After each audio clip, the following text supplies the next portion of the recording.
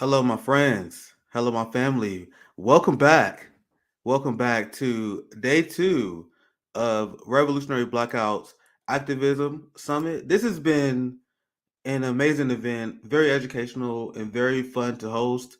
I want to pull up my schedule before I introduce my next guest. Make sure you guys like and share. Make sure you guys share this one because we got a lot of great information that's coming from activists that we want as many people as possible to hear. So this is our schedule for day two of our activist summit. We're about to have a great conversation with our friends at Black Power Media. And then at the next hour, I'll be talking to our friends at the Palestinian Community Network, talking about how we can stand in solidarity with our Palestinian brothers and sisters against Israeli apartheid. And then we have Student Revolutionary Marxists at noon, Julian Assange Free Press Panel at 1, LARBN Community Outreach. Our second Green Party panel, Jill Stein was amazing yesterday on here. Disability rights at 4 p.m., something that is not talked about enough. 5 p.m., healthcare and activism. And I'm very excited about this one as well. We have Kashama Sawant and Socialist Alternative. They will be returning back to RBN. Very interested in hearing their perspective, especially considering the topic of activism. And then the final topic is our second conversation about police brutality. So let's get started. Welcome everyone. We have our friends at Black Power Media, and I talk about the reason why we started RBN quite a few times because I viewed the lack of true Black independent media as being a problem. And I remember people would hit me up like, "Hey, have you seen Black Power Media? Have you guys reached out to our Black Power Media?" And I was like, "Wait, what? There's another, there's another independent Black media outlet." So that's why I'm glad we reached out to you guys, and I'm glad that you guys have a space in this independent media space. So welcome to the Activist Summit, Kamu and Two Black. Peace, man. How you doing? Nice to see you guys.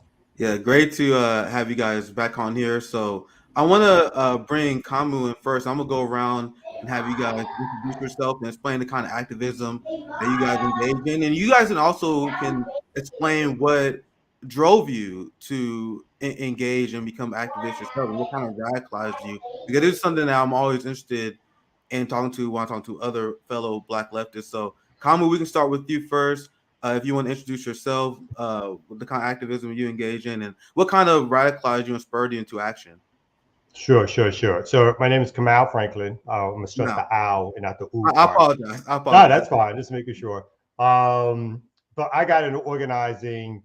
I think because my mom, I tell folks this story. My mom was from Charleston, South Carolina, and she was raised through Jim Crow, and so she would tell us stories about living under that kind of oppression. She had a scar on her back. She passed away earlier this year, but she had a scar on her back since the time she was a child when she was in a whites only playground and was being chased out by a white cop and got hit in the back. And so when you hear stories like that, when you hear about the things that Black folks went through, that stuff starts to make you start thinking about how the world operates, how the world works. Born and raised in Brooklyn, grew up in the projects, and again, just life conditions makes you start thinking about what it is that puts our folks in a certain place. And I think through that, I started reading about the history of the civil rights movement, started reading about Malcolm. And once I started reading Malcolm X, it's kind of like a light bulb went off.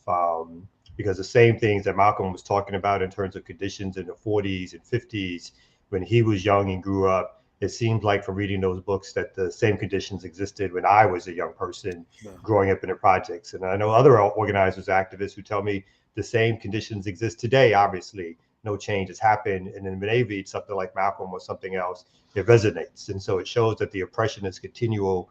And that's what made me jump in and want to be a radical organizer. I've been organizing for over 30 years, from New York to Atlanta to at times Jackson, Mississippi.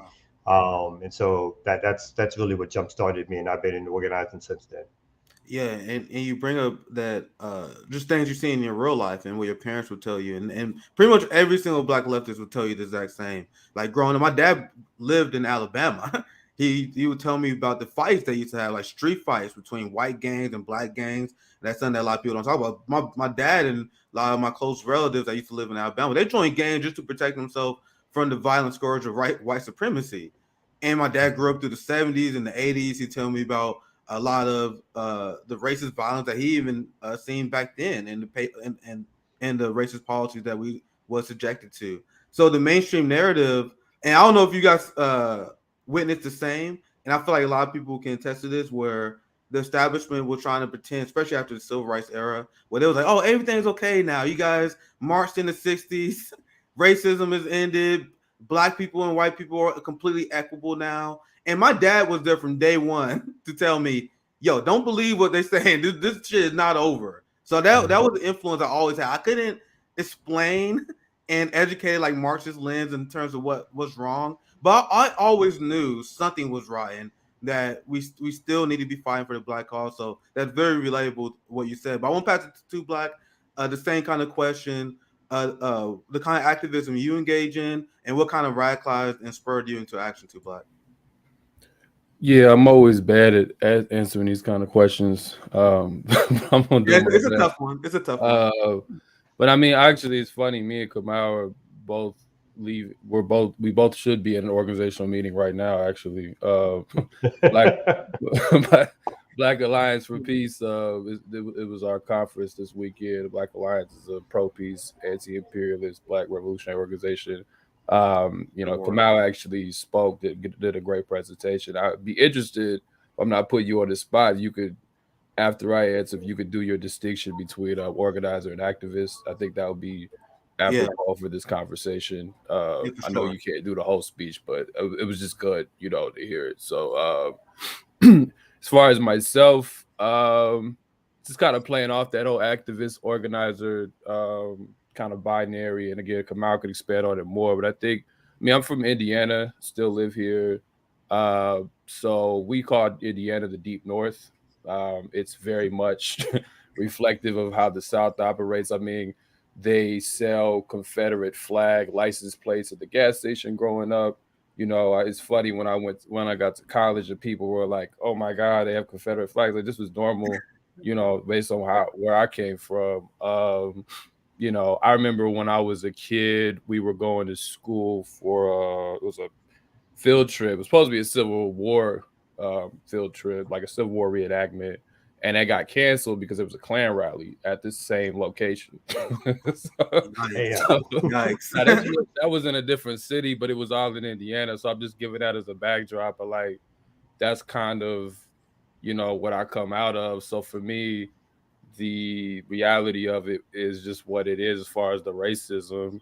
I grew up, in church somewhat, so I got some of the community kind of sense of like going out and talking to people, even though it's never been my favorite thing to do, but just understanding that you had to engage with people, and that even if you leave church or it's not really what works for you because it's not really my thing, you do learn a sense of like institution building and just planning and just organizing just on a day-to-day. Like that's just something, if you are in it, you kind of get some tools from, even if you don't know you're getting it as a kid. I think similar to you, Nick, like my pops was pretty clear with me. Like I remember when 9/11 happened, and he was very much clear like this was bullshit. Like there was something more even before we knew like the weapons weren't real or whatever. Like he was very clear. Like when the national security state started to expand, like he was, I remember him bringing home articles and stuff and just telling me that that wasn't quite how things were supposed to be. But like similar to a lot of folks, I didn't always have the language. I think racism, though, again, for me was pretty clear early on. Like, I mean, I was arguing with white people in like 5th grade. But I had a lot of contradictions. Like some days I'd be on that, other days I was trying to please some kind of stereotype. And I think over time, I started to understand things better as I got more into reading, as I just got more into the day-to-day things. And I think as a poet and doing art was like the first kind of expression for me. But I found, as much as like doing poetry on a lot of these issues that you talk about on this channel and that we talk about on BPM, like you become too much of an individual when you're just performing and you're not really in like community with people. You're in community, but you're not in like a formalized setting with folks. So you like to the kind of activist thing where you're saying the real shit, you're speaking truth to power, you're doing it on stage, and there's this kind of mythical thought that by doing that, it's just going to transform the room, and then they're going to go do the revolutionary shit, and it just don't work like that. You actually have to go and engage in at least some of the stuff that you put in your poems and some of the stuff. It's not that I wasn't doing that at all, but I didn't understand that pipeline as well when I was like in my early 20s. I think as I've gotten older, I understood the importance of working with people, even if I don't like them, even if we don't agree. Growing up in Indiana, in a red state, there's not a lot of left like ideas that permeate at all. It's just not. Yeah, I live in Missouri, so I relate. I relate. Yeah. Like you're not gonna find it. So it's like you're not gonna get like I had to find these things on my own. And I ran into very few people, and those people I'm thankful for that kind of helped guide me to that. When somebody put me on a Black Agenda report in high school, I'm very appreciative. I think that changed a lot of my trajectory. But I was myself and a lot of my friends were put on, since we were like decent students, we were put on that kind of like Black excellence track. And I kind of rebelled. I never like I rejected like honor roll classes. Like, I didn't want to do any of that shit. Even when I didn't understand, I was like, I don't, because it just alienates you from everybody else. And it puts you as this like token Black or the one above everybody else, and you think you're smarter.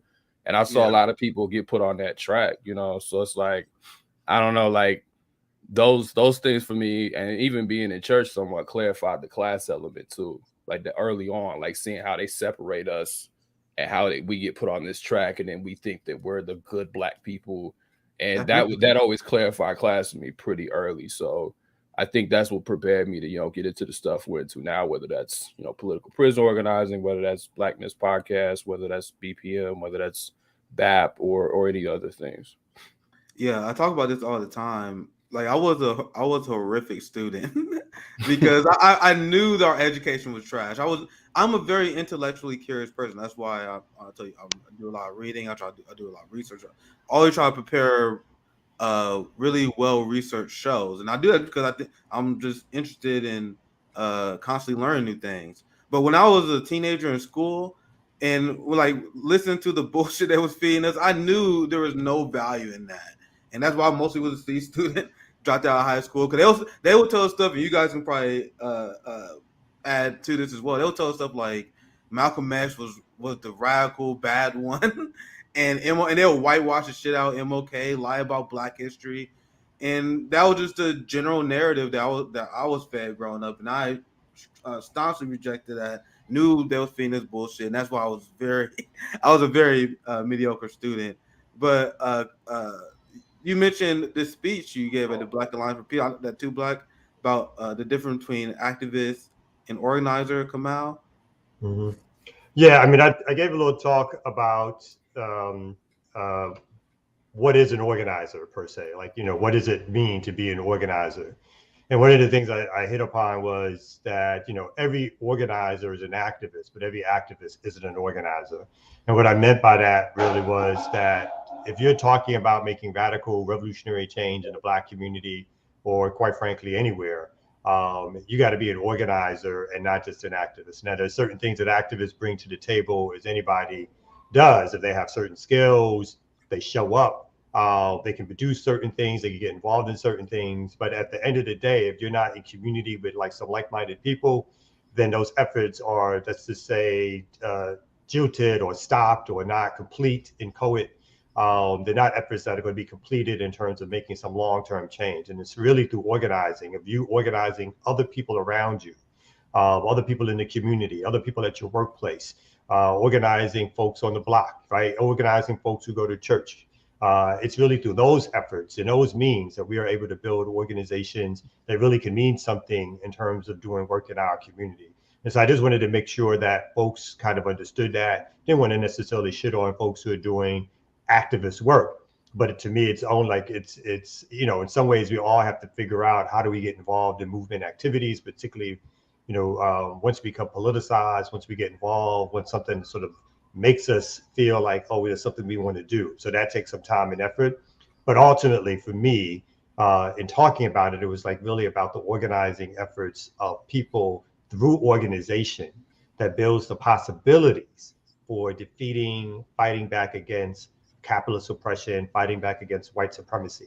And that's just something I think we got to talk more about, know more about, and get more involved in, because otherwise we're doing things in a very sort of sporadic, autonomous way that I don't necessarily think brings to a sort of radical and revolutionary change.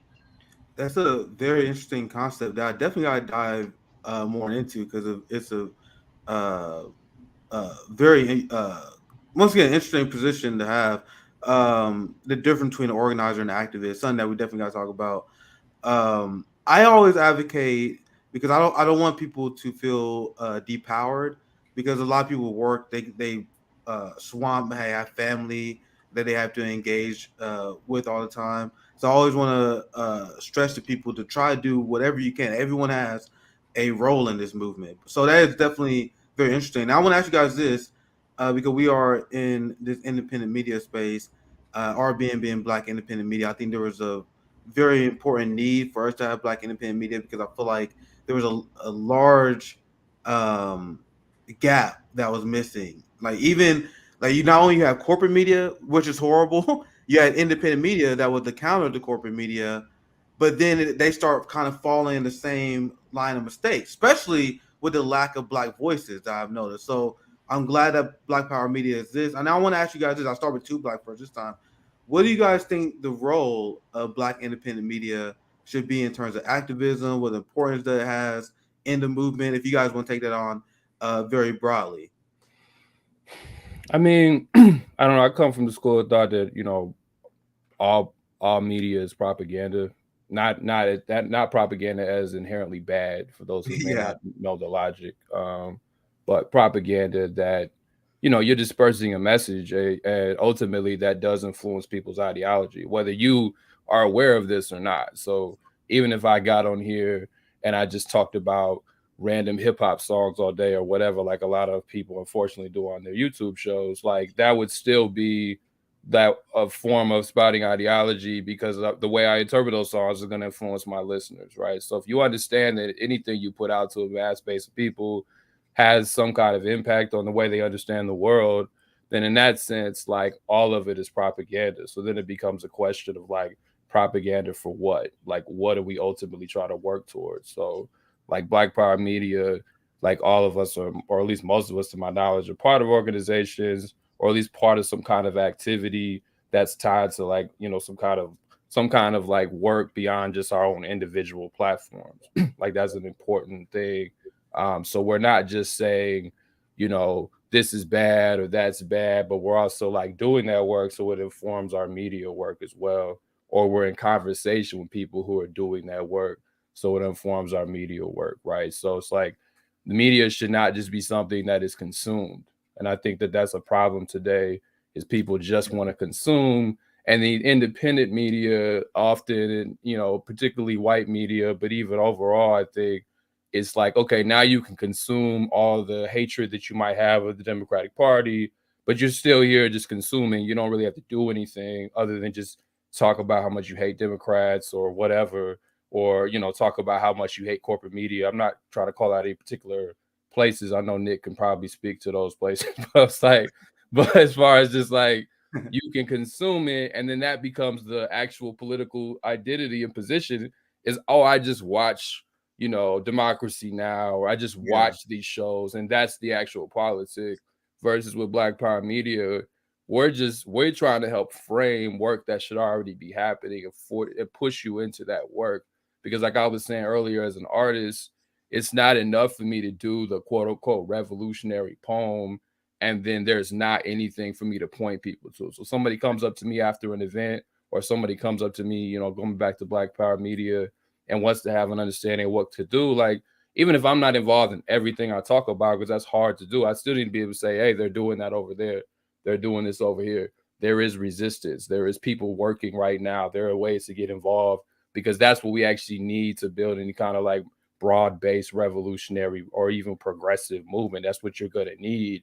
It's not enough to just consume the kind of rage that you feel when you don't see your views represented. Like, that is mistaking, like, you know, the overall goal for like maybe one issue. So like, yes, our views should be represented, but that is not the ultimate win. It's just to have our views represented. We want our views represented for a certain utility so we can actually do something, right? Otherwise, it's just its own kind of leftist diversity game. You know what I mean? Where it's just like, oh, we talk to Black voices for what? You know what I'm saying? So for me, like we have to actually actually empower what we're trying to do, and like that pipeline has to exist. And I think that that's something that, you know, where even BPM is still learning. Like we don't have that perfectly figured out, or even just my show, Black Miss Podcast. But I think that that's what we should be trying to practice at the very least. Yeah, I love that perspective because Rome, he would straight out say that he's a propagandist, that he's trying to get as many Black people to communism as possible. And I have said many times, I am the most biased commentator that you will find on YouTube because I am unapologetically advocating for our community. I am unapologetically advocating for the workers, unapologetically advocating for Black people. You guys will always know my perspective. So that was a very interesting take. Like not only just being media, but being media for a reason, have something to point people to. That's why, like we have fun live streams where we talk about fun stuff. But at the end, I always try to tell people like, yo, let's get involved. We can laugh, we can cry on here, but let's try to channel that into true revolutionary change that we want to see. So I love the answer to Black. I want to pose the same question to Kamal. Like, what role do you see that we can play in Black independent media in terms of activism, and what suggestions that you have for us? Yeah, I mean, I echo everything that Two Black said. I thought it was a brilliant answer. The only thing I would add is that, you know, we need to create, part of what we do is to try to create those other narratives, because we don't believe that so-called corporate or mainstream media or even liberal left media necessarily has all the answers or most of the answers or sometimes any answers for what we need to do in the Black community. And so a lot of times, similarly, people, they consume media and they think that means that's action, right? Or they think that means that they know something, and so they're informed now, right? So that's good, but it's just not enough. And I think the things that Two Black hit on are essential. Like, you know, so we do what we do so people can jump in and get involved in somehow. They can have more information about where to get involved, how to get involved. It's another perspective that they will not get mostly anyplace else. We have Black folks who are radical, who are also involved in organizing, steeped in different types of organizing. And so I think that stuff becomes extremely important when all day long, most people get fed corporate narratives about how the world works, who's our friends, who's our enemies, what's the state of our condition in America, what our problems are, and how mostly it's our fault that we have problems in the country. So without a counter radical narrative, people feel, even if they think like this doesn't sound right, a lot of times people feel isolated, or they feel like there's no way for them to sort of express alternative views or any place for them to find like-minded people. And again, even if they're just questioning how the world works, if they don't hear the other alternative, they don't read some books, or they don't find something in a magazine, or they don't find us on YouTube or you guys on YouTube or wherever it is, then they're lost, right? And so we help give people that alternative to figure out how to get involved. Like, you know, a complimentary thing that we get, I guess is happening more and more, is that folks will come up and just say, yo, we saw your work on Black Power Media or something you spoke about, and that made me look into this, or that made me look into that, and then I got involved and stuff like that. Yeah. So for me, that's like one of the most important things that we can do by sort of spreading the message or being a part of an alternative media that's particularly radical, Black, nationalist in a lot of ways, talking about we as a lot of folks need self-determination. We need to control not only our narrative, but we need to control our spaces. We need to control our organizations. We could be allies and comrades with everybody and anybody, but unless we control what it is that happens to us, we're always going to be at somebody else's whim, suggestion, idea. And that's something that we as a people need to break away from. So, it's extremely important to be putting out things that folks can grab onto, and then find ways in which people can get involved and struggle. Yeah, and I would say, just add to that. I mean, like I talked about, even when you asked us about our background and how somebody put me on the Black Agenda Report, which is an online website that publishes, you know, Black left analysis for those who don't know. And it disrupts like a pipeline that a lot of us are on when you're introduced to other kinds of media. Like I said, the school I was in, and some of the people around me was trying to put me on the like Black Leader of Tomorrow pipeline. I never wanted anything to do with it anyway, but I'm just saying, like, they were trying to put me on that kind of, I don't know, some Democrat in the future or some like congressman or whatever bullshit. Like and it's like, so when I got put on a Black Agenda Report, this is the same time that Obama is running for president. And for people who are familiar with that time period, or even what Black Agenda Report was into, like they excoriated Obama every week. Like, See, I wish I would have read it back then, man. Like Glenn Ford used to excoriate. I mean, it was just, and it was good. And it was good analysis. It wasn't like personal, but they excoriated every week. So it got so when I was in school and around other people, I was always in conflict because I'm almost in a different world reading like this critical analysis of Obama. Yeah. He's a corporate, he works with the corporate donor class. Like he's a shiv for Wall Street. Like that's what I'm reading. And everybody else is getting like, this is the prince. This is the second coming, So that also like, so reading it and then having to go into the real world and figure that out was its own exercise for me that I appreciated, because it also forced me to think about, okay, yeah, I know this stuff, but I don't want to just, like Kamau talked about this in the speech yesterday. It's not enough to just be smarter than the next person just because you read the radical shit, right? Like, so it's like, how do I figure out how to even talk about half of this stuff I'm learning in a whole different world and bring it to my people, and have a dialogue, even if I ultimately was in a lot of arguments back then.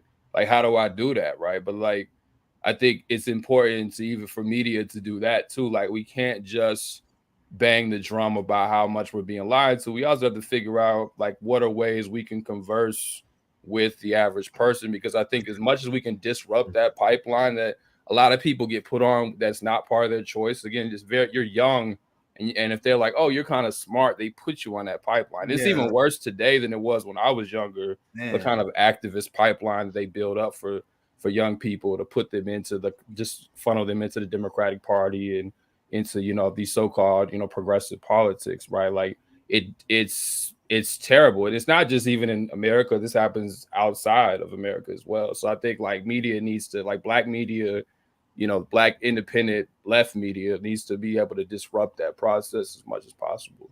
Like make as many defectors as you can. The example you gave of Black Alliance for Peace, like I really wish I read it back then, where they constantly exposing the truth about Barack Obama.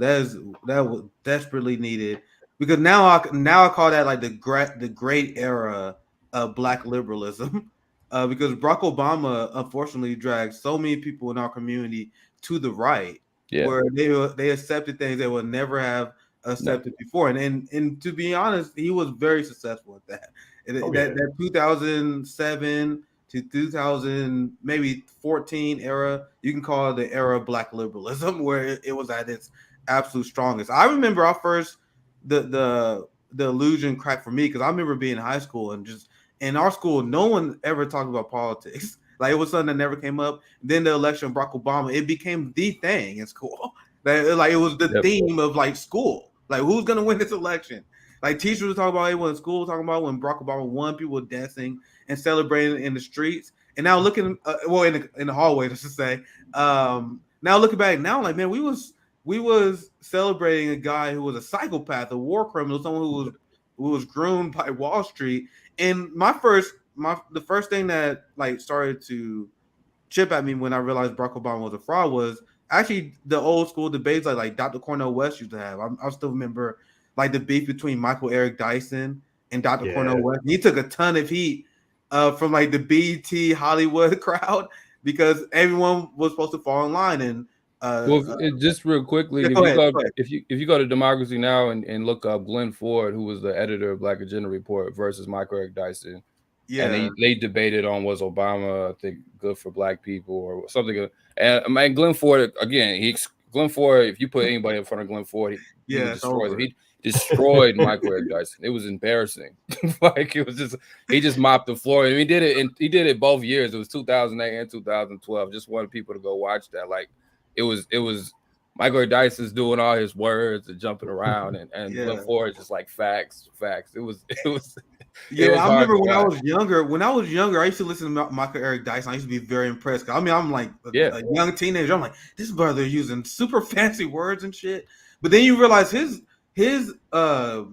his modus operandi was to sound super smart and then sheep herd black people to the Democratic Party. Yeah. And That's that's been one his of life for 30 years. No, I was going to say quickly, that's been his life for the last 30 years. Yeah. Just that, I think that's when I started to like Cornel a little bit more again when he came out against Obama, because in a subtle way for me, up until a certain point, Cornel was also engaging in a certain type of intellectual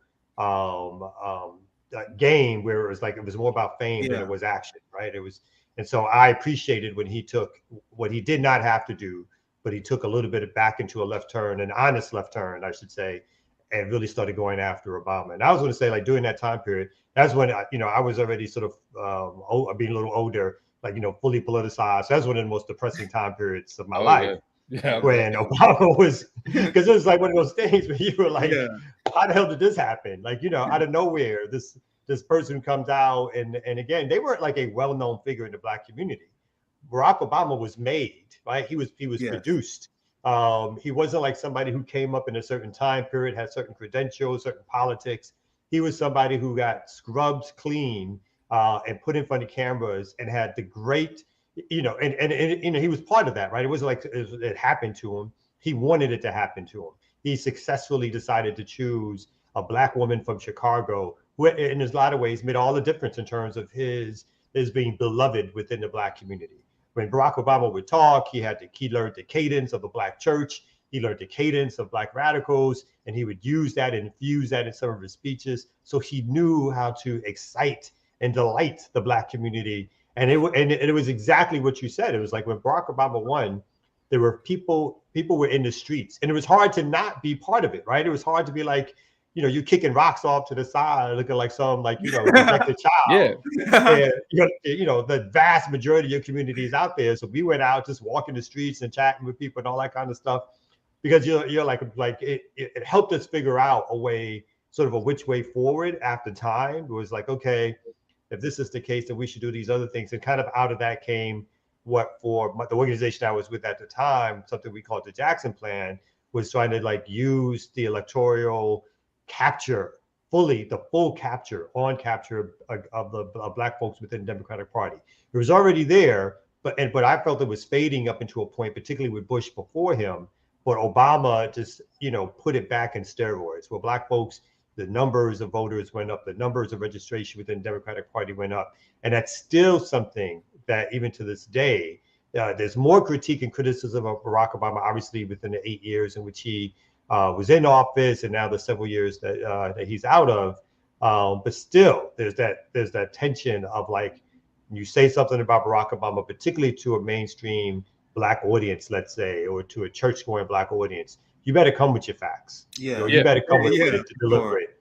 Yeah. You got to be careful about it. You just can't go out. Otherwise, you lose everybody. You may, and again, like we talked about the other day, you may be right in that argument, but if you're like losing people, then you're the one who's isolated, not Barack Obama, right? So it was a tough time. Yeah.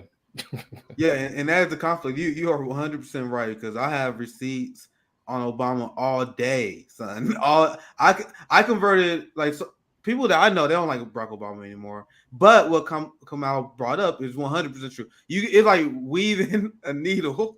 Like, you gotta be very careful with how you do it. And all the people I got to dislike Barack Obama, I didn't come out super hot. Like, it was subtle stuff. Now I introduced concepts, and they slowly went on the board, right? And I cannot emphasize, and this is something that probably is going to be studied throughout history, the effect that Barack Obama had on our generation, Black people political development. Because if you ask almost every person on RBN, maybe Rome is the only exception, like about how we became radicalized, it starts out, and it's mostly our age, right? I'm younger millennial, right? So if you ask anyone around my age, how do you develop your politics? Oh, I thought Barack Obama was good. Turn out I learned that Barack Obama was actually evil. That radicalized me. It's like that same Obama to radicalization pipeline that I think gonna bite the establishment in the ass in the long term, right? I think in the long term, because I think that they turned so many young people off of politics, especially young Black people. Like we all are radicalized, and a lot of Black leftists I talk to are radicalized and done with the Democratic Party after seeing the crimes of Obama, after being sold on the lie of Barack Obama. Now we're like, all right, we need to find other alternatives. And now I want to bring the conversation back to something that you mentioned, Kamal, when you mentioned the term Black termination, because it's something that I've been talking about quite a bit on RBN. And I think this is something that frustrates a lot of white liberals when they listen to us, because I said many times, we're done listening to white saviors, because I think white saviors and these people in these, I would even say upper class, who infiltrate our communities and they sheep herd us into having beliefs that is incompatible with our liberation, like voting for a Democratic Party is one example. The most recent example is Black Lives Matter as an organization, which, and if you guys want to disagree and put it back, feel free. But I think it started off with good intentions, but then was infiltrated by white saviors in the Democratic Party. It was reported that Hillary Clinton Democrats essentially took it over. And the reason why I'm tying that with Black termination, because you mentioned how like we need to start charting our own path. We need to stop listening to these people. And I wonder if I get that right. I want to ask you to expand on that. What you mean on Black termination? Why you think that's so important? Well, when I talk about Black self-determination, what I mean is that we as a people should be in charge of what it means for us to be liberated. That we, again, allies, comrades, and the rest of it is obviously something that we want to have. Being Pan-Africanist and internationalist, working with folks who are like-minded is something that we need to do. But too many times in our own history as Black folks who are struggling around issues of what it means to fight back against oppression, whether or not they are, extreme right wing or whether or not they're even extreme left wing, right? And I'm extreme left wing myself. But a lot of times folks are more interested in having us be subsumed into somebody else's power structure. So whether or not that's a communist power structure, whether or not that's a right wing power structure, we ourselves need to decide who our friends are. And even on the left, right, when we decide who our friends are, what is the interplay between us and our friends? Do our friends get to dictate what we do, how we do it, when we do it, just because they got cash or just because they have a bigger audience or whatever it is?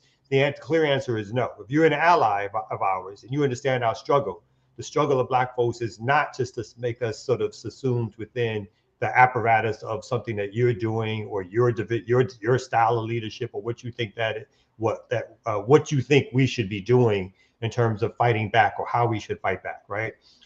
Those things that we have to be a free people and a liberated people, in a sense of we have to be able to have voice and give voice to how we're going to interact with other groups, other folks, other revolutionary strugglers, other radical strugglers, because without that, we are just captured by folks. And I think that's unfortunately part of the long history of, particularly here in the United States, of how folks see Black people vis-a-vis the fight against white supremacy and or the fight against capitalism. And I think that's why we got to take a very hard stance on creating our own organizations, our own media outlets, our own ways of organizing ourselves, our own institutions, so that we can have far more control and dictate what we as a people in general, right, think that which way forward for us and how we interact with our kind of fellow leftists or fellow folks who are walking on the same, hopefully walking on the same road that we are. Yeah, absolutely. Thank you for expanding on the idea. Very well said.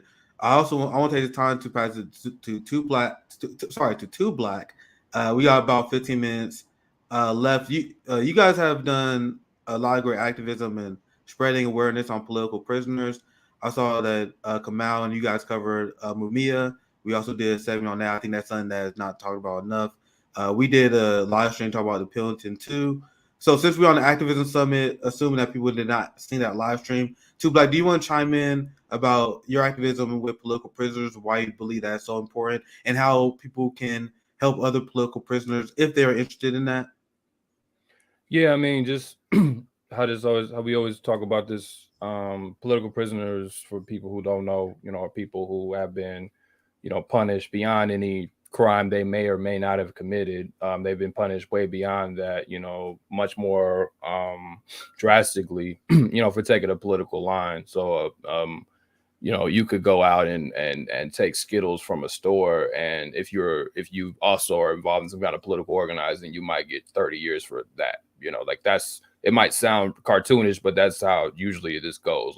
Or you didn't do anything at all, and the state will make up a crime, like with Mumia, and then sentence you to, death row, or life in prison. It can also become politicized in prison, which is when we get to the Pendleton 2, that's what we're talking about, as in you can be in prison for whatever so-called crime they said you committed, petty theft, assault, whatever.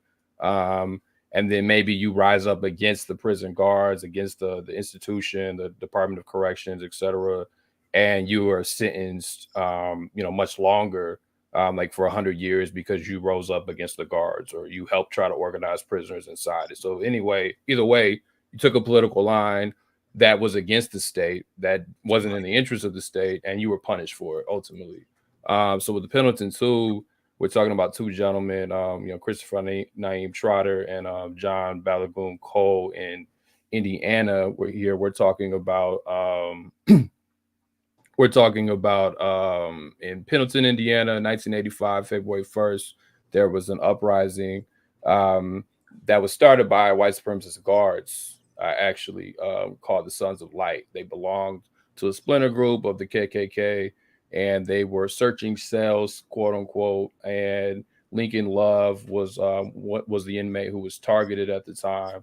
They went into his cell, flipped his cell, beat him with illegal billy clubs, tear gassed him, handcuffed him, and then dragged him out of the cell with his head bleeding and threw him out and told the rest of the prisoners that this might happen to you.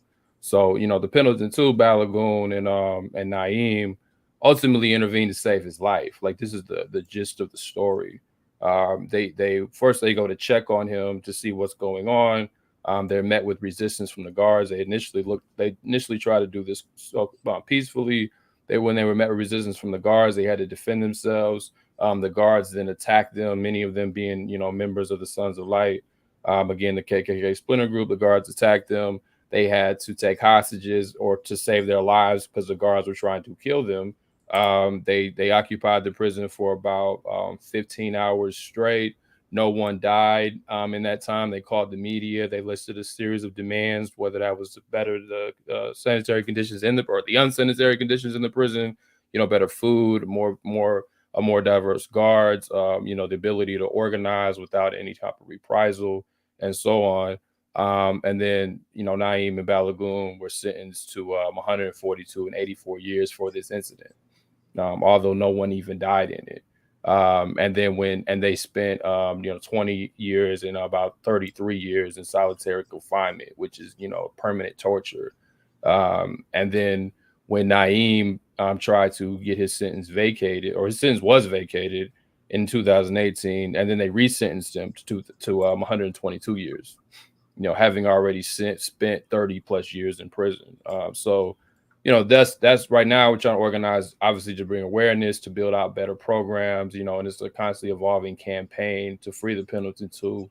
Because, when you're doing something like this, you got to try a lot of diverse tactics, and you have to learn from what does work and what doesn't work. But I think it's important to highlight that for many reasons, but one, because like we were talking about, like disrupting things and, going against the grain of the mainstream narrative. It's one thing to do that rhetorically, like we're trying to do in media. It's another thing to do that in a very material, even physical way, and actually fight against, racist repression. And anytime someone does that, we should always have their back so we can enable everyone else to do the same thing. And when we don't have their back, we're sending a message, I think, to ourselves that, we're not ready to take that line, and we're not going to defend each other. And people are going to see that and not be willing to take those lines either. We want people to feel emboldened to do those things. That's why the state punishes political prisoners, because they don't want people to feel emboldened to do those kind of things. So we have to uplift these kind of people, because these folks are made examples of, to discipline the rest of our population to not rise up, to not fight back.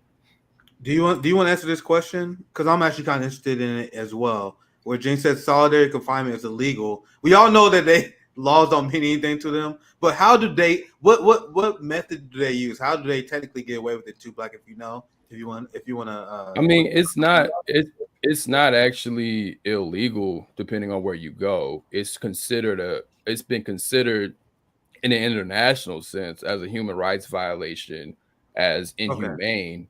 Okay. But it's not illegal to lock someone in you know, in a separate cell for 23 hours in a dark cell, sometimes not even. I don't know why I thought like in order to put someone in solitary confinement, there must be something like there must be a charge.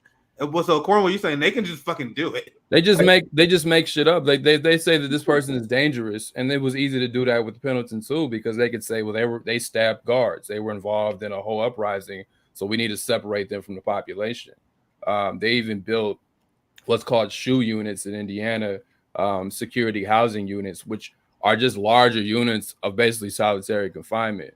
And they started breaking up the prisoners who were part of the bigger like organizing apparatus inside prisons that were organizing against guards, and started putting them in these SHU units. Like, so they were building people to torture them more. I think Ruth Wilson Gilmore, I cannot remember with the country, but she said that these type of units were built because they could not pass a law. I cannot remember the country, so someone have to look this up. But they could not pass a law to just outright, like, they couldn't get the death penalty. So they built units like that as a means to kill folks. This is the origin, like where these kind of things come from, as a means to kill people because they couldn't get a law to actually do it. Like that's the kind of like history of it. I just cannot remember the country off the top of my head. So forgive me. But like, so that's what these units are meant for. They're not meant to teach anybody like how to rehabilitate. They're meant to just cause a slow death. You know, that's why it's also great that that Naeem and Balagoon are still alive and well and still fighting, you know, despite having been in those conditions. And that same thing goes for Mumia. And I mean, these people, if you talk to them, they have great spirits, and it's just like amazing when you speak to them how they still have that, because a lot of us are you know, understandably so, beat down off of even less, you know.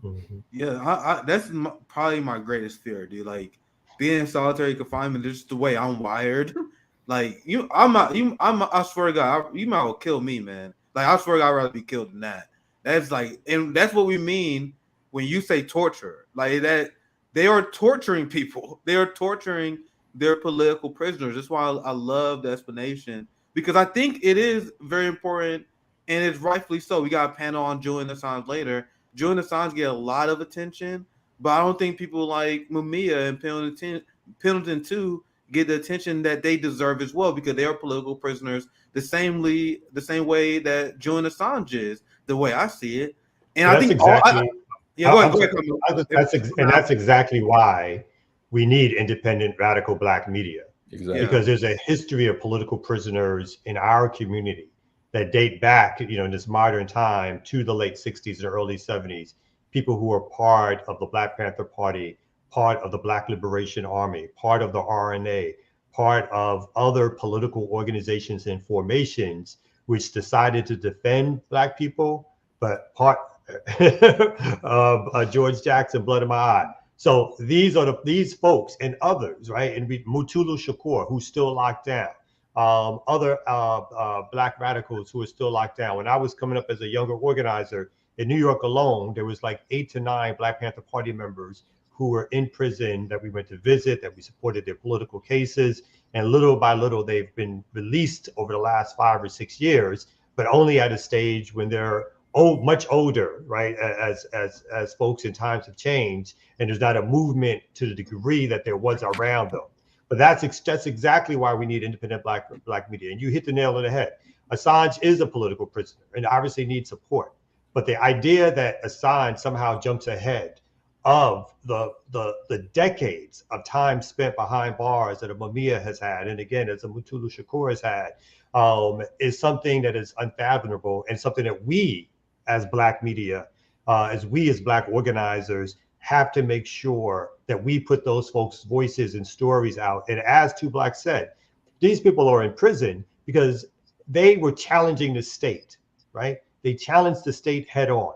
And I all praises due to folks who challenge the state through media and through other things. But as folks who talk about organizing and radical change, you're not going to beat it because you put out a good news story, right? You're not going to beat it just because you expose documentation of what the wrongdoing is. They already know what the wrongdoing is. They may not want it out there, and they may stop you from doing it.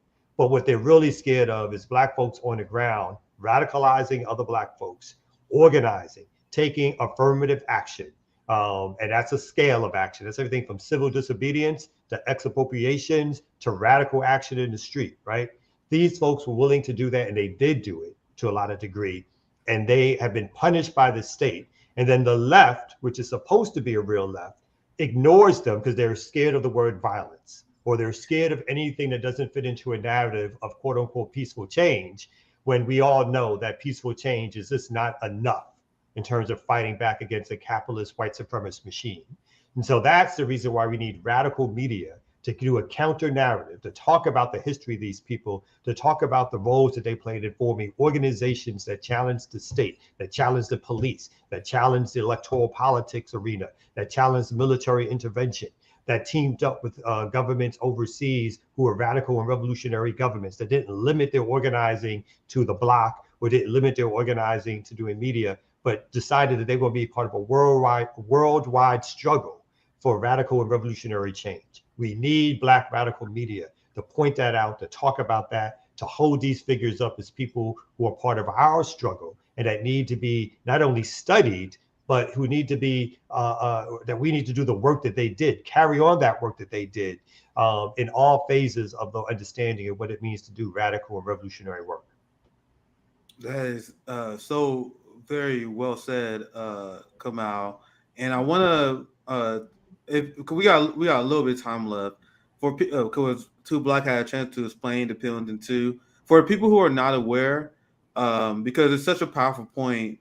Because Julian Assange do need defense, but these political prisoners that I admit, like I'm learning about Mumia, the Pillington 2. I'm learning these people about like maybe the last year or two. I'm doing my real, and I was like, because I got this media space now, and like you say, I've taken it upon myself. It's our being responsibility to bring these things up. We can't expect other people to bring it up. So that's why I love to have you guys on. That's why I love to talk about the topics with you guys. So for people who are not aware, as we wrap this segment up, do you want to briefly explain who Mumia is and why he classified as a political prisoner, Kamal? I mean, really quickly, Mumia was a member of the Black Panther Party as a teenager. He was also a journalist, an organizer, and through his time as a party, he became what was considered a threat to the Philadelphia establishment. He covered MOVE. He later joined MOVE. He covered the antics of the state in trying to punish MOVE or oppress MOVE as a population. He exposed. Who's MOVE? MOVE was a radical political organization in Philadelphia who was creating, let's say, liberated territory, who were voicing discontent, voicing opposite opinions or opposing opinions to what the state was doing in the Black community. And the state attacked MOVE. They attacked MOVE in several different ways. They attacked them. Obviously, most people know about the bombing of the MOVE headquarters, which basically wiped out a whole block, killed 8 or 9 members of MOVE. But there were also other political attacks on MOVE. There was mass arrests against MOVE as an organization. They surrounded the community. They tried to demonize MOVE as an organization. And it doesn't mean that everything that MOVE did was sort of politically correct or I agreed with and everything else. But it does mean that the state considered them an enemy and then went after them. And Mumia tried to expose that. And for that, Mumia himself was targeted. And depending on who you ask, right, Mumia defended himself and or was it just strictly a victim of the state's move against him. Either way, Mumia ended up shot and in prison. It's been in prison for now over, if I'm not mistaken, 35, 40 years. And during that time period has also been on death row for most of that time period. And again, it's only been through the organizing of not only organizers and activists in the Black community and the white community, but it's only been through organizing that Mumia has not been murdered by the state. It's only been because we've lifted Mumia's case up that he was taken off of death row, but still given life imprisonment. But that was a struggle that's been taking place over 20 to 30 years. And so the fact that Mumia is not on death row, to talk about, again, somebody like Mutulu Shakur, who was a leader of the Black Liberation Army, who was involved in Brinks expropriations, and who was arrested and imprisoned because of that, because he was a leader in militant Black struggle. For us not to talk about these people means that we have sort of, again, either succumbed to someone else's narrative, or we're just too scared to say what is the true history of radical revolutionary struggle that we support and we should be involved in. So we got to uplift these people, talk about their work, talk about how their work may be continued, talk about the different areas, and we may not be ready to expropriate something. And that means rob a bank, y'all, for y'all who are not familiar with it. We may not be ready to expropriate something, but we have to be ready to be organizing folks in our community to fight back against the gentrification that's happening, against the police brutality that's happening, against the ways in which our communities are not allowed to have to prosper, to control our communities, to control our activities. At the very least, we got to be able to push back and fight back in that way. And so I think those things become extremely important in terms of why we need a true radical Black media outlet, so that we can bring people along, not only our own folks, but other people who want to know about that history, so that the word can be spread about what really radical organizing is. Well said. That's such a great way to end this segment. I want to go to Two Black for any final words. Like, if you let me frame it this way: any advice you would love to give any activist, but especially a young Black activist who want to elicit positive change in their community. So that's the theme on our end off part. But any last words you have, any last thing you want to promote before we send you off to, and we start Two Black and we go to Kamau next. Yeah, I think as far as directly to that question, I mean, I would always say study. And when I say study, I don't just mean read books. That's a big part of it. But, you know, books are based on real life observations if they're any good, right? so you know, study. I just think that really helps you work through some of the things that you're up against if you're willing to study those things and, you know, find the resources and join in with other people to study.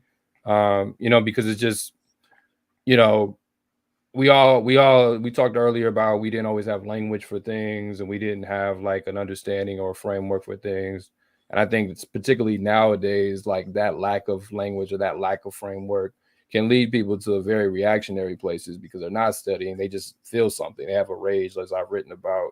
And, you know, figuring out how to like clarify that rage and clarify why you feel this way about the world as a Black person, you know, will help you avoid a lot of pitfalls early on. If you're young, you don't have to, you know, be in so much BS, honestly, if you can study. And even when you find yourself in BS, it's easier to get out of it because you study. So I really implore people to do that. As far as things coming up, I mean, Black Miss podcast is, you know, still going on BPM and all streaming platforms on the audio side. So we're doing an episode we just did last month that the myth that Marxism was Eurocentric, and that was fun. It was also fun to deal with all the trolls that came with that. And then this month we are doing the myth. I'm going to try to explain this as briefly as I can because I know our time is limited, but that, you know, the myth profiting off of Black death. This is based on my essay. I actually came on the show on this platform, talk about laundering Black rage. Yeah, we still gotta do part 2 soon, man. Yeah, definitely. Yeah. But in short, when people say profiting off of Black death, the argument is that Black people die every day. And most days there's no donations, there's no thoughts, there's no prayers, there's no investments. There's not any surplus of money that funnels into the community. We just die. We're just killed, you know. But when our rage actually rises up and when we go to the streets, that creates the surplus. Then you see all the money come in. Then you see all these things come in. So we just want to clarify like that process. So it's not that people don't profit off of Black death, but it's an incomplete understanding of that process. So that episode will be dropping tomorrow on Black Power Media, and then we'll be doing part 2 on Friday. Yeah. Well, thank you for joining us. Two Black.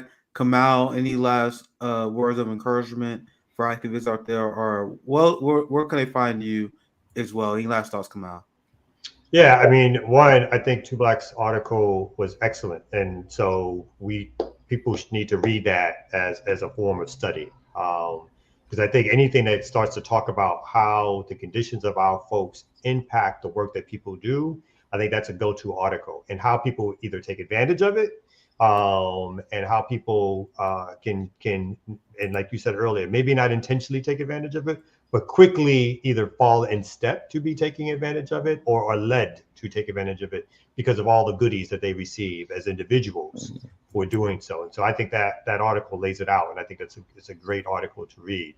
And lastly, I'll say, you know, they can find me on Black Power Media, usually the morning show, Remix Morning Show. And they can find me in community. So Community Movement Builders is the organization that I'm a part of. It's the organization that we do our work in terms of fighting gentrification, fighting police brutality, trying to create sustainable communities, organizing against what's called Cop City and some other things. So that's where you'll find me. And again, I stress, yes, people should be activists, but as you become an activist, know that it's not enough.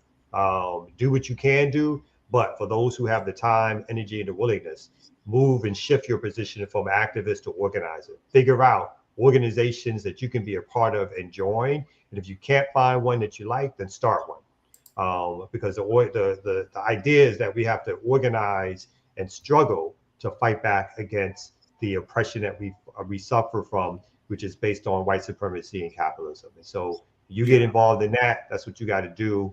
And I think stations like this and stations like ours are helpful and hopefully in leading people to that path, so they can get involved in the community and do that work. Yeah, that's such an important concept. I'm glad that you brought it up. I definitely got to give it some thought because it's such a brilliant concept. So thank you guys for joining us again. I also love that you guys brought political education because that's essentially what we covered yesterday. Yesterday we were talking about how important political education is. So you guys see why we have Black Power Media on, and I love the work that you guys do. Thank you for joining us for this. I'm going to pop you guys out now. I'll pop you in, James, so we can read the Rothkin chat you was talking about if you're ready. There we go. So if you want to read that, and then I'm gonna introduce our next guest. Thank you guys for thank you Palestinian Community Network for patiently waiting. We're gonna get you guys in here very soon. So James, if you want to read the tip on the Rothkin chat. Yeah, so this is from Jacob Greismer. Thank you so much for the tip on Rockfin. Jacob says, Fred Hampton was studying to be a lawyer. Dr. Huey P. Newton became a lawyer. I think the lawyer for Assata Shakur was killed. This is what we need, a program to get people to be lawyers.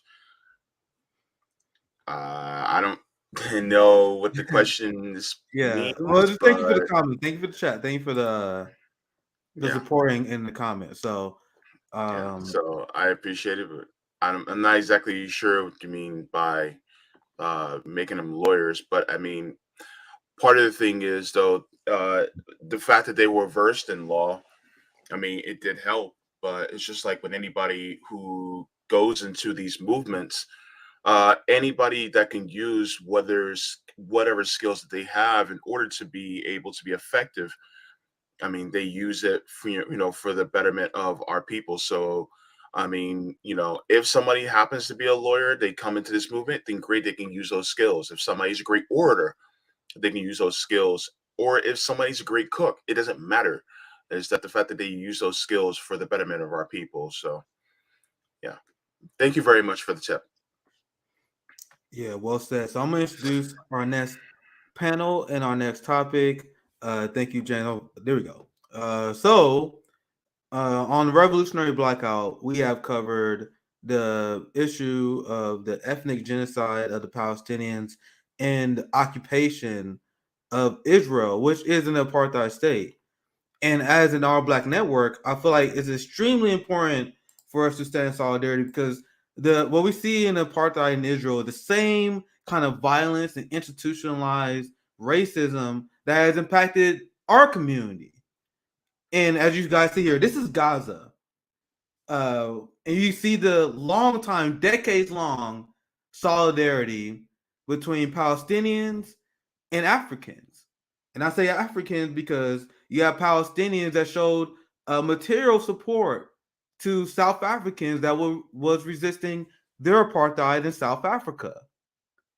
You had the Black Panther movement and Black Marxists in the United States during the Civil Rights Movement that showed solidarity materially to the resistance to Palestine. And in South Africa as well. There's been a long-standing solidarity between Afro-Brazilians, African Americans, South Africans, and Palestinians. The struggles that we face are very similar. And I'm going to just read a few headlines, and I'm going to bring my guests in because we have the Palestinian Community Network that joined us. These are our guests that will be joining us here in our next hour. This is the schedule. We just have Black Power Media. Now we have the Palestinian Community Network. I'm very excited to have them on. The next panel student, Revolutionary Marxist. But I'm glad that you guys are able to join us today because as right now, and it's always been bad. The occupation of Palestine has always been bad.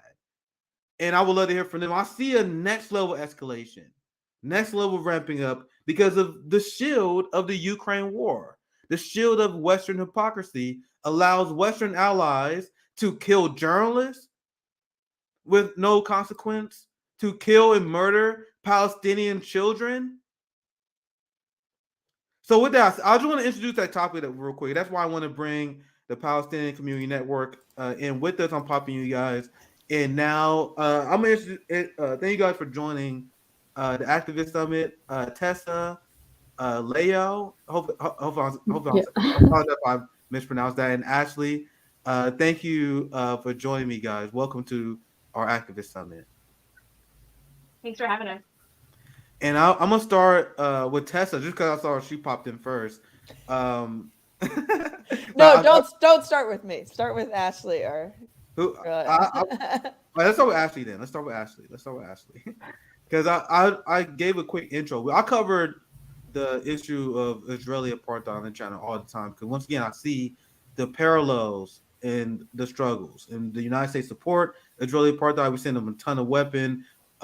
We get them an insane amount of political cover. For example, we gave them political cover for killing Shireen Abu Akleh.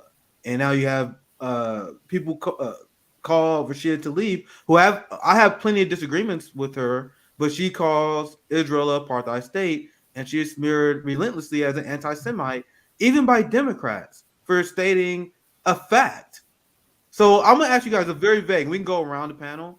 Why would you guys say in Israel's an apartheid state? So if someone just now, for the first time hearing about the struggle between Israel and Palestine, how will you describe why is Israel an apartheid state? We can start with Ashley, and we can go around, and we can kind of keep it like an open conversation if you guys want to do that. But go ahead, Ashley. Yeah, so I just want to be clear too. So I am part of the U.S. Palestinian Community Network, and I'm also a co-founder of Madison for Palestine. So I'll try to differentiate if I feel like I'm speaking for one group or the other here. Yeah, thank you for clearing that up. Thank you. Sure, and then the others can, clarify some things too. So, in my opinion, there are several even like Palestinian groups who don't necessarily, in my opinion, call it what it is, right? And there's I think there's various reasons for that. At least within Madison Palestine, I think, USPCN, I don't want to speak for them in that fully in that regard, but I think, they probably believe this too, right? But it's more than apartheid, right? Like I feel like while apartheid is accurate, that's to me that's like the least bad of the things that is happening, right? And in a sense, I don't want to use the word whitewashing because it's not quite what it is, but kind of, right? Because it's kind of like the least bad thing that is happening, in my opinion, there. Because what's really happening, it's an incremental genocide, right? And it's ethnic cleansing, violent displacement, settler colonialism, right? It's a lot of things. It's not just apartheid. And I like to call it what it is. Because well said.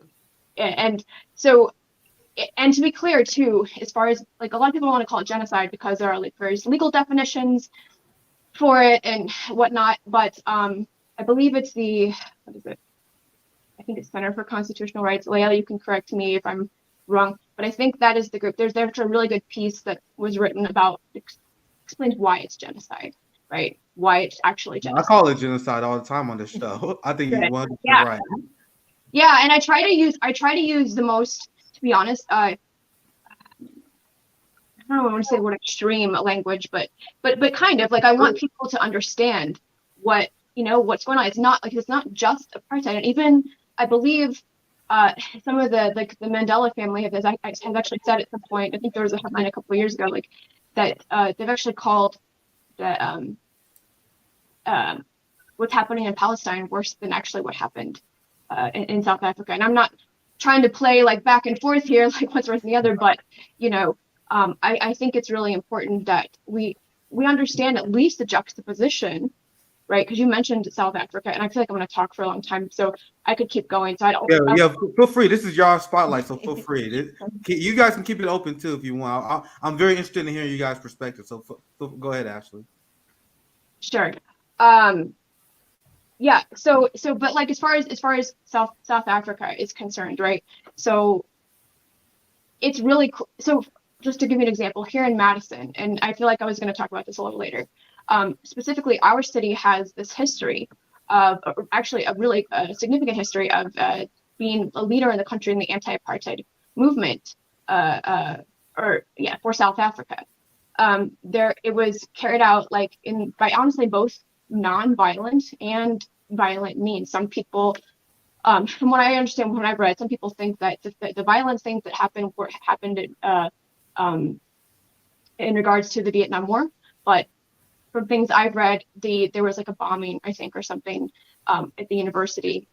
Texas shaking their head,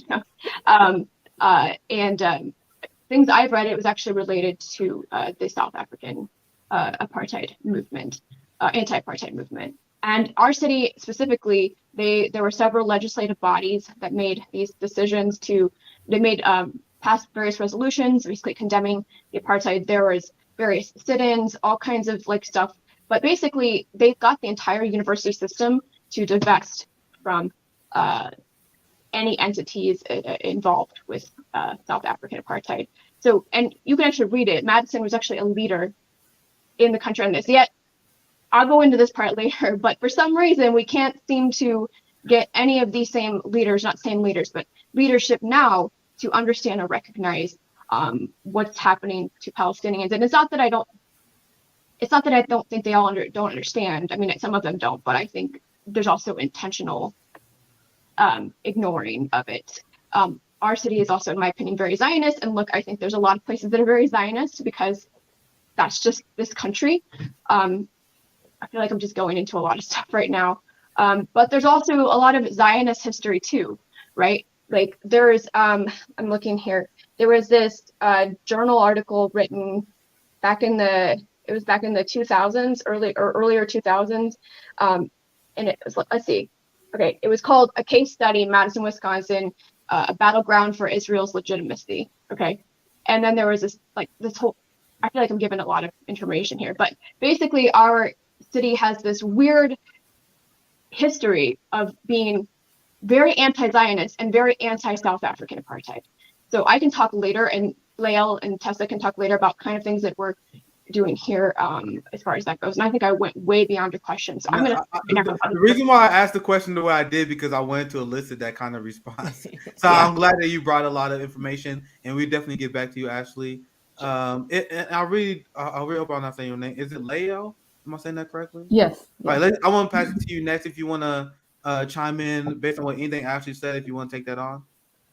Sure. I mean, I have to agree. It definitely is genocide. And I think even at some points using the word apartheid could be dangerous in a way, just because that's interesting. Yeah. I mean, the use of the word, I feel there's a new, kind of relatively new media outlet, Jihad Collective, that kind of says it. So what you guys are saying, because, and this is very interesting to me, because if you was to say that Israel is an apartheid state in this country, people would be like, "Oh my God, you said what?" But it seems like you guys are saying that's like whitewashing it, which is very interesting to me. And I definitely got to consider that moving forward. But go ahead and finish your thought. Right. Jihad Collective kind of said it perfectly when they said that, the use of the word apartheid is basically used to give Zionists, to allow them to hand out rights within the cages that bar us from liberation, the full liberation of Palestine. So it's kind of giving equal rights to both Palestinians and their colonizers, while the colonizers Zionists steal Palestinian land. Yeah, that's a very interesting perspective. I'm glad that you guys brought that. Tessa, do you have anything you want to add to what Ashley and Lael was saying? First off, I just want to clarify, I'm not Palestinian. I'm in solidarity with the Palestinian people. I think it's important for us to be so in the United States, given our government's involvement in not just the creation of helping Israel become a country, but our continued support. But yeah, I think when I think about the relationship of Israel Palestine, and it is genocide, because you have to think about the end goal, right? The end goal of Israel, as I see it, is not to share land with Palestinians, is to remove Palestinians, not just from their land, but from the earth, right? And if you want to understand that perspective, listen to some Israeli news sources. And they are just so much more blatant when they go around and interview. Like, it's cringy when you go around and interview, Trump supporters in the United States and you go, oh my gosh, I can't believe people are saying that on national television. Listen to Israeli national television, state sanctioned, just completely okay with genocide. They'll say it. They'll say straight up, like, we're okay with genocide of Palestinians. I know it may not be fair, but I've seen and I know it may not be fair in some cases, but I've seen videos of people interviewing Israeli citizens and their thoughts on the occupation of Palestine. They just straight up say, "Why don't we just carpet bomb them?" Like, and that's as crazy as anything. Like, if you go to a Trump rally, that is crazy as anything you would hear there, and that is common sentiment in Israel. So, great point, Tess. I'll pass it back to you. So I just wanted to highlight that while it may seem extreme in the United States for us to say genocide, because of how politically taboo being pro-Palestine has become in this country, or has always been in this country, if you look at other parts of the world or listen to what Israel government puts out itself, you'd understand that it's not it's a very accurate description of what's happening over there, unfortunately. I want to get Ashley back in here because I think if I remember right, while I'm doing my prep, you from Madison, DSA, correct? I'm from Madison. Oh, so DSA. okay. Sorry, I got it mistaken. So I want to get That's to this. okay. We have a lot of criticisms of DSA, and whenever I criticize DSA, I always tell you guys it's based on the local chapter. Now, what Madison DSA has done, you guys voted to kick out Jamal Bowman because of his stance on BDS. So yes. do you want to explain how that happened and the kind of pushback that you guys got, Tessa? Sure. Yes. Yeah. So yeah, I'm actually the co-chair of the Madison DSA chapter, and trust me, I have a lot of issues with DSA's stances on things. Obviously, I've done Palestinian solidarity work for 10 plus years, and one of the reasons I was willing to join DSA was that at the 2019 convention, we voted to support, or they voted, I wasn't yet in the organization, to support boycott, divest, and sanctions and make it part of our political platform, which we ask all of our candidates that we endorse to sign on to. So any candidate that's endorsed by DSA has supposedly agreed to our political platform and will support it, right? When they go to Congress. And I think you need to make sure that a movement stays in the streets and with the people and doesn't get co-opted by a few leaders. They get to go into the government, which usually ends up pulling them to the right, as our government naturally does. And so it's our job in the movements to pull those people back, or to stay true to our actual principles instead of getting co-opted by short-term wins that won't actually see a better society for everyone, but only for a selected few. So there was a long 8-month process of the Palestinian Working Group nationally in DSA, working with Bowman, working with his staff, trying to get him to change his opinion, to understand where we were coming from. And all of that was shot down. So after that, Madison DSA got together and said that he should be expelled if he doesn't want to follow the political platform that we all voted on a convention, right? Our highest democratic body. And people were very upset with that because the idea of discipline in a revolutionary socialist left is unheard of in the US at this point in time, right?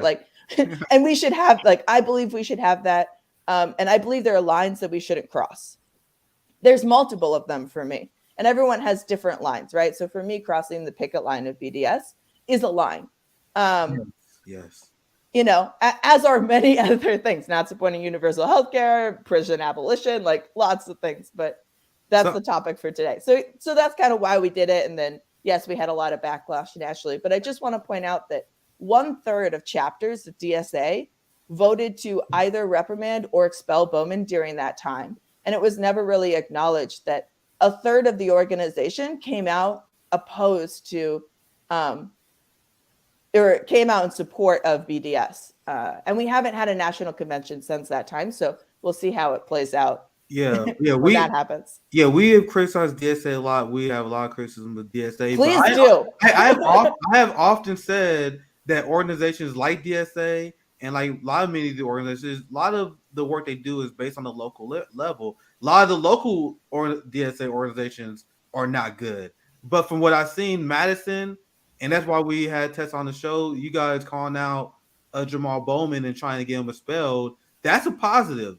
And the fact that we don't see more of that from DSA is why I don't think they are effective organizations. So I'm glad that Madison DSA, like that local DSA chapter, is doing the right thing and standing in solidarity with Palestinian people. Because I always see there are a lot of DSA organizations. They are bootlicking John Fetterman, who's a staunch ally of Israel. Now that's something I would strongly criticize. I would strongly criticize anyone of doing that. So I'm glad that at least your local DSA chapter is standing in solidarity with Palestinians. So I want to pass it back to Ashley. Once again, I'm framing this conversation in a way where people who are not familiar with this topic can pick up. So I'm glad that you asked this question, and I'm gonna pose it very vaguely to Ashley and Loyal. What is BDS? Why is it so important for people to support BDS? Very broad question. If you want to take Ashley, and then you can go next, Loyal, if you want. Yeah.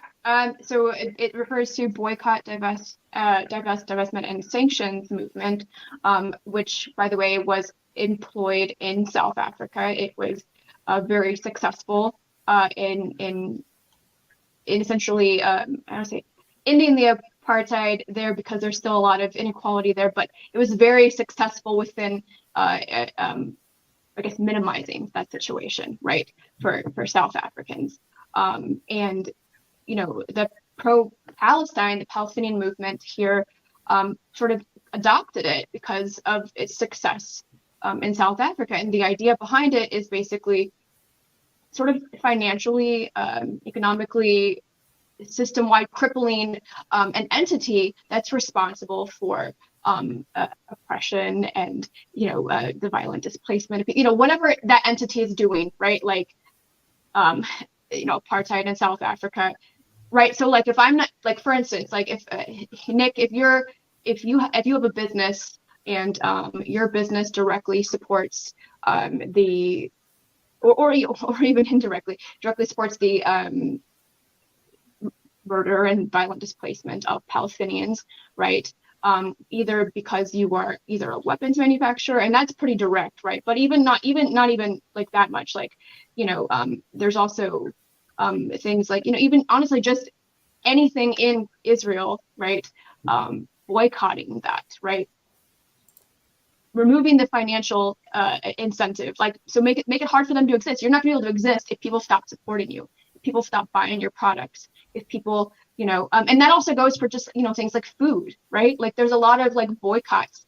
So people will boycott like food, like Sabra, you know, which is hummus, and like, it's people that a lot of people don't know it's Israeli. And by the way, I keep using quotes for Israeli because I think that it's important to not legitimize the entity, right? When I personally write about it, I always put in quotes. Not everyone does that, but I do, because I trying to delegitimize it. Israel isn't real. Israel is not real. Go ahead, Ashley.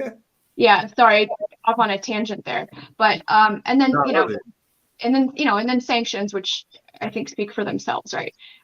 More of on a legislative, but like things like boycotting and divesting are things that we can all do here, right? We can do anywhere, like in the world, you know, because there are, you know, it's not just businesses and entities within Palestine, occupied Palestine.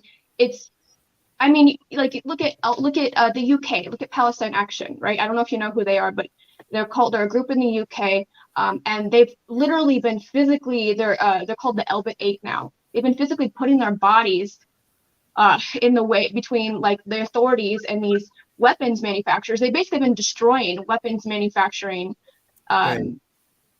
Yeah, weapons manufacturing, and like right now there's like trials and stuff going on for them, but you know, stuff like that, right? So like you like anywhere, right? Anywhere in the world that supports this entity, you can do something to boycott, to divest, or whatever. And you know, there are various versions of that, right? Like the Elbit 8, I have mad respect for them because they're physically getting in the fight, right? Like physically. But you don't even have to do that. You can just, like I said, you can run BDS campaigns, get people around you to stop buying certain things, stop supporting certain things. And I feel like I'm going on and on about this, so I will pause and let Lael or Tessa jump in as well.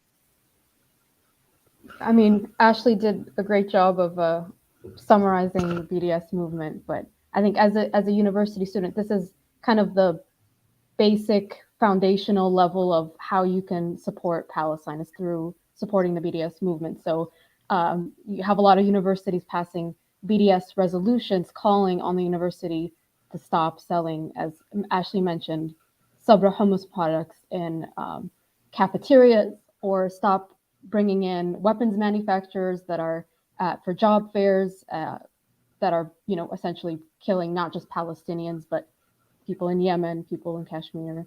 So Ashley did a great job of summarizing it. It's basically the most basic thing you can do to support Palestine in the U.S. Yeah, it's about being about what we stand for politically. Like I can't, like that's the core. Like instead of relying on politicians, because all our politicians are sold out on Israel Palestine, we gotta enact a change that we want to see. And in a way, it's another form of direct action that we advocate for on the channel all the time. Tessa, do you want to take on the issue of BDS and trying to define it the best you can, and why you think it's so important for people to support? Yes, yeah, definitely. So BDS, or boycott, divest, and sanctions. We just say BDS because it takes a lot to say boycott, divest, and sanctions over and over again. Yeah. But I mean, I think sometimes people get confused because it is a tool that's used by U.S. imperialism too, right? Towards like Cuba, for example. You want an example of a very successful boycott, divest, and sanction campaign. It was the U.S. government against Cuba. Exactly. But it can also be used by us, right? And why I'm so supportive of it is not only does it directly economically impact Israel, but it's also a great way to start to have the conversation about what's your responsibility and what can you do, instead of off-putting it to some elected official that you write a letter to and that's it, right? So how do you start taking responsibility and building that power and having that conversation? So you can start to normalize the conversation of like, what is the Palestinian cause and like, why should we care about it in the US? SodaStream is where I end up having a lot of these conversations. SodaStream is a thing that fuzzes water for you at home, and it's made in Israel, and they have this whole little spiel on the back that's like, we make this in peace with Palestinians. It's like a whole marketing scheme for them, right? And so getting to talk to people about that and explain why supporting it, and then I get to have the conversation of why Israel. I'll steal from Ashley. I'll do this now too. I think it's great. Is the way it is, and why it's not a complex, hard situation to understand, but it's just straight up genocide and apartheid. So I use it as a way to have those conversations, but also it's a way to start building movement from people power instead of trying to rely on a government to do something. I think the messaging that you guys have is so on point, because in advocating for the Palestinians and studying how the West uses propaganda to support Israel, one thing that they do, they pretend that the Israel-Palestinian conflict is super complicated. And and everyone who's American who first gets into foreign policy, you hear about the Israel-Palestine conflict, and it seems like a daunting task to understand. I still remember when I didn't understand it, where people was like, oh, well, Israel-Palestine is a complicated matter of history. It's all these things in dispute. Palestinians say one thing, Israel says another thing. Who knows what's really? That is the impression that we get. And I love how you guys are like straight You guys straight right down to no. This is a genocidal state. This is what it is, and you guys don't miss words. And I think that's a very effective tactic because they purposely try to muddy the waters into thinking that this is some sort of complex thing, just like BDS. You have quote unquote progressive politicians who pretend that boycotting and a genocidal, I'm gonna add that part to it, genocidal apartheid state is somehow, we can't, that's complicated, we can't do that. I don't know if you guys seen this video. We had I think they did housing displacement. Damn, I don't want to mispronounce this group because they were just on our activism summit, and they called out Ayanna Pressley on BDS, and progressives, Democrats are upset at RBN because they say, RBN, why do you guys go after the squad so much? Why do you guys criticize Ayanna Pressley? Why do you guys criticize Nina Turner? Nina Turner, who turned her back on Palestinians by refusing to endorse BDS. That's who we're talking about. So Ayanna Pressley will just ask about BDS. We played the first part of this video, and I'll get you guys to react.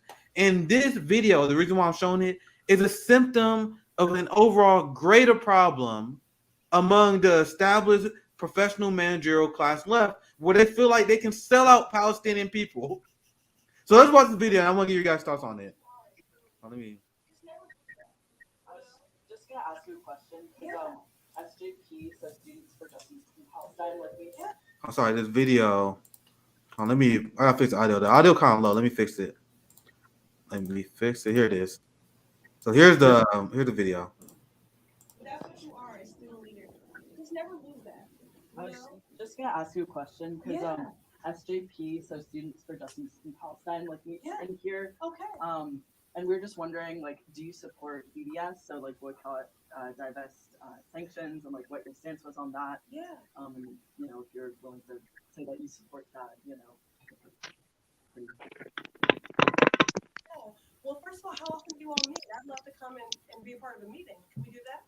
Yeah. Well, so we meet Mondays Okay. here at 7:30. So I'm usually in Washington Monday through Friday, but when we are in legislative recess, I'm here, which is why I'm here this week.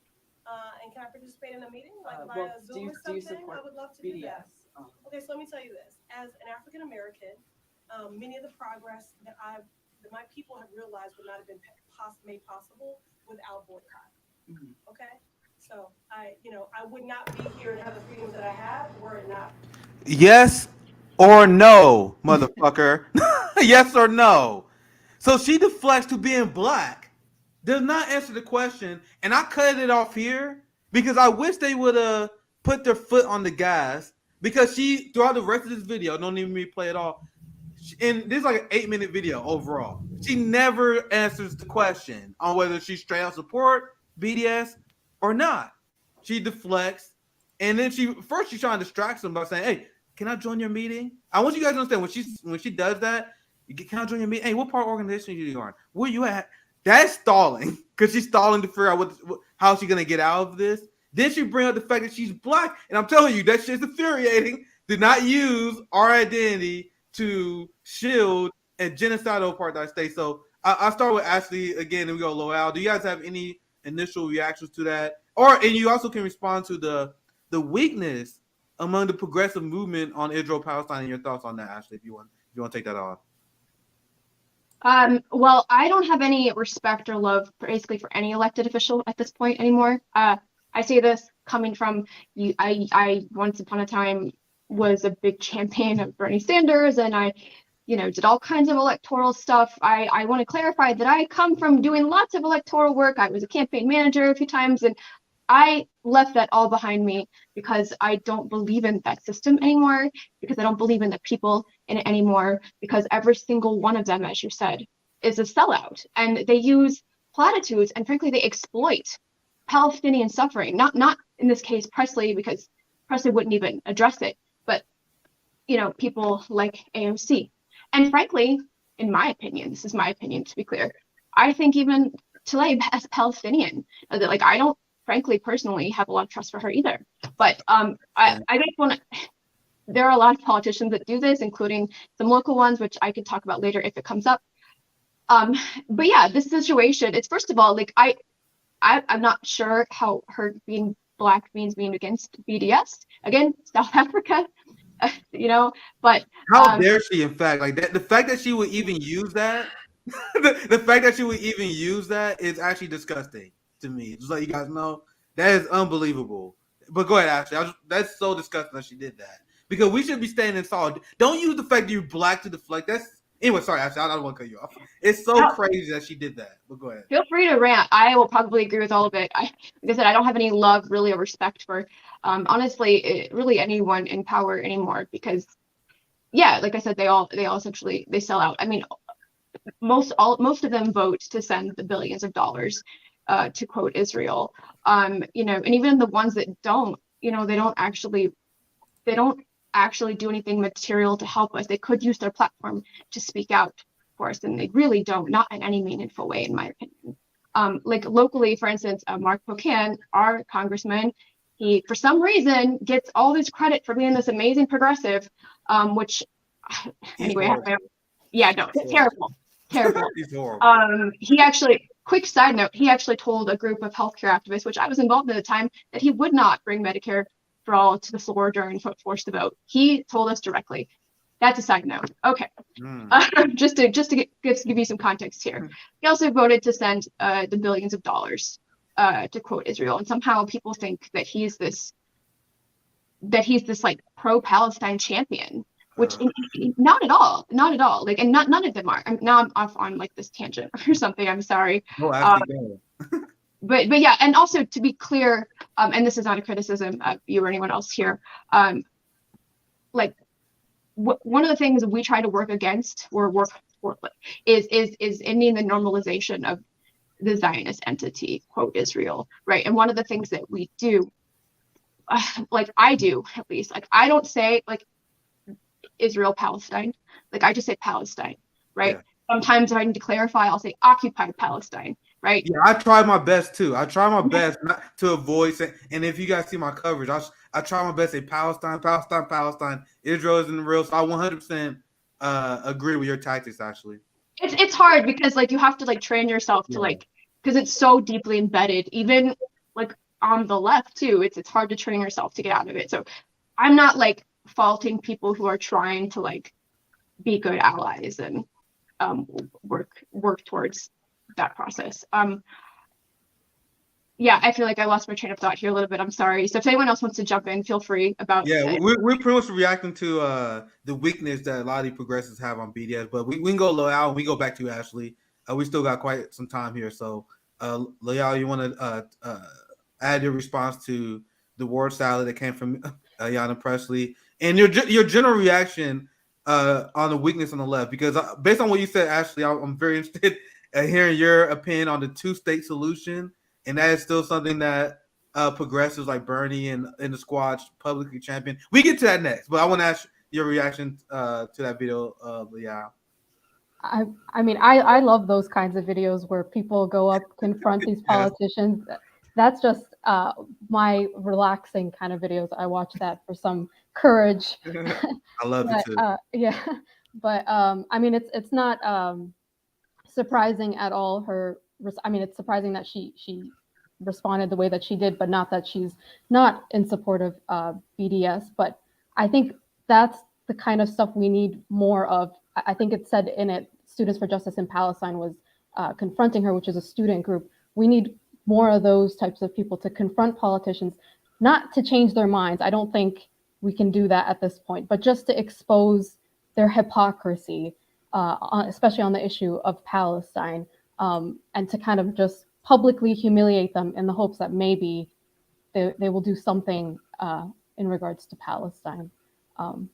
Yeah, that's the best we can do. And you can, every time you see these videos of them being called out on BDS, you can see that they're flustered. Like, oh no, not this issue that I know I'm weak on. That's why you see her try to do her best to deflect. And the one thing I would, it's not criticism because bless their heart for doing this. I really would. They kind of got themselves they kind of got sidetracked. They allowed Ayanna Pressley to deflect. They should have like, no, yes or no, why? And they kind of didn't do that, which is not a criticism because I'm glad they did that. But the politicians, they're going to do whatever it takes for them to not directly answer that question. And that's why I cut the video off at that point, because there's no need to watch the rest. You just see her deflecting. But Tessa, do you want to take that on, your reaction to Presley and the resistance of elected progressives on supporting BDS?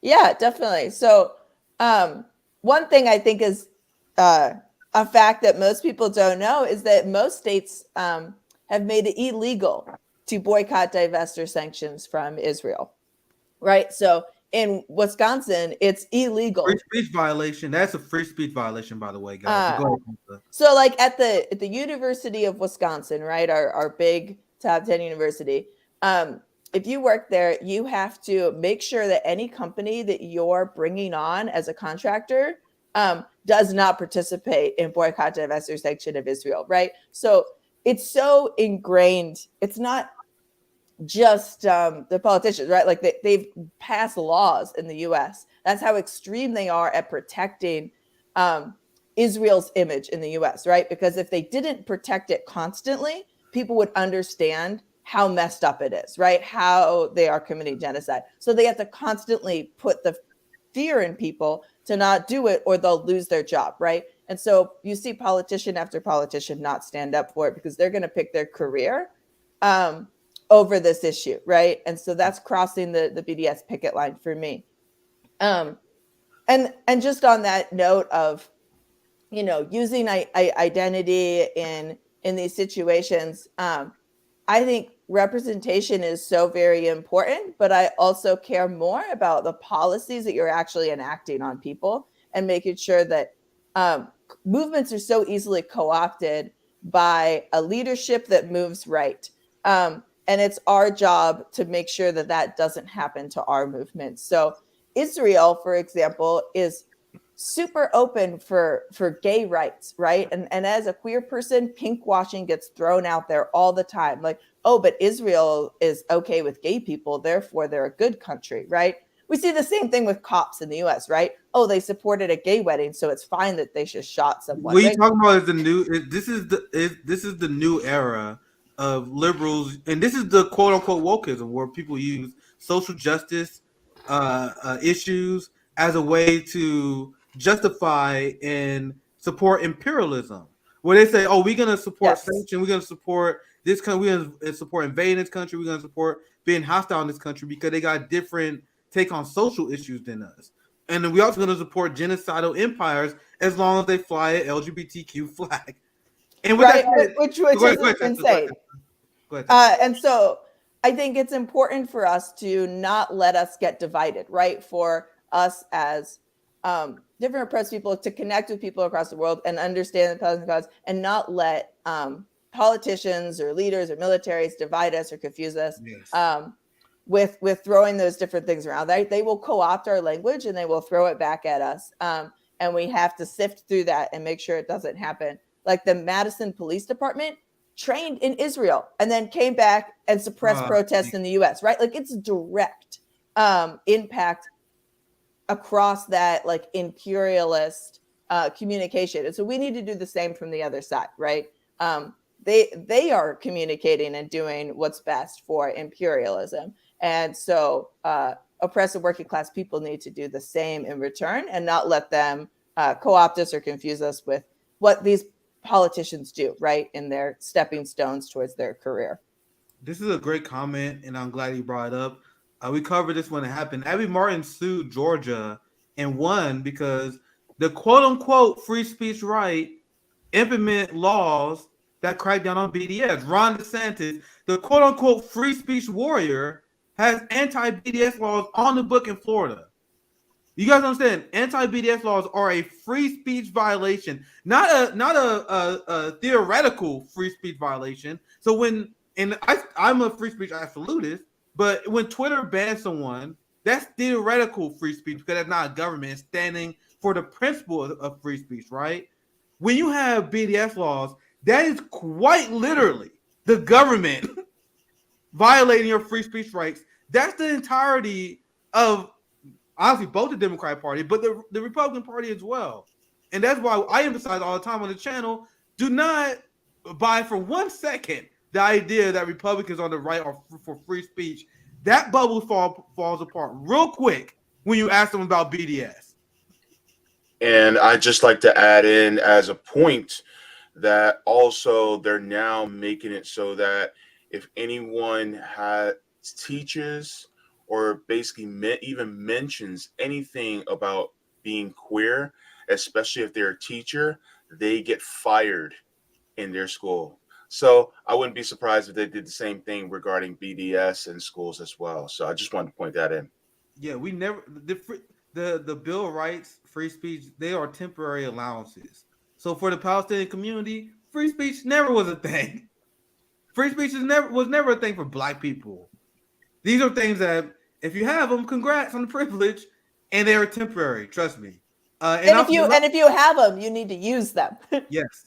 Right. And not just to uplift your voice, but to make sure that you change the system and push other people. So I mean, I listen to your guys' channel and I love it.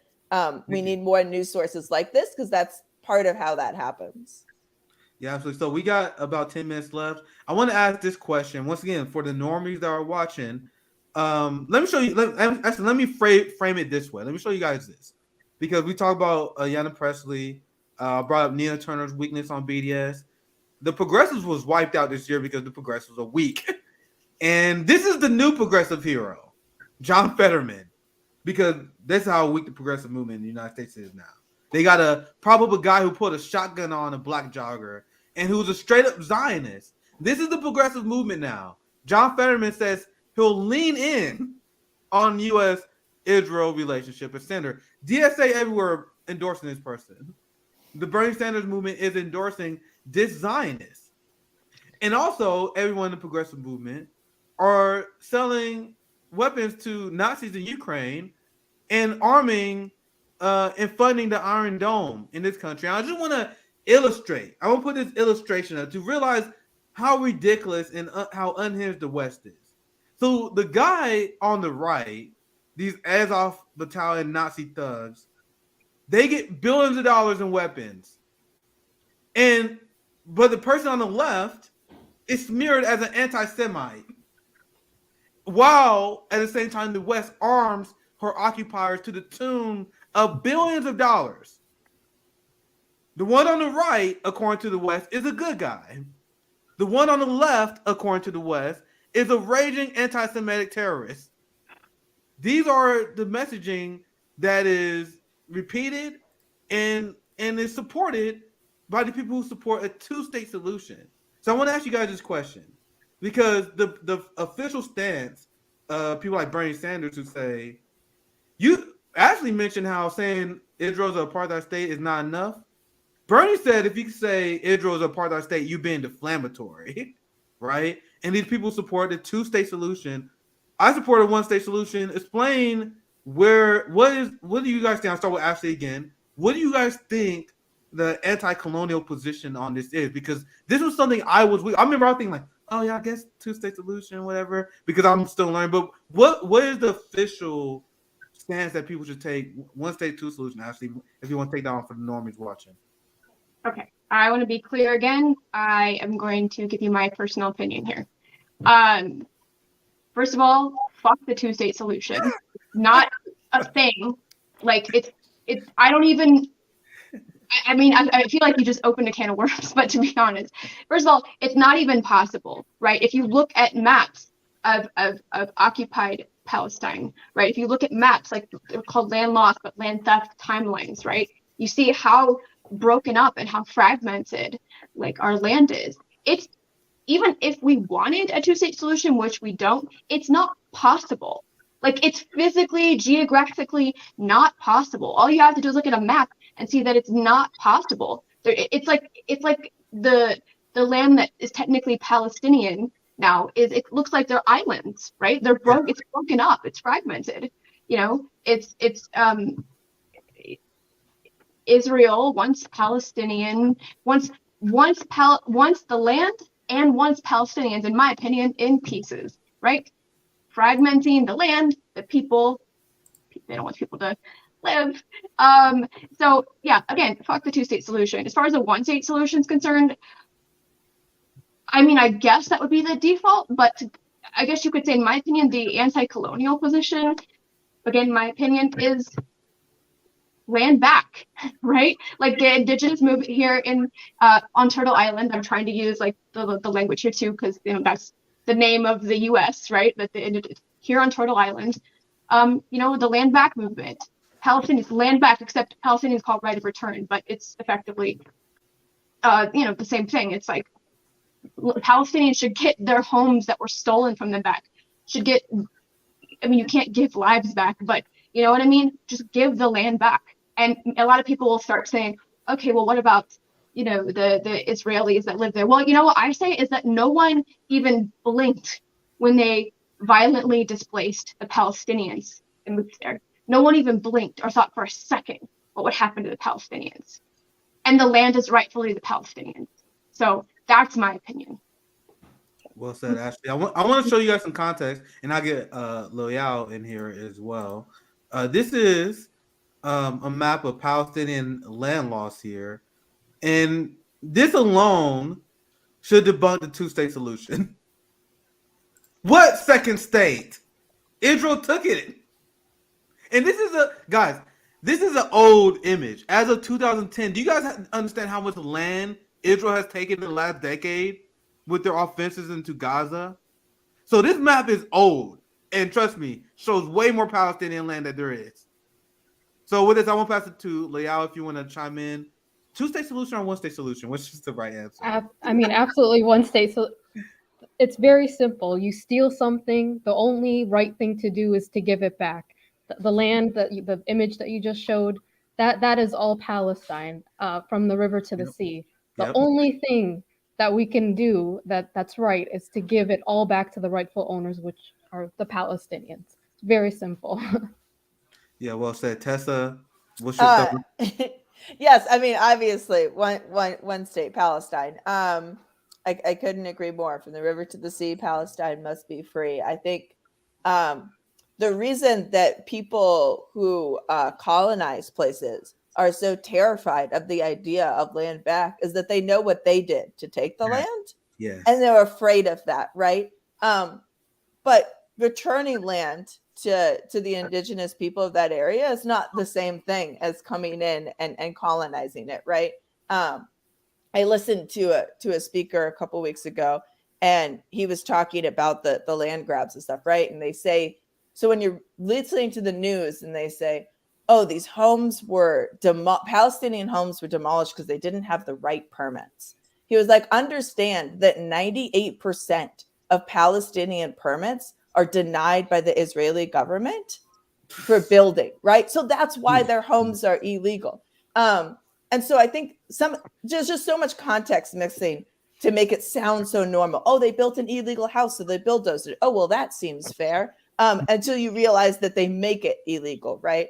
And the other side is that he talked about, imagine someone coming into your house, beating up your mom, killing your brother, and imprisoning your dad, and then saying, let's be neighbors. Let's be roommates, right? And so that's so absurd when you put it like that. I love that framing. Well, it's so hard to imagine living in an occupied land like that, right? We have lots of issues in the United States, and lots of different populations that understand different perspectives. But sometimes when you're talking to people, you got to really put it in a position where it's like, how would you feel if this happened to you and your family, right? And that's what's happening just on a mass scale, right? So yeah, what land back here and in Palestine.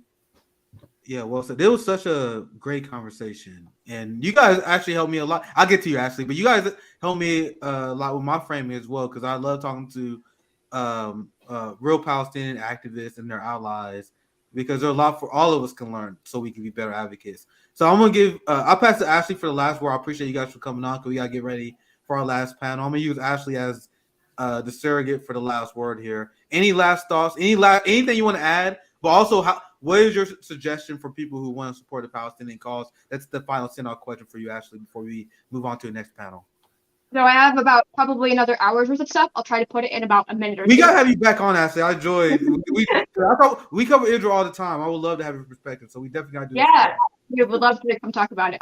So just really, really fast, right? If you guys have been watching, there is there's an uprising happening right now in Palestine, and it's debate whether or not it's a third intifada, but it's a big deal, right? And so one of the things, and make sure you're paying attention to that, right? Because also I want to point out too that there's a parallel. It seems to be sort of like diaspora uprising, not just of Palestinians, but also of our allies within, outside of Palestine. Like I said, in the UK, in the US. I don't have time to get into it right now, but as far as free speech is concerned, in Madison there was anti-Zionist chalking, and simple sidewalk chalk sent this city into a frenzy. 40-something articles outside of here were written about it. It was insane. It was absolutely insane. I've never seen anything like it. People here, Palestinians, were called anti-Semites. We got this beautiful video from this largest trade union in Africa showing solidarity. I can drop a link to maybe this thread later to it.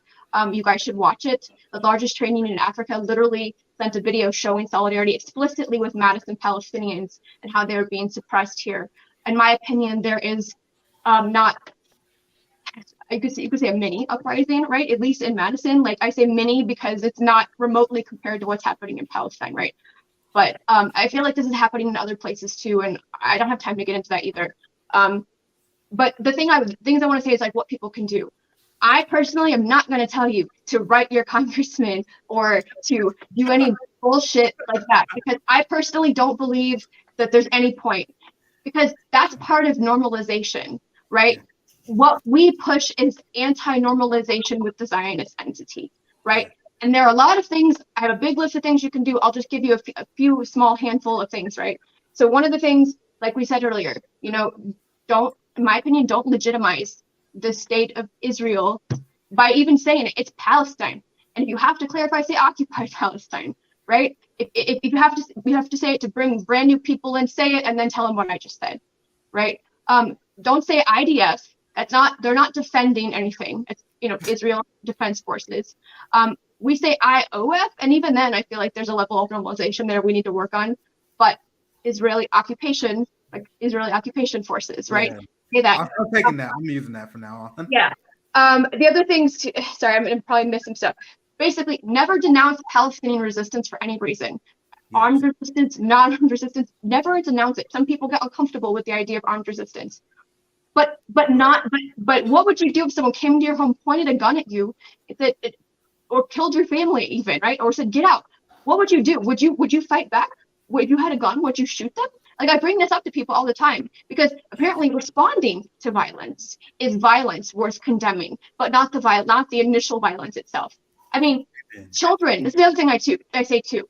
Children understand this. If you want to explain the situation, it's very simple. Every time I talk to kids, they get it immediately. Adults are the ones that have trouble with it, right? It's not complicated. You take something that isn't yours, you give it back. It's not yours, it doesn't belong to you, you give it back. When I talk to kids about this, they get it, right? That's what's happening in Palestine. The theft of the land and the genocide of the people. It's not complicated at all. So I want to clear that up for anyone who thinks it's complicated. It absolutely isn't. If you thought what was complicated happened to the indigenous people here on Turtle Island, the genocide that here, you don't think that's complicated. So you shouldn't think that this is complicated, right? Because they're genociding our people there too. They're violently dispossessing our people there too. It's not complicated. Sorry, I'm on. Okay. The thing is too, there's accounts, and I can link them later. I want you to follow there's really, really, really good accounts. Resistance News Network, it's brand new. It's like on the ground, like keeps you up to date, like with what is happening. There's strikes happening right now. This is the general strike. There's strikes happening right now in Palestine in response, like general strikes, right? And that is important because last year a one-day strike, basically, in my opinion, led to what was. I mean, they broke it, but a ceasefire during the May 2021 bombardments, right? Like shut down their economy, shut down their system, right? That's what's happening there. And we could learn a lot from them. Again, I'm sorry, I'm ranting. There's I'm trying to get to a couple of things. Yeah, I can drop the list of really important, I think, accounts to follow that are really, really good on this issue, maybe in a thread on this later. If you don't have a keffiyeh, get one, right? Don't get it from Bezos. Wear it all the time. It doesn't matter. Like if you're going to protest or demonstrate, just normalize our cause, not the Zionist entity. Get it and wear it regardless. Wear it, just doesn't matter. do that. If you have chalk, hey, you know, pearl clutching Zionists might freak out with when I say this, get sidewalk chalk. It's the simplest thing you can do. Anywhere you see concrete, write something free Palestine at a minimum, but you know, put anti-Zionist messages on there. In my opinion, that's the best thing you can do. Call out Zionism for what it is. I feel like I'm probably missing.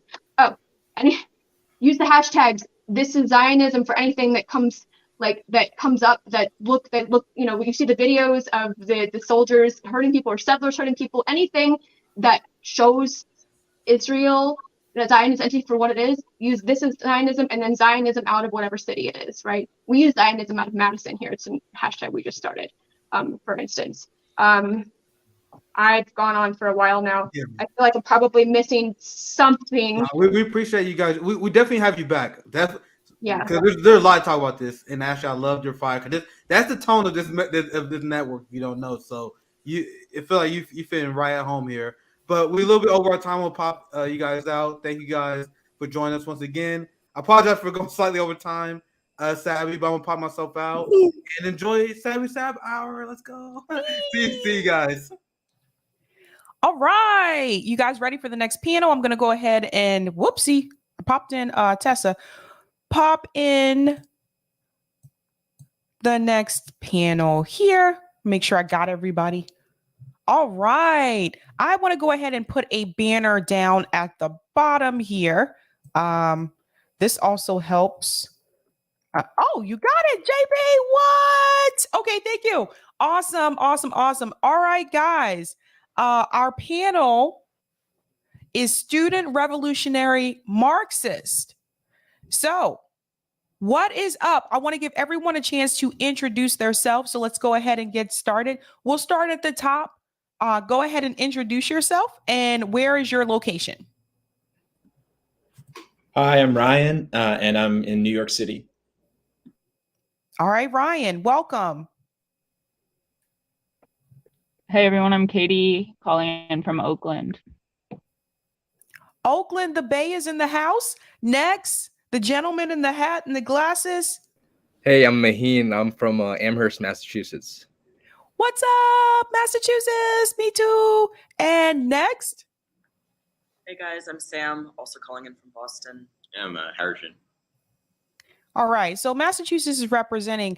I have to tell you guys, you may have already heard this from Maya.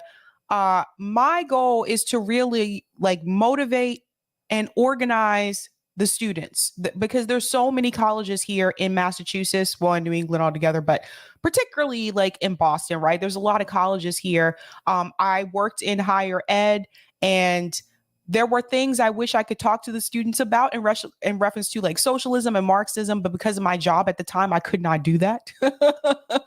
So now it's different because I can do that, but I don't work there anymore.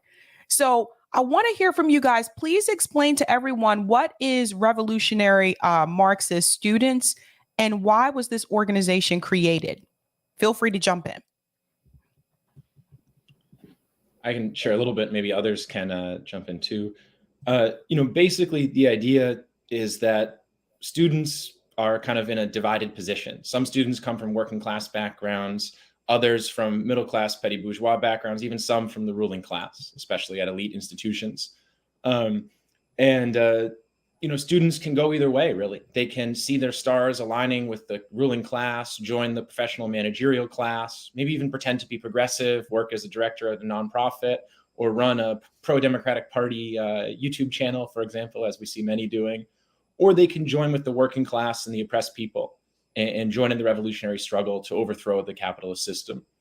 And the hope is really to encourage students to take that seriously, that they need to see their life as about serving the people, joining the struggle, transforming society. That's a very brief overview. Maybe others can fill in more. Awesome. I think, did you want to go ahead and say, I can see you, Yeah, bottom right, go ahead. You're just gonna add because also in a lot of college campuses, people a lot of students who are interested in Marxism, maybe heard about different things in social media and but also they don't have so much of a clear sense, just because that just doesn't get talked about a lot on campus, and especially in like a lot of leftist circles too. So then, yeah, kind of we saw a need to at least, kind of start this group to at least provide something for that. Awesome. I want to go ahead and share your website here. I'm just going to go ahead and share my screen. Again, it really warms my heart to see young people discussing Marxism, because sometimes I think, there's too much focus on the two-party system. So here's your website here. It says Revolutionary Marxist Students. Here's a picture here. This is outside of Tufts University. For people who are not aware, Tufts University is technically in Medford, but part of it's in Somerville. It's confusing, but it's in Massachusetts. And it looks like this is a protest against Raytheon.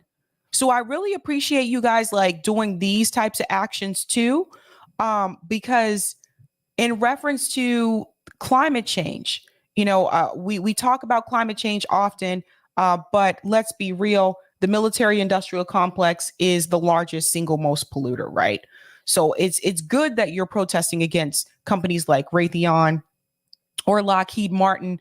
So I just want to scroll through here. It says, welcome to the official website of the Revolutionary Marxist Student Organization. We are a US-based revolutionary organization of Marxist students with active groups at several universities across the country. So if you're watching this and you're a student, notice that they're active in several universities. Revolutionary Marxist students publish the student journal Red Horizon, covering a variety of topics from a Marxist perspective in an attempt to provide theoretical clarity for student politics and counter the current swamp of liberalism. So let's go ahead and talk about Marxism. Why did you decide to get into Marxism? And I ask this question because some people say that people are becoming Marxist now because it's popular. So we want to get into a little bit of theory today. So why did you guys decide that you were Marxist? And please tell everyone about your political background, your political journey. Feel free to jump in.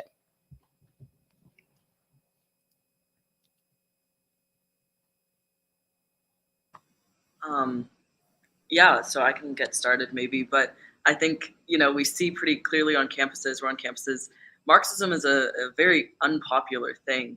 When you really get into it, people are really actually not so into this whole idea of really going against the current system and kind of against stuff. But I got started, doing some mutual aid stuff, and it's good work with good people. But ultimately, it ended up all of that was just charity, and I was starting to get into theory and to really think about what was I doing, and trying to see the work that I was doing and what is the ultimate goal of this, and kind of realizing that ultimately, if I just kept doing this for the rest of my life, nothing was going to change, and really needing to have a concrete thing of what steps can we go to actually change society, to overthrow the ruling class, and ultimately leading a specific theory and a specific basis and a plan forward. And Marxism, is able to analyze society and also provide a historical basis for how to do that. Awesome. I want to make sure I get everyone a chance to speak. Let's go ahead to gentleman with the glasses and the hat. Sure. Yeah. So my entry into politics sort of default with my parents. When I was a little kid, they were Democrats and liberals. So, that was sort of the milieu that I was around, sort of. And I wasn't so, keyed in on different political things until really COVID hit. And I was really wondering what's going on in this world? Like, why is, economy shutting down? Why is there so much repression?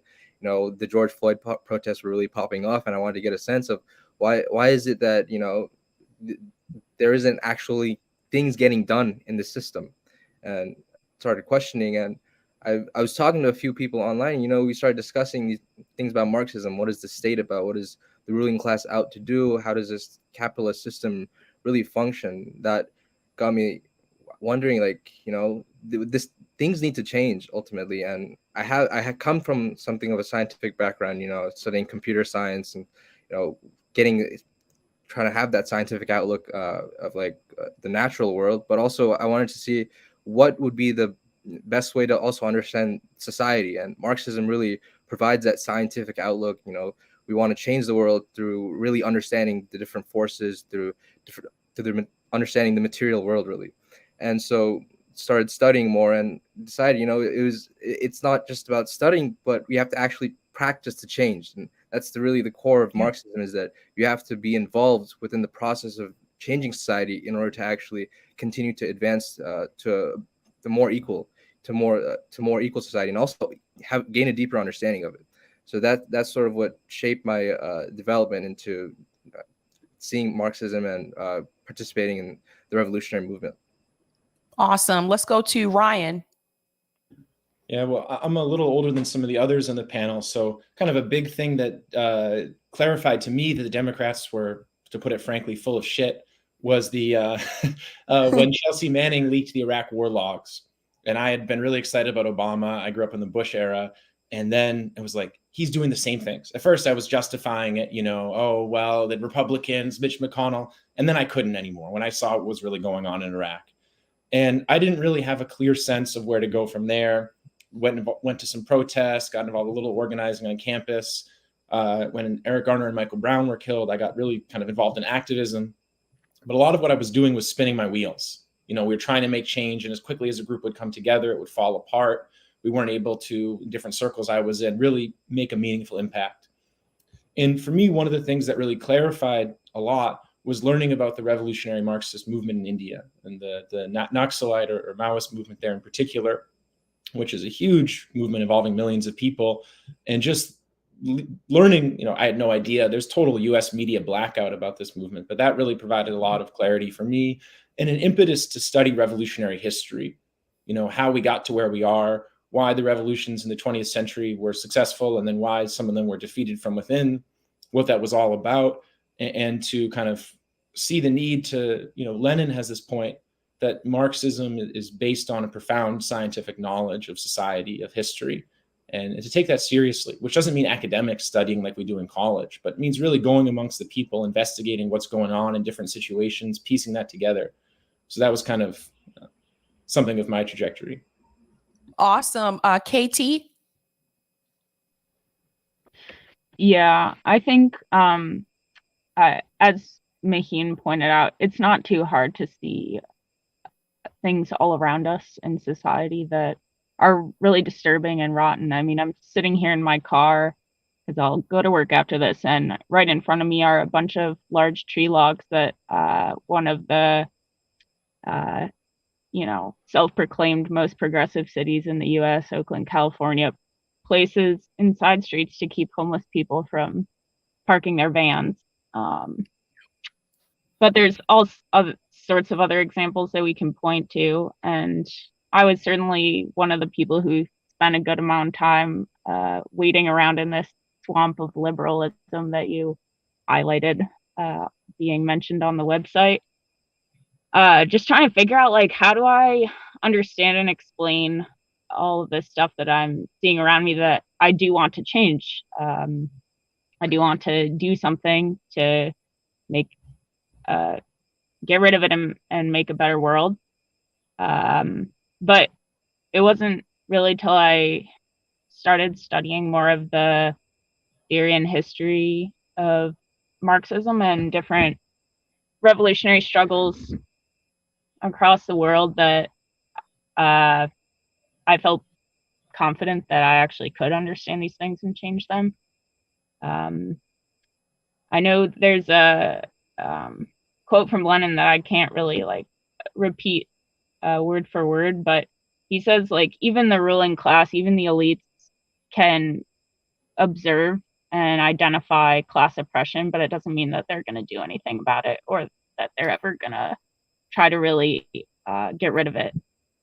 I think that the only way we can get rid of it is through revolutionary struggle for the working and other oppressed classes in the world. Well said, KT. I like the fact that you mentioned that even if we have elites identify the problem or the class struggle, you're right. That doesn't mean they're going to actually do anything about it. It's important that you said that. Another thing I do want to share from your website, because one of the things that we've told like our audience is that it's important that you read and that you study, right? So one of the things that you guys do is that you do have study groups, and I do just want to scroll down because I want to show people where you are located as well. So Revolutionary Marxist has study groups. And feel free to jump in for any of you that want to discuss, that want to speak on this about what you actually study. But I just want to highlight the locations here. UC Berkeley, UMass Amherst, Boston University, Tufts University, Columbia University, Temple University. Feel free to jump in here, like the study groups. Can you explain the significance of this?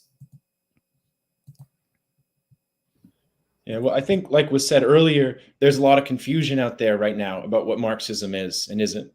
And the history of Marxism has been defined and advanced by struggle against various confusions. For example, Marx himself struggled against Bakunin and others. Lenin struggled against Kautsky and those in the Second International, for example, who during the First World War argued that Marxists should support their own ruling class and go to join the imperialist war, which was surreal.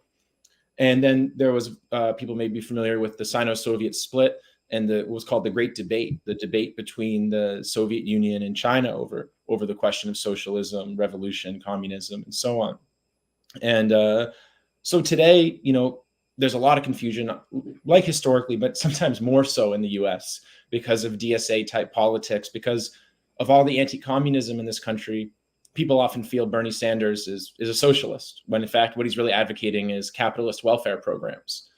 So to clarify these things through study, to really get a sense of what is Marxism really about? What did Marx say? Marx said, Lenin said, for example, drawing on Marx, that you're not a Marxist unless you acknowledge the need for the revolutionary overthrow of the capitalist class, the establishment of the dictatorship of the proletariat, that is socialism, as a transit point to communist society, a society free of classes and oppression. And explaining these things, learning about here in New York, we recently did a study of the revolutionary movements in India and the Philippines, which again aren't covered in US media, but these are movements that are huge and making big advances. And in countries that the US is literally providing drones and Hellfire missiles to launch on the indigenous people there who are part of these movements. So raising awareness about those, having people take inspiration from them, because there's often a real sense of hopelessness or nihilism behind a lot of the apathy or electoralism in this country, I feel. Well said, Ryan. How many of you, and don't be afraid to raise your hand. A lot of us here came from that. How many of you came from the Bernie Sanders movement? I'm curious. Yeah. Okay. KT is like, nah. I like that you pointed that out, Ryan, because that is something I think that mainstream media gets that wrong. They identify Bernie Sanders as a socialist, and we've gone over this before on RBN, is that like Bernie Sanders is not a socialist if you look at the definition.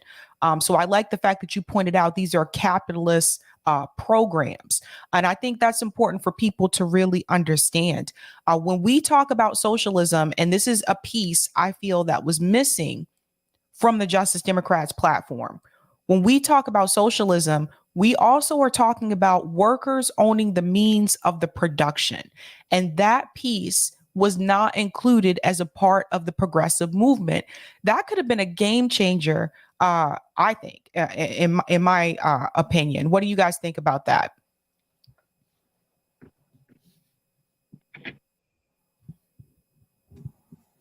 I agree, it's not included in the progressive movement, but I think it's also like they can't include it, because ultimately the workers owning the means of production goes against everything that this system is about, and so to to hope that these progressive politicians would be able to put something forward as like, oh, you know, the workers should own the means of production, is unfortunately it's impossible for them to do. Well said. Go ahead. Sorry.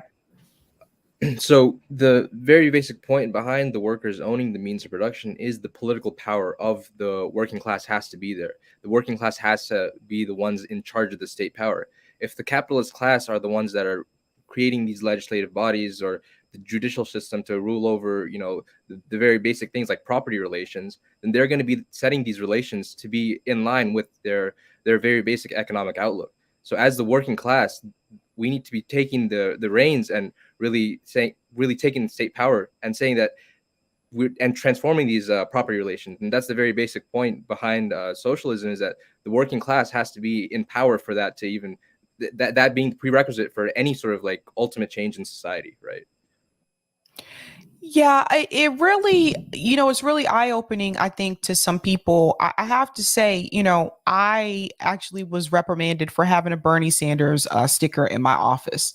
So I couldn't, like I said, it's weird now because I was always around the college students. I was academic advisor, so I worked in universities for over 10 years.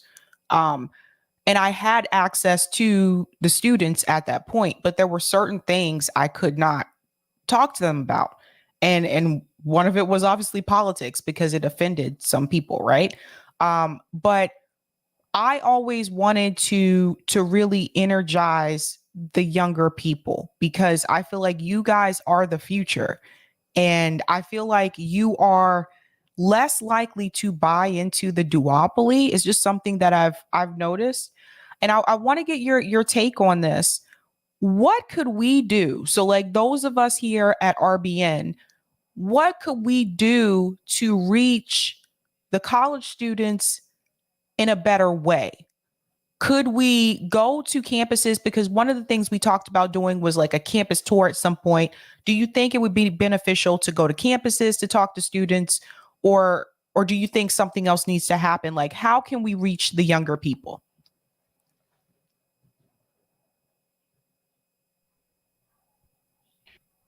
I think something that I've observed in pretty prolonged period of being a student myself, interacting with a lot of students who are engaged and interested in some way in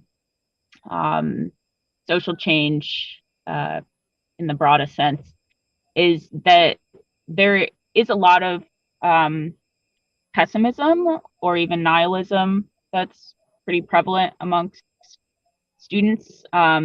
Even if we do learn some accurate information in our coursework about how the world works, a lot of it is framed in a very kind of doomy and gloomy way that really makes people feel like change is impossible. And I have a slight disagreement. It's important as Marxists that we're able to express disagreements with those that we're working with what Sam said earlier, of like people just aren't really down for Marxism, don't really agree with it.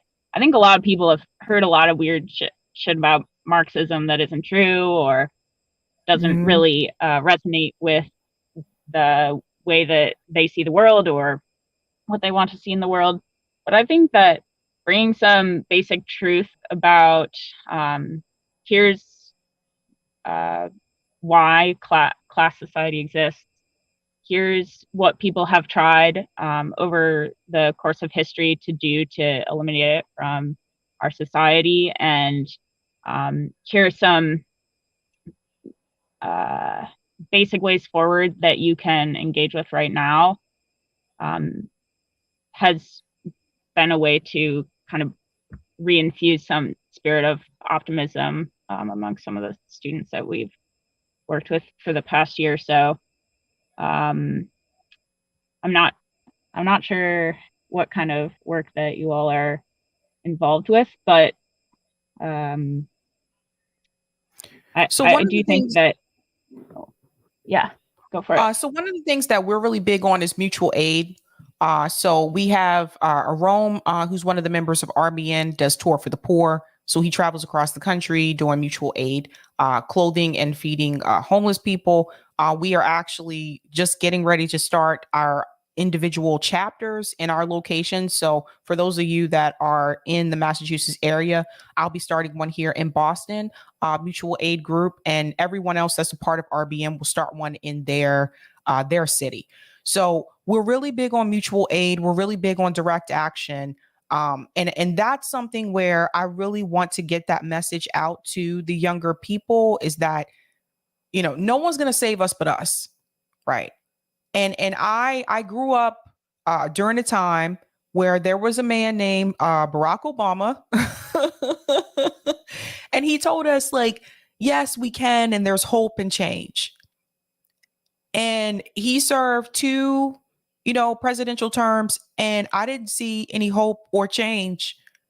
And so for me, it's just, I think a lot of people still believe that by voting for the president of the United States, that they are really going to change this country. It's really going to impact people's lives.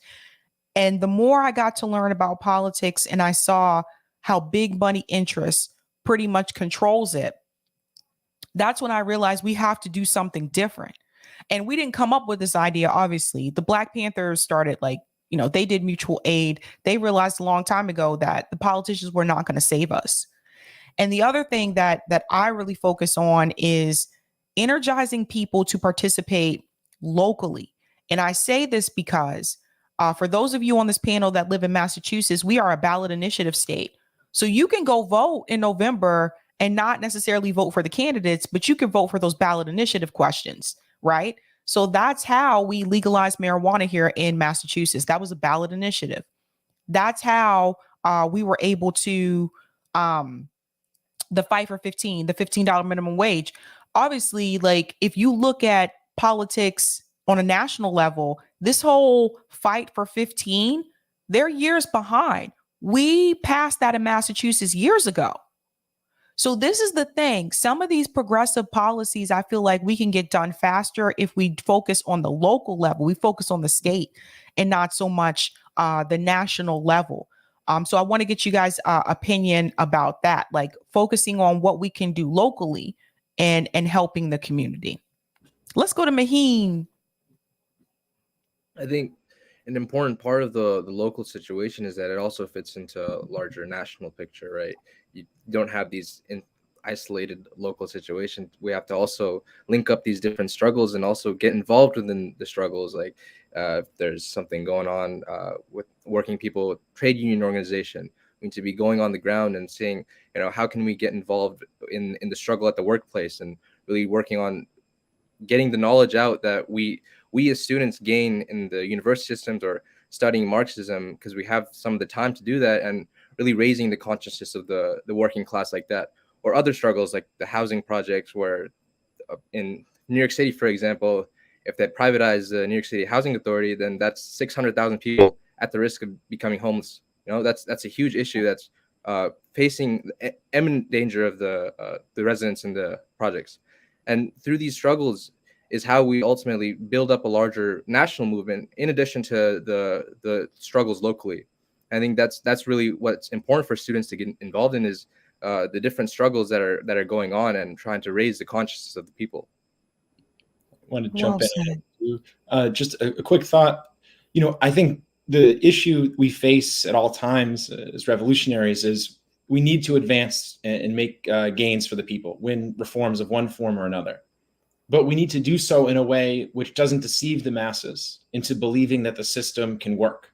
That if we just get a little more, votes, for example, or Bernie or whatever, that actually everything will be all right. So every victory in the struggle has to, if we can, also be an advancement in the clarity of the masses, that they actually have a fundamental antagonistic interest to the capitalist class, that there's no possibility under the capitalist system to achieve really their liberation, to have their basic needs and interests met. And so that's kind of the approach we bring, and generally why we steer clear of electoral politics, even at the local level. Now, the Bolsheviks in Russia, they had a strategy after the defeat of the 1905 revolution of having a few people run for office. But then when those people ran for office, when they did get elected and they had a big enough movement to get a few people elected, they did not try to pass a single piece of legislation. All they did was use their elected positions to just, and the freedom of speech, because in Russia at the time, you didn't have freedom of speech unless you were an elected official, to just rally against the government and give revolutionary speeches and not be thrown in jail for it. We're not, I guess, in my view, not inherently opposed to some, electoral efforts, but at present, we haven't really been focusing on them, even at the ballot initiative level. And I think my concern is that if it's not done right, you can trick people into thinking, even without meaning to do so, that the solution is through, a legislative reform of one form or another. You guys are so smart. Like I really, this is what I was telling, like those of you watching, this is what I was trying to tell you, that the younger people are waking up. And again, like I said, it's something that I'm a millennial. So it's something that I wish that my generation caught on to a little bit earlier, maybe before Barack Obama. But I do want to ask you guys, how do students feel about Marxism? Like, what are some of the things that you're hearing on your campus when you try to talk to people about socialism? Do they feel that socialism is still like the boogeyman or whatever, or are they more open to it? Kind of I think thing we've seen is that for a good amount of people on campus, just talking about any political topics, not even like socialism, just like most people aren't really interested, unfortunately. And like amongst like the people who are there's like an increasing amount of people though who are getting interested in talking about socialism and Marxism, communism. But yeah, kind of like among those people too, there's like a lot of variation. Like, so some people kind of see it in a more academic kind of way. Like I kind of like what we're talking about a lot, you need to actually bring these ideas in practice and to bring these ideas into the actual people struggle. And, kind of like seeing that actually as secondary and seeing as like almost like another class, another theory that people are learning. And then also like mixing in different things like postmodern identity politics there. But there are people who genuinely see, okay, yeah, this is a thing that needs to be taken seriously and can be used to actually fundamentally change our society. And we've seen like a handful of people who see it like that too. And I mean, I think also, just talking to people on the street, we're able to talk about these ideas and people will agree. But then I do think that, Marxism is kind of seen as still a bit of a bogeyman for a lot of people. I do think that that's changing a fair bit. But I think that with some people, it definitely still is. And that's, something to work through. But maybe other people have that. Okay, Danny has a question here. Thank you so much for this question, Danny. Which campus are they on? Or Here, previous campus? Yeah. Here in Boston at Boston University. Yeah. In Tufts. And Tufts, yeah.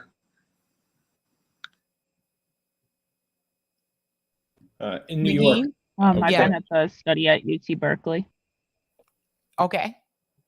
UC Berkeley, BU, UMass Amherst, and Columbia University. Columbia. Okay. All right. Thank you for that, Danny. Thank you so much for that.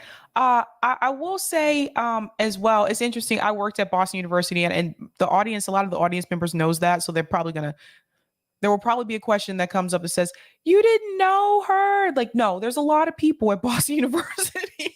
It's a large campus. There's a lot of students there. But I will say, what do you think when you look at the future, not only just for this country, but for the planet in reference to climate change? Do you think that more students are waking up to the reality of climate change, or do you think that that also is still a taboo topic?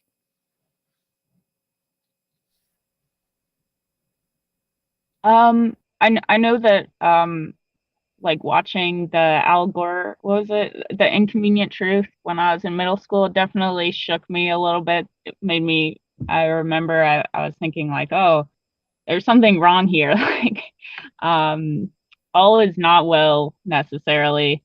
Of course, it took many years to fully develop that clarity about why that was. But it is like a big concern that people have just talking to students on campus. I think that we've been doing some protests at career fairs, like you showed the picture of the one at Tufts against Raytheon. There's all sorts of companies that come to these fairs trying to recruit students. I mean, you have companies like Chevron or like engineering firms that work with the big oil companies. But then you also have, on the other hand, different NGOs that promote green technology, or Tesla was recently at UC Berkeley sort of putting forward this line that they're trying to solve climate change by selling luxury electric vehicles and solar roofs to rich people. But I think that it's important to see that actually those are, in a way, two sides of the same coin, that the elites in this country, they have, like I said, some awareness and some objective clarity about the nature of class oppression in this society.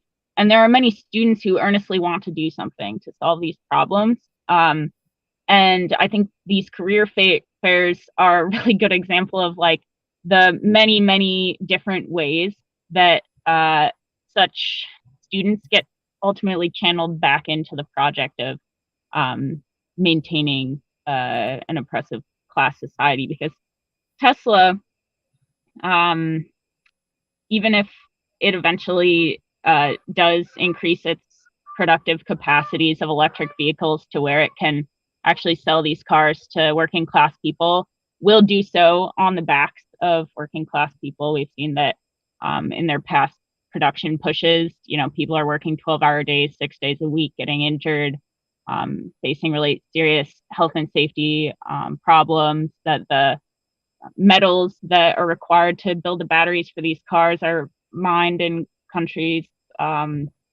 with like active conflicts going on. And so I think we need to see that just some of these solutions that are being put forward are kind of like surface level tweaks on top of a deeper foundation of exploitative and oppressive economic forces. Do you feel our politicians take climate change seriously? No. They can't, but by definition, I think, because of the capitalist system. And you look at Katie was saying, the green technologies, even the proposed alternatives are being developed in a capitalist fashion that destroys the environment. And not only that destroys the environment, but look at the stuff, the lithium reserves, which the minings of it's horrible. Elon Musk literally openly bragged about carrying out a coup in Bolivia to get lithium from there on Twitter. And he said, we'll coup whoever we want. So it's not just, the climate change, the imperialist loot and plunder. I mean, it's tied into the very nature of capitalist production, where the utility of the commodity that's produced, the use value, like Marx talks about in Capital, is totally secondary and subordinate to the production of profit, the value. So they really can't, under capitalism, ever resolve climate change. They can put a Band-Aid here, a Band-Aid there. But look right now, as soon as competition's heating up globally with Russia and China, the US is saying, oh, better drill, baby, drill. All the little things they were doing, which were very minor, have just gone to the wind. The Inflation Reduction Act does nothing to help climate change. And look, Obama was the one who carried out the pivot to the Pacific, a central part of which was the massive development of frack gas technology here to create US energy independence, which of course is not energy independence for the people. It's to prepare for World War III, so that the oil and gas to fund the US military is not going to have to travel on shipping lanes from the Middle East to the US. So the idea that some people put out, and I know you all have critiqued this a lot, that the Democrats are better than the Republicans, it's so absurd. They're two parties that are part of the same capitalist system, and none of them care. Well said, Ryan. How do people feel about capitalism at your universities? Because when I try to talk to people about capitalism, it's just, oh my God, you want the world, or excuse me, the government to control everything. And it's really funny to me when people bring up big government, because I always point to the police state. So if for the people who support let's fund the police, we need more police, that's big government. So it's always funny to me that they'll make that statement, but they support the police state at the same time. But I think in reference to your colleges and your universities, when you talk to people about capitalism, how is that received? What is the reception from the students?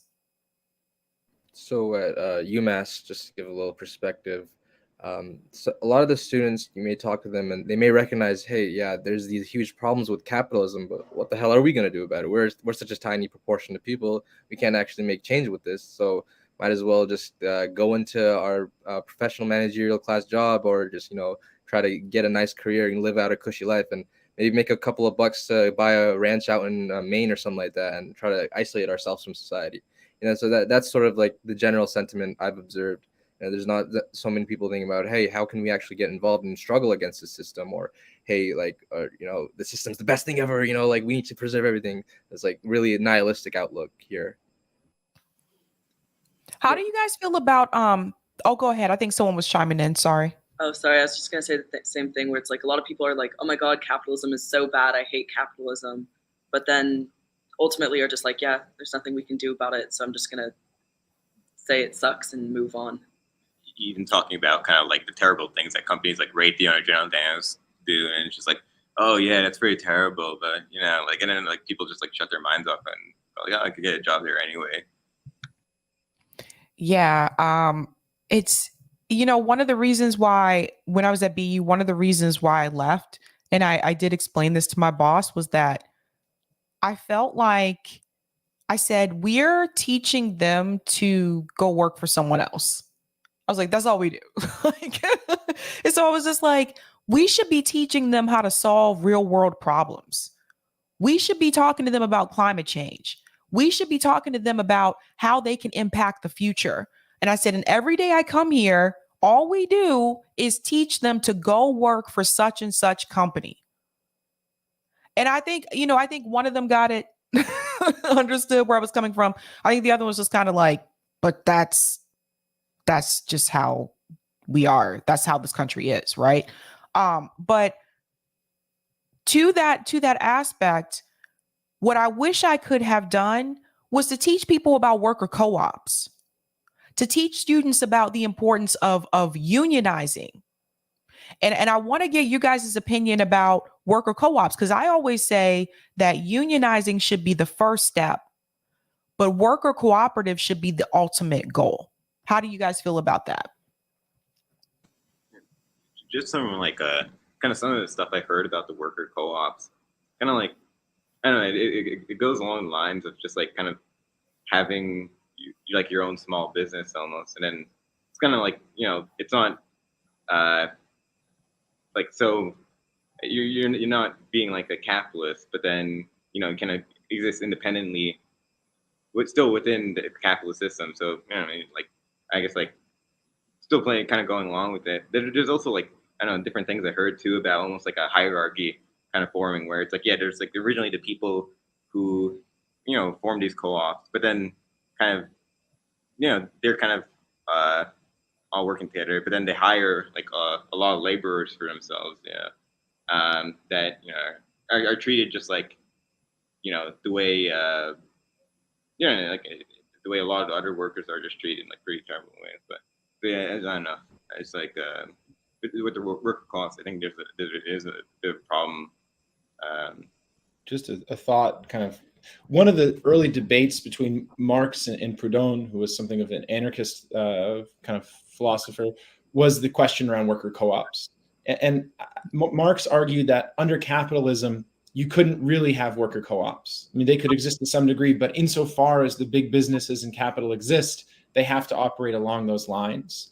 Only under socialism, he argued, and I think correctly, is it possible for that sort of cooperative entities to really exist.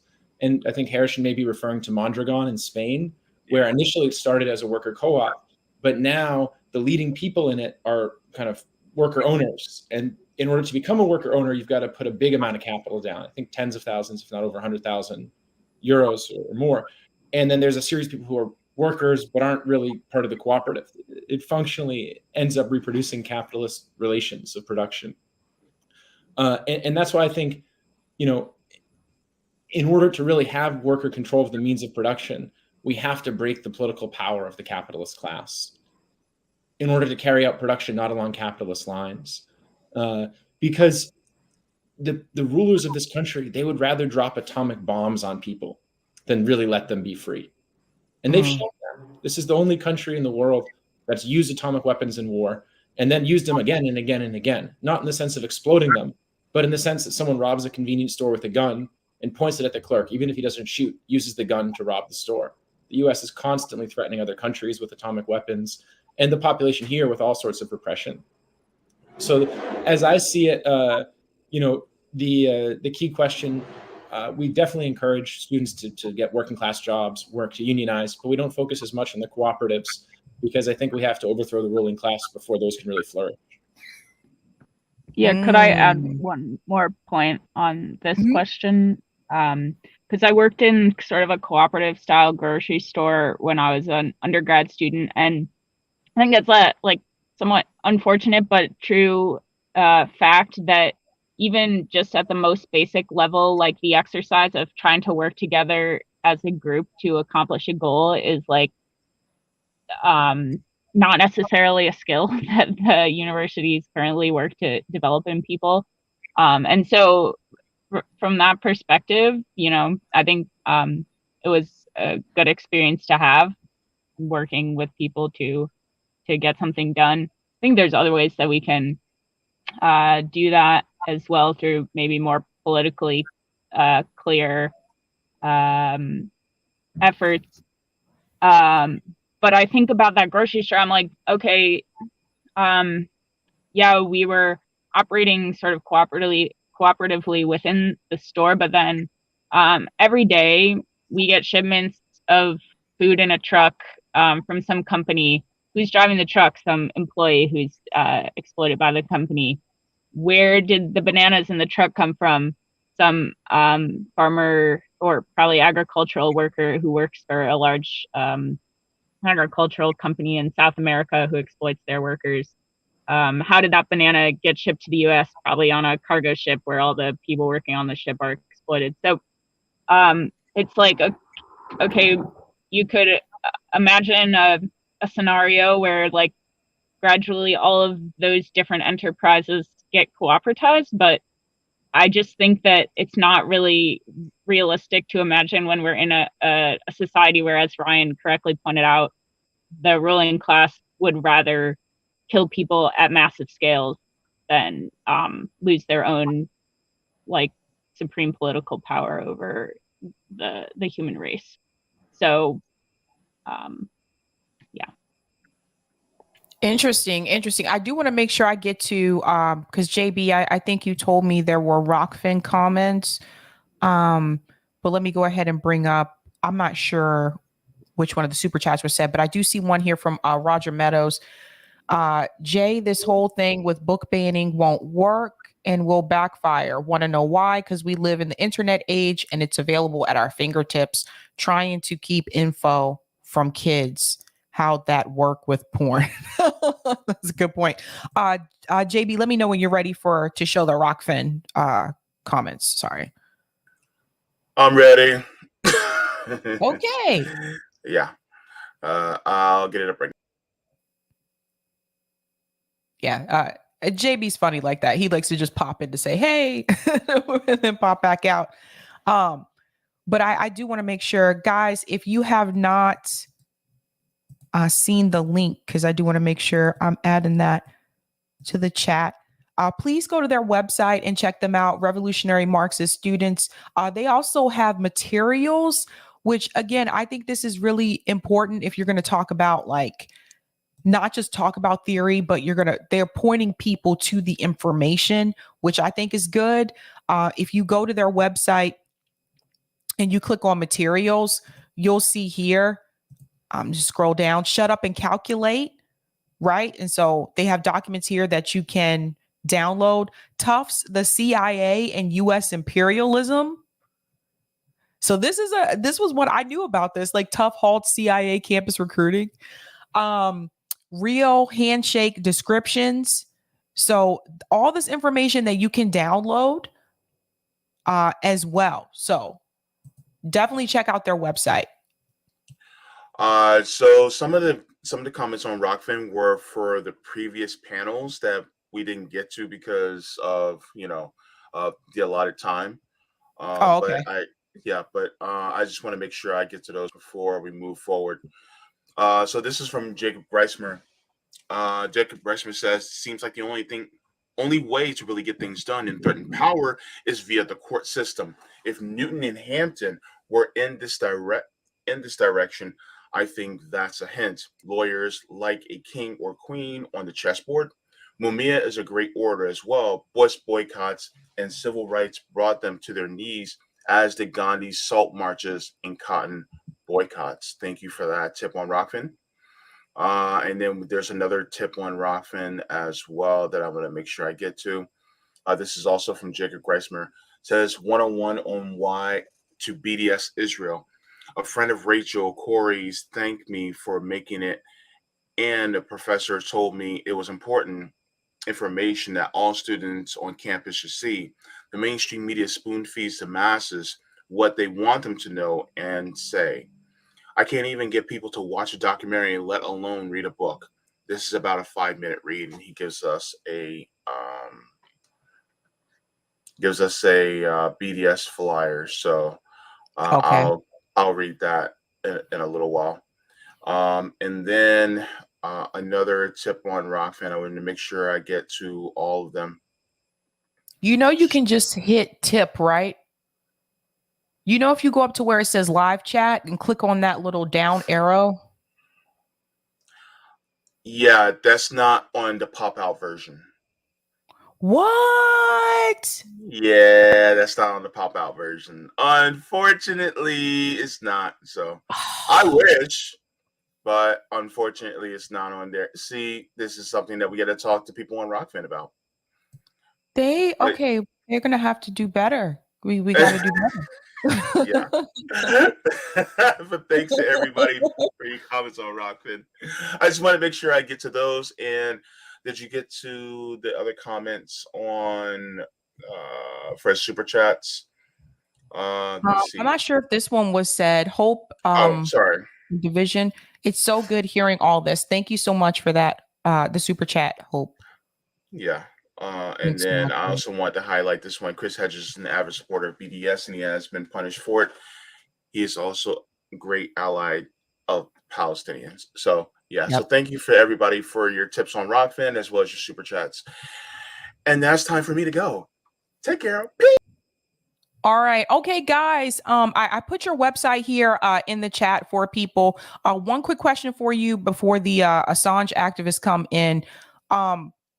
If someone wanted to start their own chapter at their school, is that something that they could do? And how could they go about doing that if they wanted to be a part of this organization? Yeah, absolutely. People just reach out to us. Our email's on the website. You can message us on Instagram too, but email's probably better. Yeah, we'd love to talk. We could set up a phone call or whatever, Zoom or Jitsi and talk sometime and coordinate. And we need more studies around the country of Marxism. It's essential. Get the students to organize on campus and get off campus and out of that campus bubble, join up with the working class. Awesome. Thank you guys so much for coming on again. Like I said, you guys make me proud. I look to you. I look to the students, the younger people, to really turn things around. Like in this country and in this world. But thank you guys so much for coming on. I do see the Assange panelists coming in. So thank you so much and have a good day. Thanks, Sabby. Bye. Thank you. All right. We are going to pop in Miss Misty. Hi. Hello. Kendra. Hi. Hi. Greetings. I just have to, JB. I have to get a water. Can you give me just a second? I'll be right back. Boom! Here I go. JB! Hello, JB. Oh, hey. Hi. Good to see my buddy up in here. Yeah. All right. Okay. So while Sabby is getting a water, I would just like to thank every single one of you for coming in and being here. I'll drop her off just for a second until she comes back. She went to go get some water. And so we are at the 4th hour. I think we're at the 4th. Let me see, 10. 3rd hour. Sorry, I had to do the math in my head. I'm like, what in the hell? Yeah. But we're talking with Assange activists today at this portion of the Activist Summit. So it's so good to see all of you here today. I want to make sure that I introduce everyone, and we will be doing this in clockwise order. So, Misty, if you can let our audience know, who are you and what are you doing on their screen? Well, hi, I'm Misty. I am an activist, organizer, and host with Action for Assange. That's why I'm here, I imagine. And yeah, I'm really excited. Thank you guys for doing this and for actually giving a voice to the people who are on the ground doing the work. I think that's really important. Thank you so much. Kendra. Hi, I'm Kendra, and I started a group in Denver shortly after Assange's arrest, Denver Action to Free Assange. Been working with everybody here for a long time, going to work with Action for Assange, going to DC. So it's been about 3.5 years, and yeah, same here. I echo those sentiments. Thanks so much for having us on and giving a voice to this. It's really helpful. All right, Paula. Hi, thanks for having us. So I date back to when Julian was silenced back in 2018. I got very interested in the case when there was a hashtag Reconnect Julian. There was a 10-hour vigil for him. It really opened my mind to the Assange case, all the details, all the key people who were supporters. From then, it's just a long history of helping activists, them helping me. I'm a co-organizer for the Boston area Assange Defense, and I helped organize the recent DC Action for Assange group. Thanks for having us. And it's a good question. Why am I here? I shouldn't be. I should be live tweeting this. Nonsense. I don't go on Okay. Is it pronounced Halo or Hollow? Halo, like the game. Halo. Hi. I think the first time that we were actively in the streets for Julian was the Million Mass March in 2015, November 5th. At the time, I actually thought that things would play out legally and he would be a free man way before things got so out of hand in 2016. Prior to that, I was mostly just writing letters and making phone calls, but over the last 7 years, it's been in the streets with signs, getting people to write letters for me, make phone calls, that kind of thing. Just everything you can do every day, I guess. All right. Thank you so much. And David, who are you and why are you here? Yeah, Daniel Cedar. Hey, thanks for having me. So yeah, similar. I've kind of started my own thing in North Carolina first when they took Julian's internet away, and then once they dragged him illegally out of the embassies, when I really wanted to step up my activism and get in the streets. And then I got hooked up with the Action for Assange crew with like Steve and Andrew and Paula, Misty and Kendra. So yeah, we have done a ton of events in DC and just been keeping it going from there. All right, perfect. The substitute teacher is leaving. Sabby. I love JP. I don't know what to say, but welcome. So how many of you were in DC with me and Misty? There are a lot of people there. Lost track of faces. Kendra Okay. did an event in Denver with Kyle Anzalone as a keynote speaker, and Halo was in Tulsa. They're always in the streets as well. So they both did corresponding events in their area. I just want to say thanks so much. Like that was phenomenal. Like I really did. And I do have to ask this question, Missy, because I didn't get a chance to ask it when I was there. Who came up with the idea for the yellow banner that we that's kind of a multi-pronged answer here. So our friend Truman in London is an amazing activist. He's in the ground or on the ground constantly, and he started Yellow Ribbons for Assange, I think in 2020. And so that was kind of where the yellow ribbon idea started from. And he's very great about, he goes to all of their different actions and he ties, if you DM him or message him on Twitter, he'll write your name like Misty USA on a yellow ribbon, and then he ties them at all of the different actions that they do. So that's where the kind of yellow ribbon idea birthed from. But then also Kendra at an event she did last year, was it last year, I think? She utilized that really well, and it was a really bold, it really made like a bold statement. And so then Paula kind of picked up on both of their ideas. And it was Paula's idea to do the massive 240-foot ribbon. And she hand stenciled that, and Paula put in a ton of work, and it was really, really, really dynamic and such a great idea. I think it really kind of helped to tie the DC event to the London event, in both that we surrounded the Department of Justice with a march, and then also that we used the yellow ribbons, which is like a really prominent piece of the UK actions. I just want to show people here, for those who have not had a chance to see what that looked like. So this was phenomenal. Like I said, like I've been to other like protests before, but going to this one, I was like, holy crap, how much fabric is that? Because that would cost a lot at Joann's. Like at Joann Fabric, I was like, there is no way. How did they? But I just want to play this for those who have not had a chance to see here.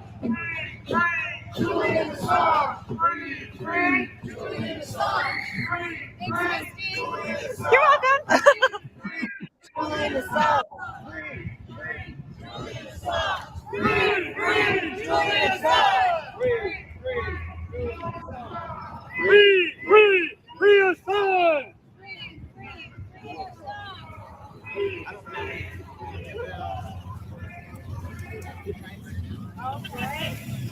They're sorry.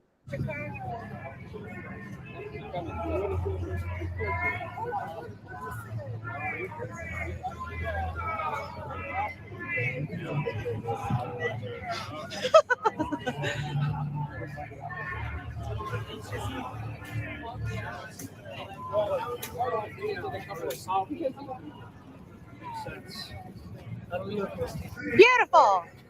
Hi, hey. Sorry, Spike Cohen came up to say hi. Wasn't that so cool though? I mean, Paula did such a great job. She always does. Paula's really great at the visual stuff. She also did the backdrop for our speakers. And that the ribbon was so beautiful, and it was really visually kind of powerful, I think. I saw your tweet, Misty, afterward, and you're like, I'm not going to lie, I'm getting emotional seeing this. And this the same thing for me, just because, I mean, a lot of us there when we were first in DC, just to see the growth. Yes. Even despite the media blackout and all these people coming together and finally, you know, people working together, because everybody here has always been like, you know, free speech is more important than our political differences. So to see that play out in that crowd there, that was awesome. And I did get emotional several times when we first started off from the corner, and first of all, having Reverend Annie Chambers lead our march for us was, I mean, she's like a hero of mine. So that was really cool. And then also just to see, as Kendra said, all of the people who were there over the course of the last several years, it's been really difficult to kind of get people to come out for this. You know, we may have 30, 40, 50, 60, 70, 75 people at an event. And I mean, there was, I think at, you know, the peak of everything, there was probably 300 or so people there. So seeing the growth and then seeing the yellow ribbon and hearing the chanting, I really did get a little emotional. Yeah, that was something that was interesting when Medea Benjamin said, usually we don't have this many people come out at these. I was surprised to hear that, particularly in DC. It's depressing. It really is. Yeah. It is. And it's and actually I think that we've made a really concentrated effort over the last couple of years, in particular, I mean, I speak for myself here particularly, to really kind of reach outside of our political bubbles. And so, as Kendra said, like this really is bigger than our political differences. So we had libertarians and Greens and independents, and it was really across the political spectrum. And everybody came together for this event and for this, this cause. And I think that was also really powerful to see. Agreed. Now, can you guys explain to people the significance of Julian Assange, and his freedom? Because I think some people when they hear this name, first of all, most people I talk to have never heard of Julian Assange, by the way. Yeah. But I think that it seems like most people that I do talk to that have heard of him, they just know of him in reference to WikiLeaks, Hillary Clinton, not exposing U.S. war crimes. So could you guys please explain that significance with Julian Assange? Somebody else want to talk? I feel like I'm talking all the time. I can talk about it. This case sets a precedent. And it's different in each country, right? So in the UK, if they, do the US's wishes, they violate their own Magna Carta if they in their own treaties with the US if they extradite them. So it's one issue there. And I guess that would be the issue for the rest of the world, that the United States can decide to pluck a journalist out of anywhere in the world and try them. And then here in the US, which I think is well, for me, I guess the most important thing, because we're the ones doing this, our government is the ones that are strong-arming other governments. It is a clear violation of our First Amendment on every level, and our our free speech and our free press and right to know. But also, to speak to what Misty said, it is so hard to get people to come out in the streets, and it's because they're afraid. So this is already working. Like, the persecution of Julian is already working. There are journalists that are afraid to publish. There are people that are afraid to blow the whistle because who knows, they could end up the next Chelsea Manning. And there are people that they're literally afraid to assemble. Our freedom to assemble is also part of our First Amendment. So they're already using this persecution of Julian to strong arm us, to oppress us, to censor us.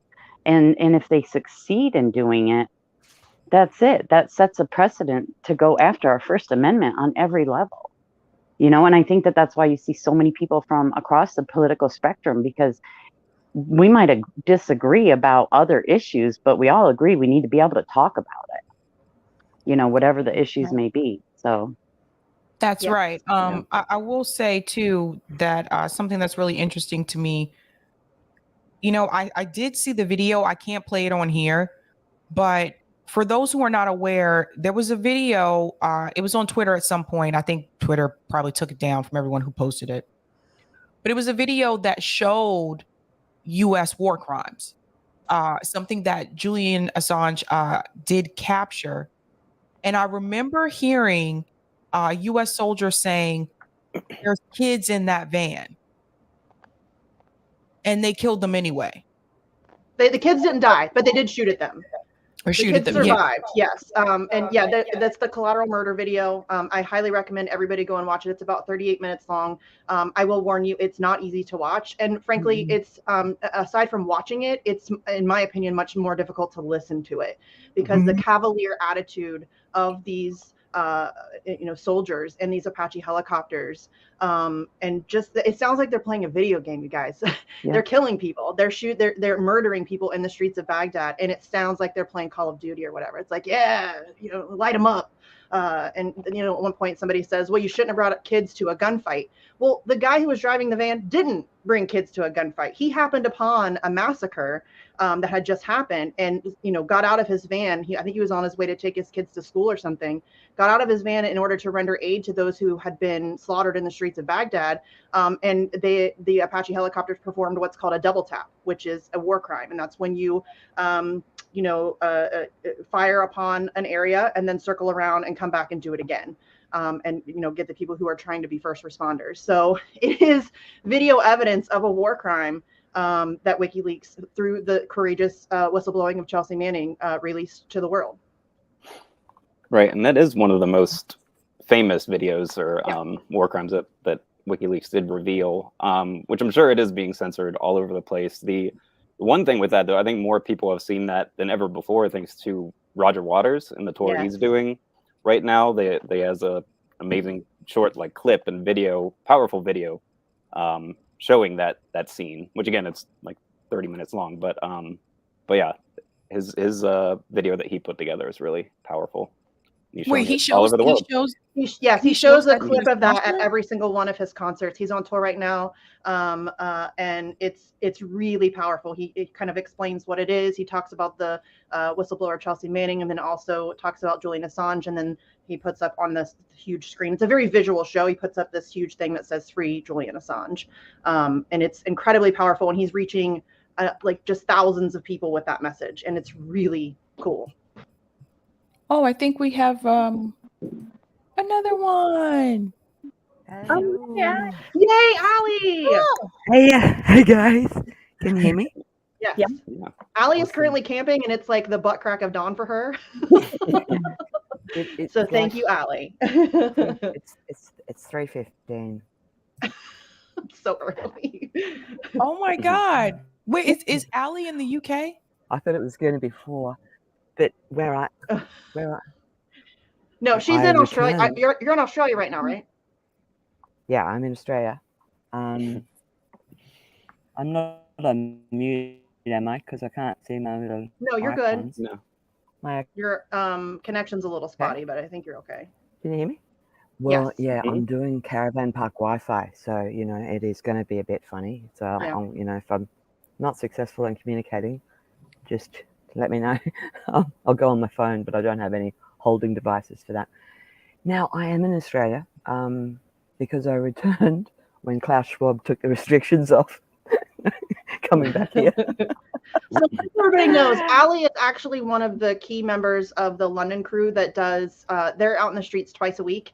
They go to Piccadilly Circus all the time. They also go to Australia House on Wednesdays. And for those of you who follow me and who follow the Assange movement, she was also dear friends with Eric Levy, who we lost over the summer. So Allie is amazing. They are relentless in the UK. They are. Awesome. And, guys, that was a grassroots thing that evolved outside the court. We all met, like I knew people before, and we'd been doing some protests before that and vigil sort of things. We did it in Trafalgar Square and handed out like thousands and thousands of flyers to the very early days of the anti-lockdown protesters, right? We only went there, not because we weren't good people and didn't want to wear masks, but that was part of it. But also to hand out flyers to that crew, the Freedom Crowd, right? You'd think that would be a natural affinity for us. We got in trouble for it, and by sort of, others who were sort of more left lockdown types. And now I actually got blocked on Twitter and a few things like that. But anyway, time moved on. We went to the court, and organically people who were there on that first day outside the Old Bailey. That wasn't the first day. We were there in February as well, but we had to meet up again after in September. And through all that time in the intervening months, we were out for Julian every day. A couple of us got arrested under spurious lockdown rules, which we defended in court and won. They had no permission. They had no right to arrest us and put us in a cell. So we won that one. And then organically in September, we met up again and just like, with a whole more, another whole lot of people, and just continued going ever since then. And I was sort of, everyone's going, oh, you're such a big part of it, Alice, what's going to happen when you go, blah, blah, blah. And I literally had to come back here because spending 3 years in London was very expensive, and I paid for it out of my own money. And, I had a work visa problem and blah, blah, blah, blah. And I also had I was locked out of Australia as well. So I had to struggle to survive, I did it fine. But when I got back here, they closed the camps. The day that the camps closed, remember in Australia, they had those camps you had to go into, even if you were a sovereign citizen. Well, the day that closed, I returned with about a half an hour grace Like I got in at 5:30 and they closed the camps at 6 p.m.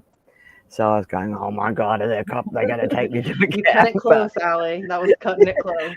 So Yeah. there was a big chick, but she didn't put me in the lockup. So I've been free here since then to a degree, and And killing it there too.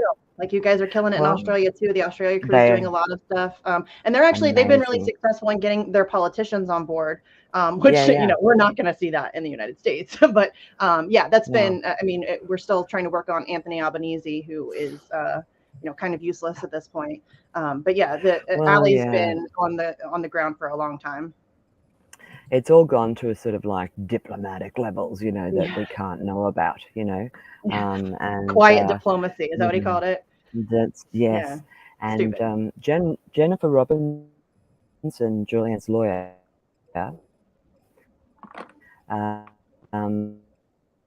spoke at the National Press Club, the Australian National Press Club, on last Wednesday, and when she was asked questions in regards to what are they actually doing, said she was murmuring that they are talking. There are some discussions going on between the governments of the US and Australia, but they're not letting us know how far talks have progressed. And of course, as you probably know, part of this was formed as the right. He'll be able to serve out his sentence in Australia, and yeah, they were the public grounds that you go to the court, you get convicted, you get an appeal, you exhaust your appeal in America, rights in America. That's when you get to go and serve out your sentence in your home country. So not good enough, not going to work. And the quiet diplomacy thing, frankly, drives me insane, because this case needs, he said something about, there's a time for, this isn't a time for like your loud hailer, which is what they call a megaphone. In this case, this needs all the megaphones. Yeah. And it's been silenced for far too long. And so the fact that Anthony Albanese is like, oh, well, we have to do this quietly behind closed doors is laughable. It's ridiculous. People don't, as Sabi mentioned earlier, most people don't even know who Julian Assange is, what's happening to him, or how it impacts their life. And people need to know. Like this is no joke. This impacts literally every single human being on planet Earth. And I think it's important, given that this is an activist summit. If you are an activist, what's happening to Julian Assange directly impacts what you're doing. You cannot effectively fight for anything that you care about if you don't have the ability to speak, if you are not able to educate yourself and others, have conversations, put out information. It's just not possible. So every activist in the world should be concerned about what's happening to Julian Assange, in my opinion. I agree. That's right. Oh, go ahead, Kendra. And then there's a clip I want to show really quick of Julian. No, I was just going to say, to those points that were being made, that's why for all of us here, it's been in the streets doing, I think we've all tried so many different things that we can do, and it boils down to like always a lot of hard work, a lot of time. But I think we all know that the only way Assange will be free is with massive public pressure. And that's what's so important. And then to Misty's point with we'll describe to people, it's like, you might be arguing on the branches of trees when the government is like has the axe at the root, and then there goes everything. So Right. There's a video of Julian, and I've shown this video multiple times. Some of the audience members will probably like that video again, but it's incredible. It's incredibly important what he says here, and you guys have probably seen this. Let me just share it here. Okay. Listen to what Julian Assange says here. Because the goal is not to completely subjugate Afghanistan. The goal is to use Afghanistan to wash money out of the tax bases of the United States, out of the tax bases of European countries, through Afghanistan and back into the hands of a transnational security elite. That is the goal. I.e., the goal is to have an endless war, not a successful war. I love that clip. You can play that over and over and over again, because it is 100% accurate, and you can just replace Afghanistan with Ukraine right now, and it's the same damn thing. Well, and you can see why they wanted to silence him. Yeah. He's so well, eloquently spoken. He's just a powerhouse, and they had to make him quiet. That's right. Now, one of the questions that has come up, and this was something that I mentioned in I don't know where I started, and now that comment went away. So someone, oh, here we go. I didn't start, I guess. This was something that I mentioned in my speech in DC. How should we're not Black News Network, but thanks anyway, Emma. I get what you're saying. How should this be connected to the Free Mumia struggle, according to the panelists? Anybody else want to jump in? I would just say, I mean, I think that we've been trying to connect that. Wasn't it San Francisco that had a big event with it was Free Mumia, Assange, and I thought there was somebody else too. Leonard Peltier. Leonard Peltier. Yeah, Peltier, that were, trying to combine those together because it's really a movement in the same. I mean, what happened to Mumia is, I mean, but that's what I think we need to make sure doesn't happen, where that's just gets forgotten, And that's right. Yes, there's been efforts to kind of combine those issues. It's difficult to kind of you don't want to what's the word, like convolute things. Frame so it. Yeah, I mean, you have to like you have to frame it in a certain way and make sure that the information, because each case is different, each case has its own intricacies and its own nuance and all of that stuff. But we've made concentrated efforts. I know we have a banner that says "Free all political prisoners," and it has Mumia and Julian and Leonard Peltier on it. We could add Daniel Hale to that as well. Now there's a multitude of political prisoners, and so and Mumia is a huge supporter of Assange. Assange is a supporter of Mumia. So, I mean, it's something that I think that we could probably work a little bit harder on, just trying to make those connections for people. But yeah, I think it's something that, moving forward, we could probably do a little bit more work on. But yeah, I think that those are obviously very similar situations, although there are differences for sure. I think what makes the Assange case, for me anyway, I'm just speaking for myself here, what makes the Assange case kind of a turning point in human history is that he's going to be the first journalist ever charged under the Espionage Act. So that's a historical precedent moving forward that, frankly, I don't think we can come back from. And so to me, that puts a little bit more urgency on that case, just given the implications of it, which is why I kind of, and also I just tend to hyperfixate on things. That's just how I do it. But yeah, it is for sure. I mean, and I wish that Mumia would get more attention. I wish Leonard Peltier would get more attention. I wish Daniel Hale would get more attention. And I would love for, we often, or at least I often get people who like to criticize because you're so obsessed with Assange, you never talk about anything else. That's not true. But I am just one person. You know what I mean? Yes. I can only do so much. So if you're somebody who has that critique for me or for somebody else in the Assange movement, feel free to do something. Well, if I can jump in, we're not going to know about any of the other fights that need fighting if we lose our free press. Right. So for me, it's exactly that. Like, how can we know what is going on in other parts of the world, who we should be speaking up for, what we should be fighting for, what kind of discussions we should be having if we don't even have a free press? So, yeah, the key words here are political prisoner and truth. Yeah, the truth will out. It should out, and that's all you need to say in respect of all of the political prisoners that there are. And, the action against Mike Pompeo, where lawyers in the US are suing Mike Pompeo and the CIA for intrusion on his privilege, legal privilege with his lawyers, Julian, in the embassy, surveilled, etc. There are so many numerous flaws in the case. I noticed a few trolls out on Twitter today, obviously CIA troll kind of people, who was, when Joe Biden said, we got a lot on that guy when asked a question recently. You think you got a lot on Assange if that's the those 17 charges with the one other, the 18 charges doesn't it reveal what's already been revealed in the court is you got nothing on him. Yes. You're just trying very hard to make it look that way. Yeah, that's the And bring it's, it. Like, it's you know, all at the about end, they appearances, have- yeah, and that's Yeah. Sorry, really Ali. the way to communicate. Oh, Allie, we're losing you. Oh, I think Allie froze. Yeah. Yeah, I mean, she's sleeping. That was a little bit. But she brings up a choppy. great point, though. Like, they literally, for those people who aren't familiar with, they really don't have anything. In fact, they have had to admit in court that many of their charges or the things that they're accusing Julian Assange of, for example, that the leaks put lives in danger. They have on multiple occasions admitted in court that that is not the case.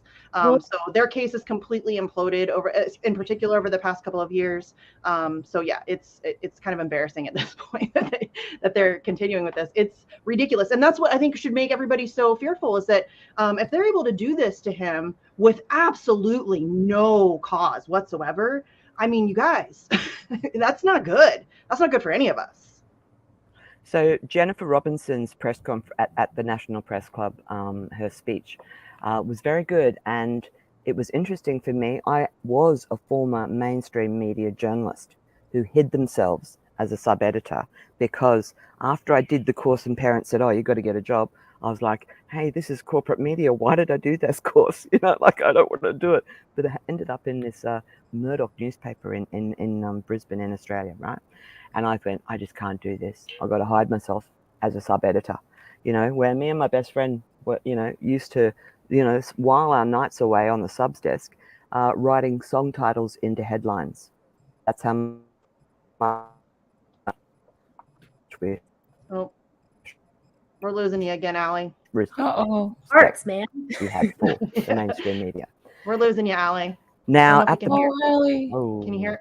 You're like in Did I and come out. back? You're breaking in and Have I out. just Yeah, come back? maybe pop out and pop back in, see if that helps.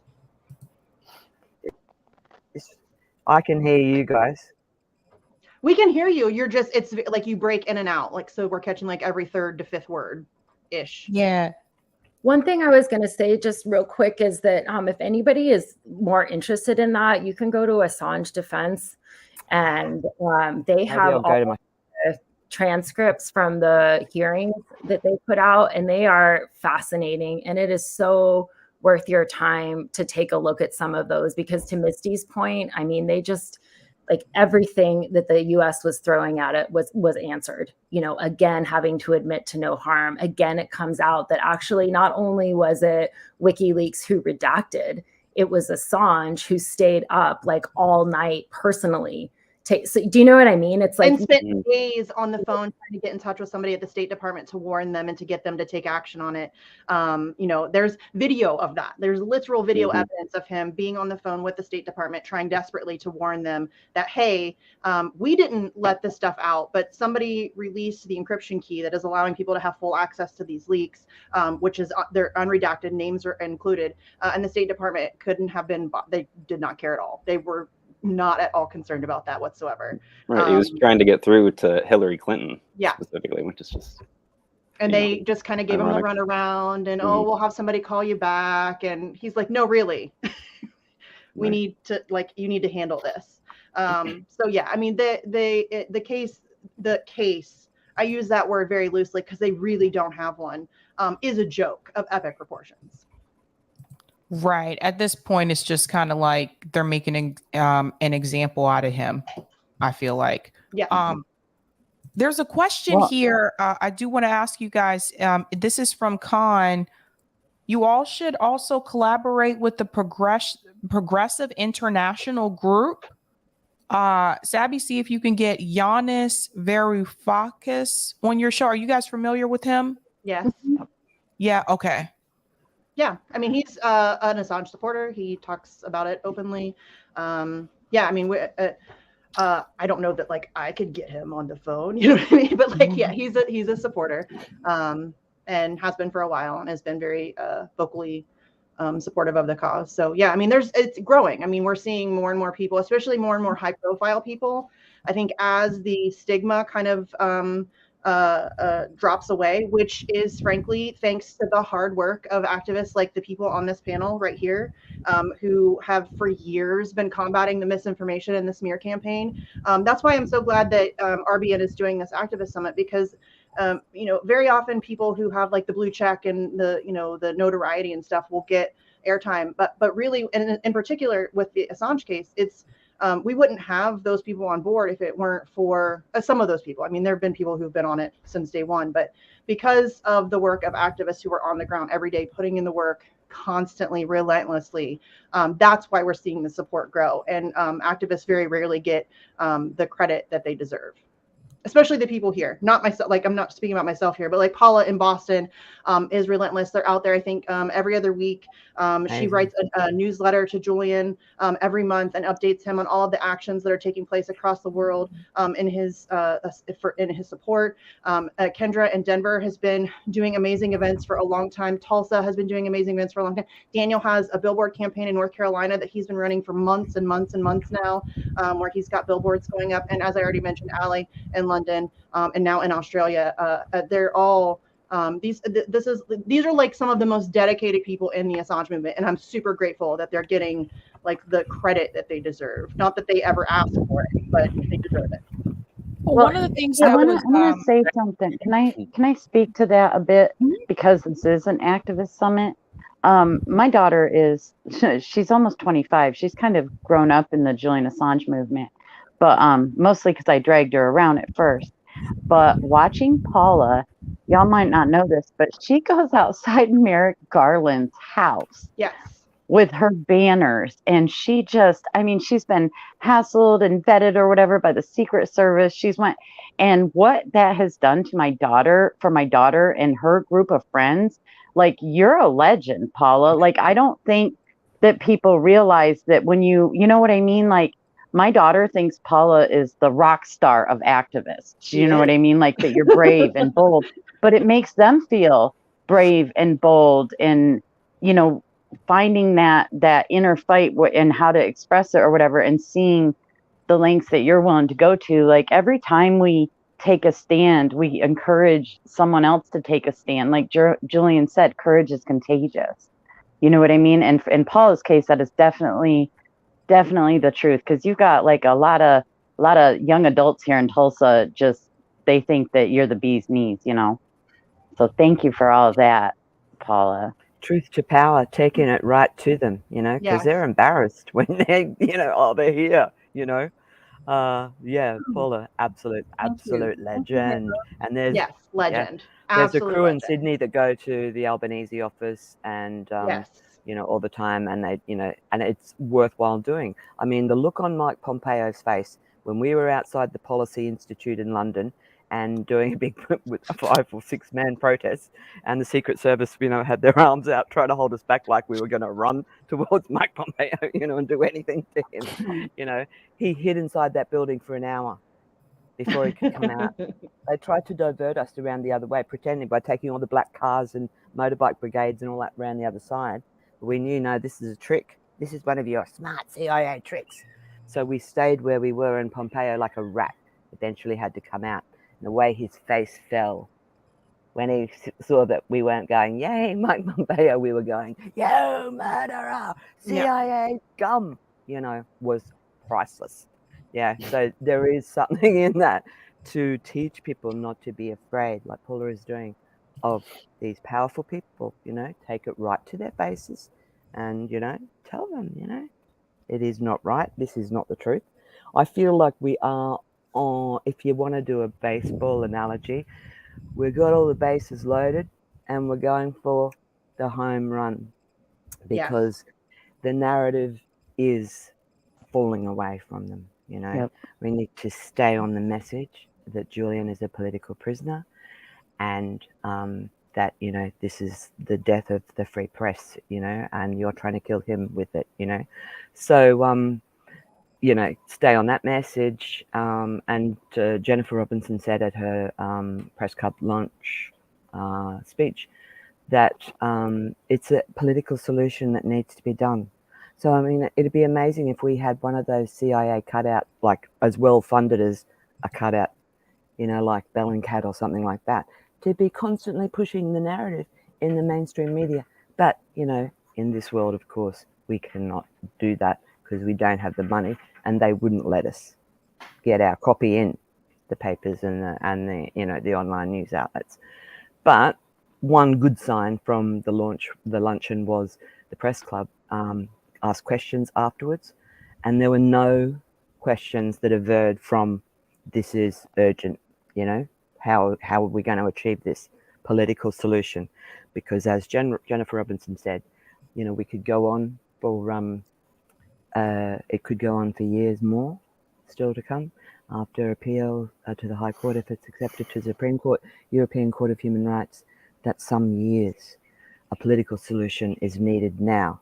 So where our energy should be directed is pulling down these figures in politics that aren't doing anything. We need to keep pressing on them, keep pressing their buttons. That is the way to direct our energy. And there's people like Alexander Downer. You may remember him as a former Foreign Minister of Australia, who then became the High Commissioner to the UK, who then met with George Papadopoulos, who then had something to do with the Trump-Russia gate and tried to involve Julian in that narrative, who illegally gave $25 million of aid to the Hillary Clinton Foundation. We can see where all the threads come back to when we look at the figures who are involved in this. And we need to get the truth on all these, the truth out about these figures. Downer is MI6. He has something to do with why Julian is where he is and why they did the Russiagate narrative, and giving money to the Australian government, aiding the Clinton Foundation.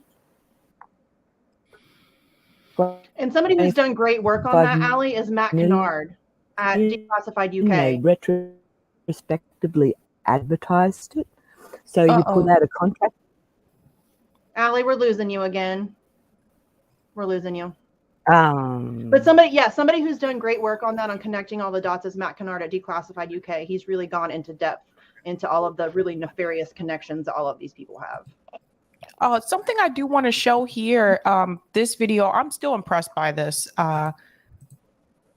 This action here in the UK. Everyone sees, so like they surrounded Parliament. And I believe, if I'm not mistaken, Russell Brand was also there at this one. Okay. So when they said they were going to surround Parliament, I just thought they meant the building. I didn't realize they were going to go the whole perimeter. So I was just like, holy crap, this is a lot of people. There had to be I think they said over 5,000 people. I would say probably 7. So I want to show people this here.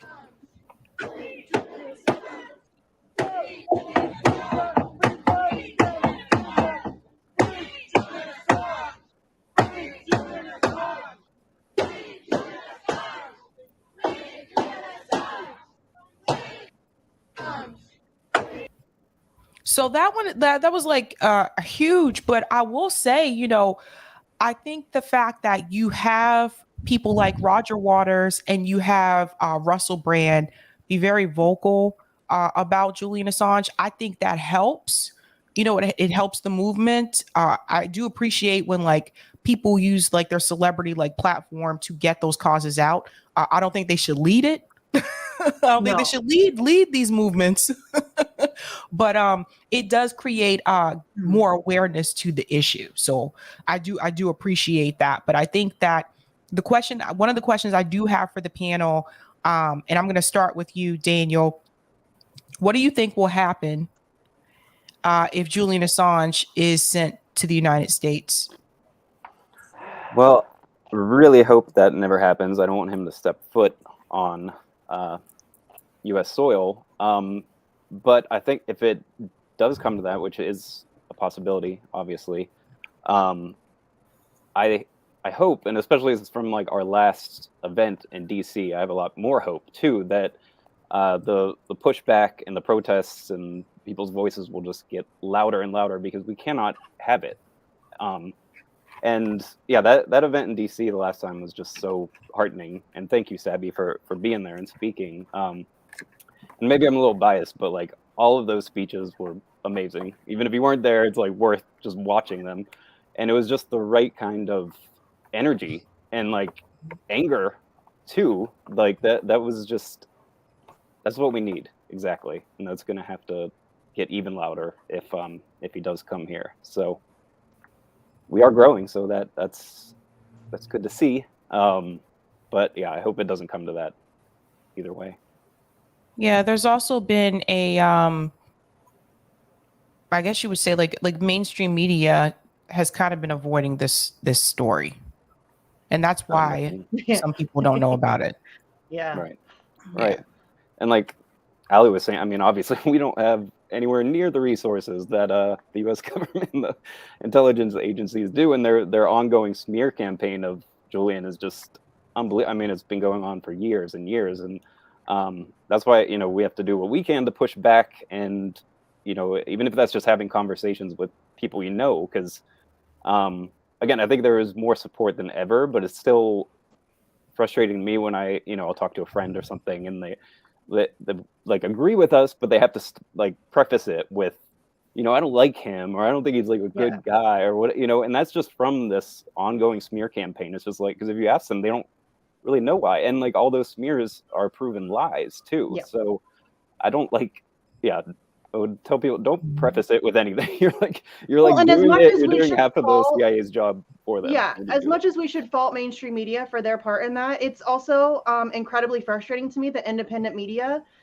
doesn't cover this the way that they should, to the extent that they should. It's very difficult to even get independent media to cover the Assange case, and that is really annoying to me, because I understand why mainstream media doesn't cover, or why they smear Julian Assange. That makes total sense. They're in the same pocket as the intelligence agencies and all of that stuff. So that's part and parcel. Like, I wouldn't expect anything else from them. But for independent media to not cover this case, or to cover it in a really disingenuous way, or to see somebody like Crystalline Sagar use the CIA talking points against Julian Assange in a segment, make fun of him and all of that stuff, like, that's really, to me, that's worse. And that's why it's very frustrating to me to see independent media drop the ball on this. Yeah, no, I agree 100%. I think also at one point, TYT also smeared Julian Assange. Yeah, a couple times.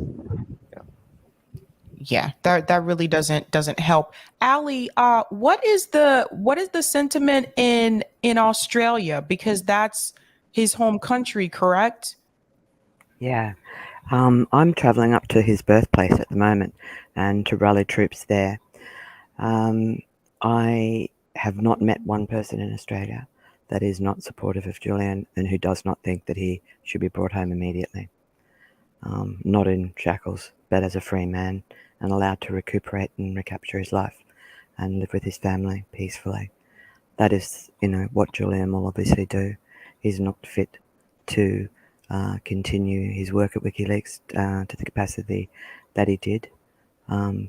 Although the lawyers and his family are quiet-lipped about his condition, except to say that he is suffering profoundly.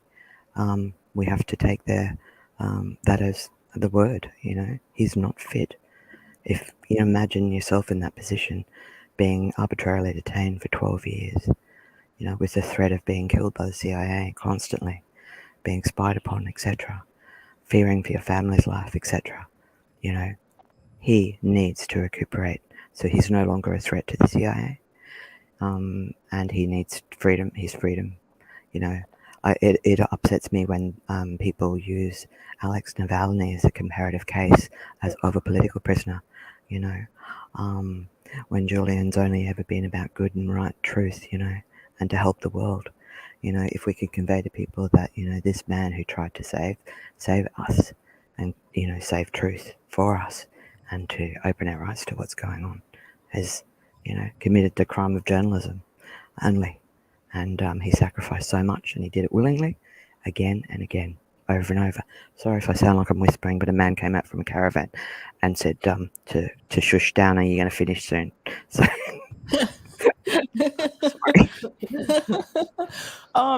do you guys know, like, his dad? I know his dad and his brother did a tour here in the United States where they did talk to media channels about Julian Assange situation.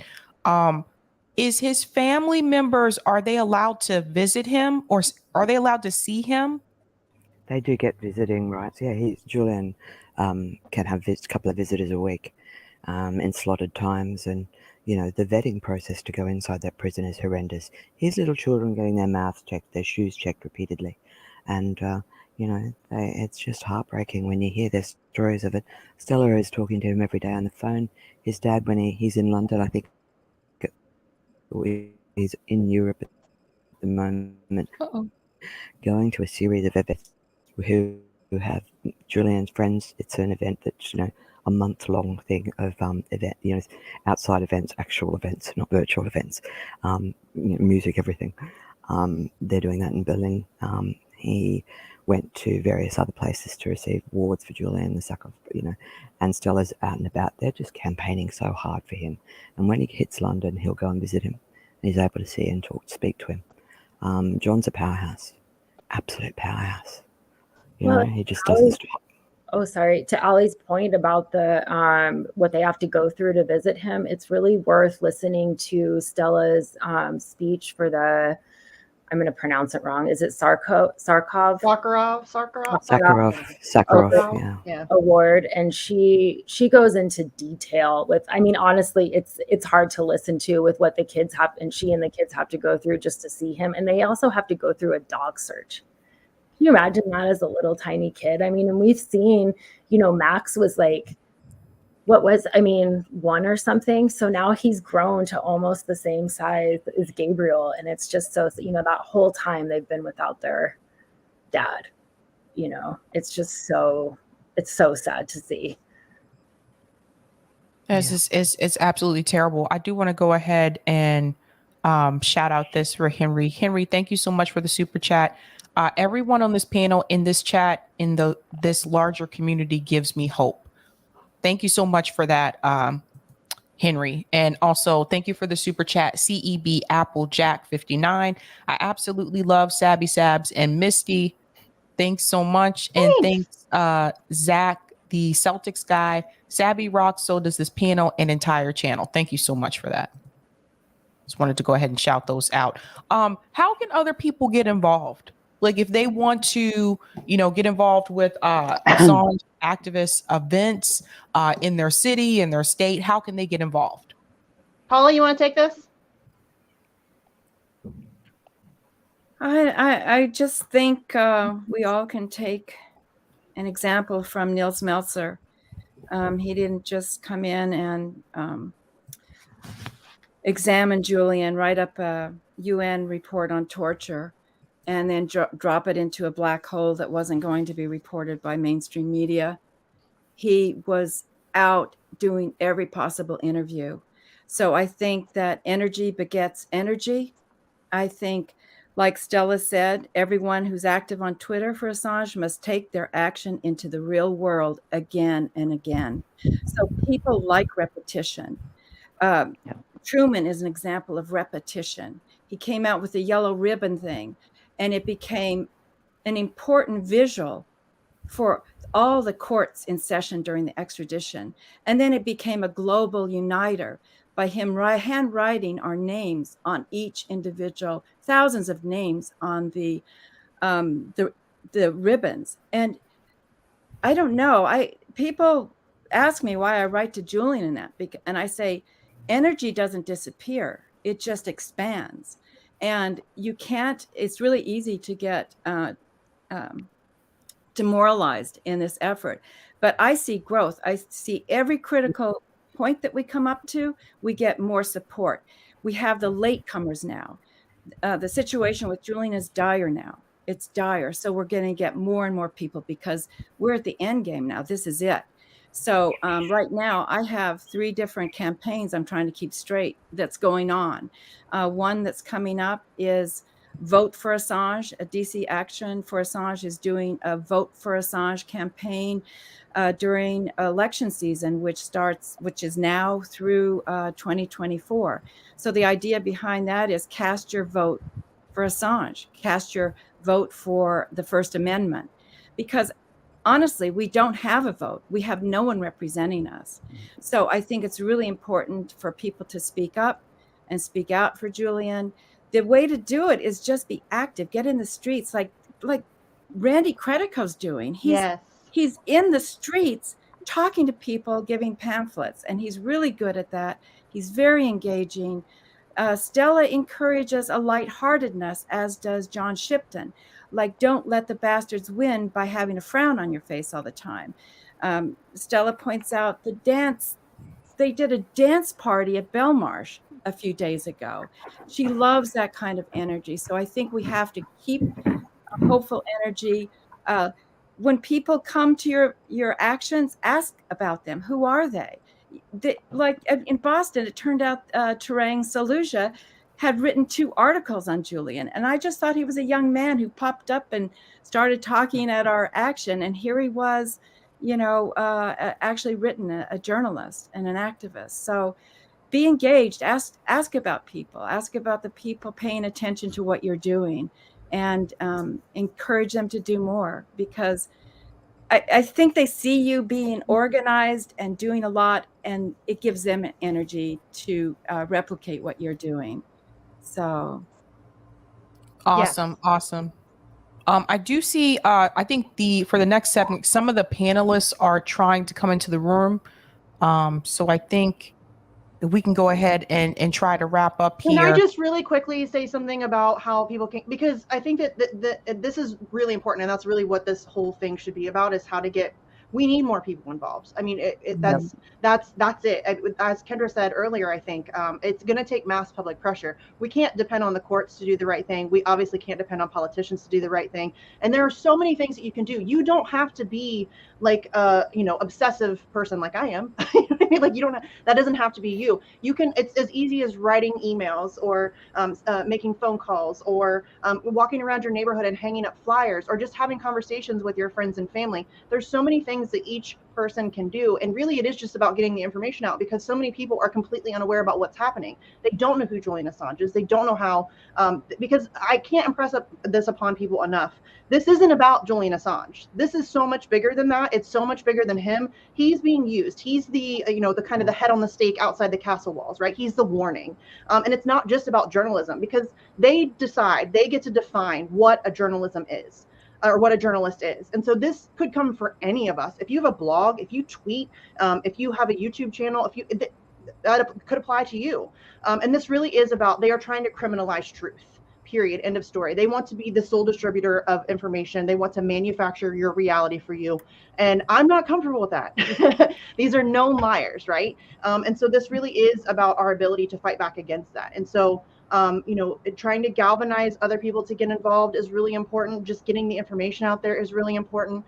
There are just so many things that you can do in order to aid in this fight. And, there's a lot of people who have like this defeatist attitude. Well, oh, he's probably going to die, or, oh, it's blah, blah, blah, blah. Okay, well, stay home then. But this fight is worth fighting. And we don't have really the time for defeatism. This is it. I mean, to me, I think that this case represents a turning point in human history. So we need people to get on board and to make noise about this. And again, this is an activism summit, right? This is for activists. Every single activist who has taken part in one of these panels over this weekend should be concerned about what's happening to Julian Assange. And, we need to cross collaborate. We need to really come together on all of these issues. So yeah, I mean, we really need to, kind of get people to be, to get over the kind of, I think a lot of people are just kind of overwhelmed. They don't know where to start. And so if we can just get people to recognize that, getting involved doesn't mean you have to go to DC every time that we go to DC, right, or whatever. Halo in Tulsa, Kendra in Denver, you can start something in your own community. But even if you can't do that, there are other things that you can do. And I want to just really impress upon people that everyone is welcome. We don't care who you voted for. We don't care what party you belong to. We don't care what ism you subscribe to, what books you read. We don't care. This is a post-partisan issue. This is not red or blue. This is not left or right. This is not green or libertarian. This is an everybody issue. And as I think our DC event really showed, is that we can come together on those things that really impact all of us, and stand shoulder to shoulder with people that we disagree with, and fight for a common cause. And I think that that's really important. That's right. Misty, thank you so much. Well said. I believe that the next panel is here. So I'm going to pass it off to CJ. thank all of you Hi, so CJ. much for joining me. Hey, Thanks what's so up, much. everybody? Thanks, Abby. Thanks, you guys. Yeah, thank you guys Great for doing this. panel. Thank you for giving a voice to activists. We love you. We love the work that you do. And thank you for always covering Assange. Thank you for always being there when I need somebody to, spread the word or whatever. You guys are amazing and I love Absolutely, Misty. Always, Misty. All right, so Thanks, guys. I will pop everybody Thank you. out. Bye. Thank you. All right, so let me thank you, Sabby. Great segment. When will you be back? When will you? Oh, never mind. 3 o'clock. 3 o'clock. Okay, sorry about that. Yeah, 3 o'clock. Sabby will be back. Now, I do want to start with the video because some people may not have been able to get in. Let me see. Before this, we were for. Okay, so you are good to come in. All right, I have to say it like that or I'll miss a word. I think I have some sort of form. Somebody told me I have some sort of form of dyslexia. You are good. Oops, see? Good, I put go. Good. Good to come. Okay. All right, so that's one of our first guests that I'm going to be bringing up, but we're going to start with this video. Now, the name of this segment is the Los Angeles RBN Community Outreach Chapter. So LA RBN Community Outreach. It's already up there, CJ. Oh, JB, thank you, sir. Here producing. I just thought you were sitting here waiting with your camera off, waiting for the next segment. But thank you. All right, so JB's producing. I don't have to do it, so I can just focus on the screen. So the Los Angeles branch of the sort of the chapter for RBN in Los Angeles is going to start out actually as a community outreach from Los Angeles.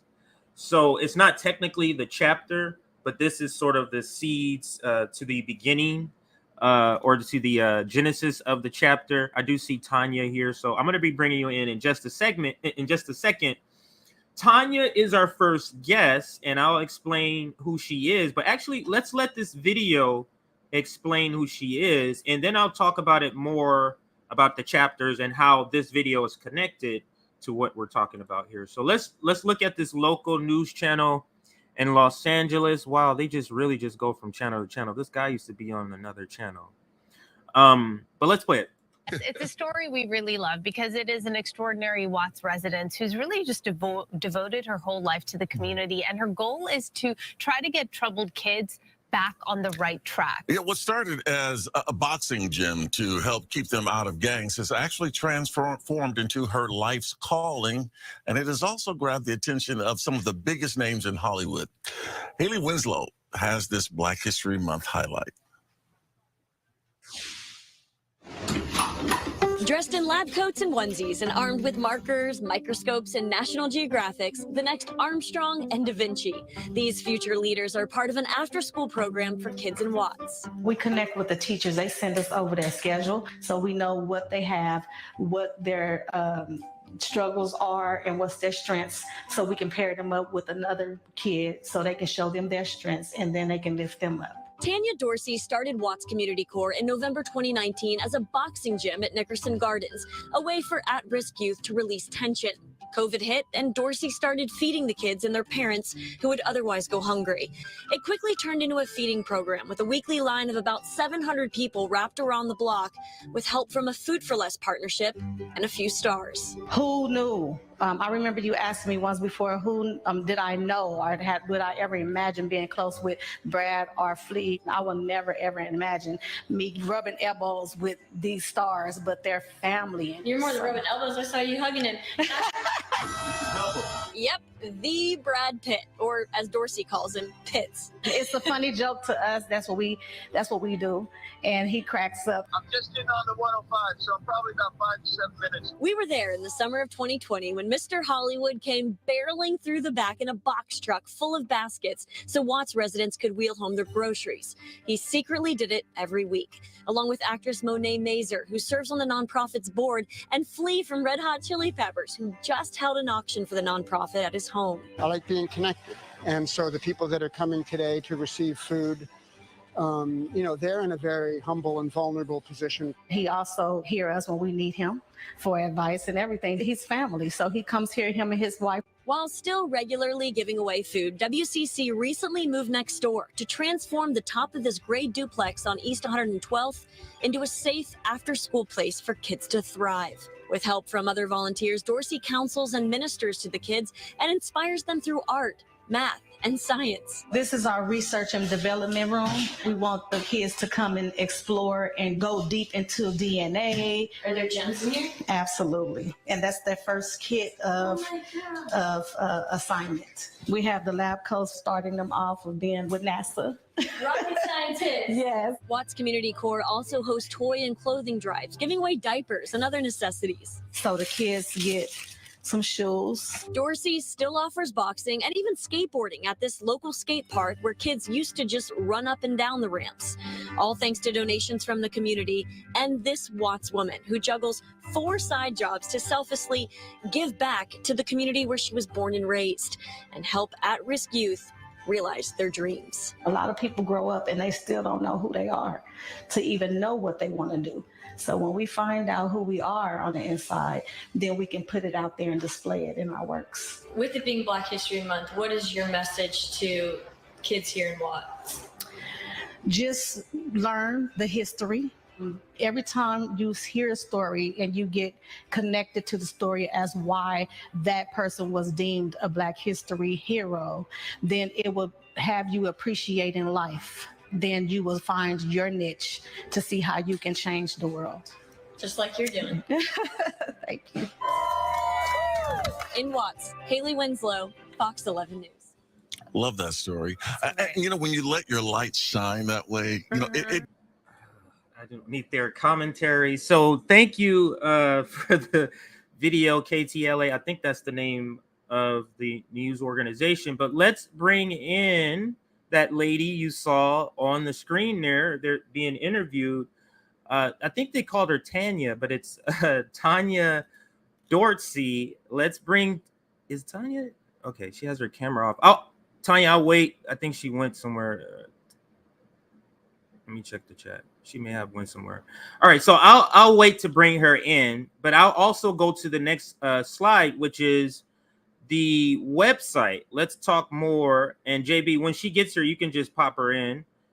When she turns off her, when she turns on her camera, she may have went to the restroom or something.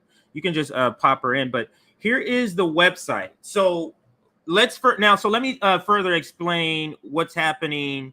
How this is connected to RBN and the Los Angeles Community Outreach program that we're going to be launching in November. That's our first campaign. Where is that?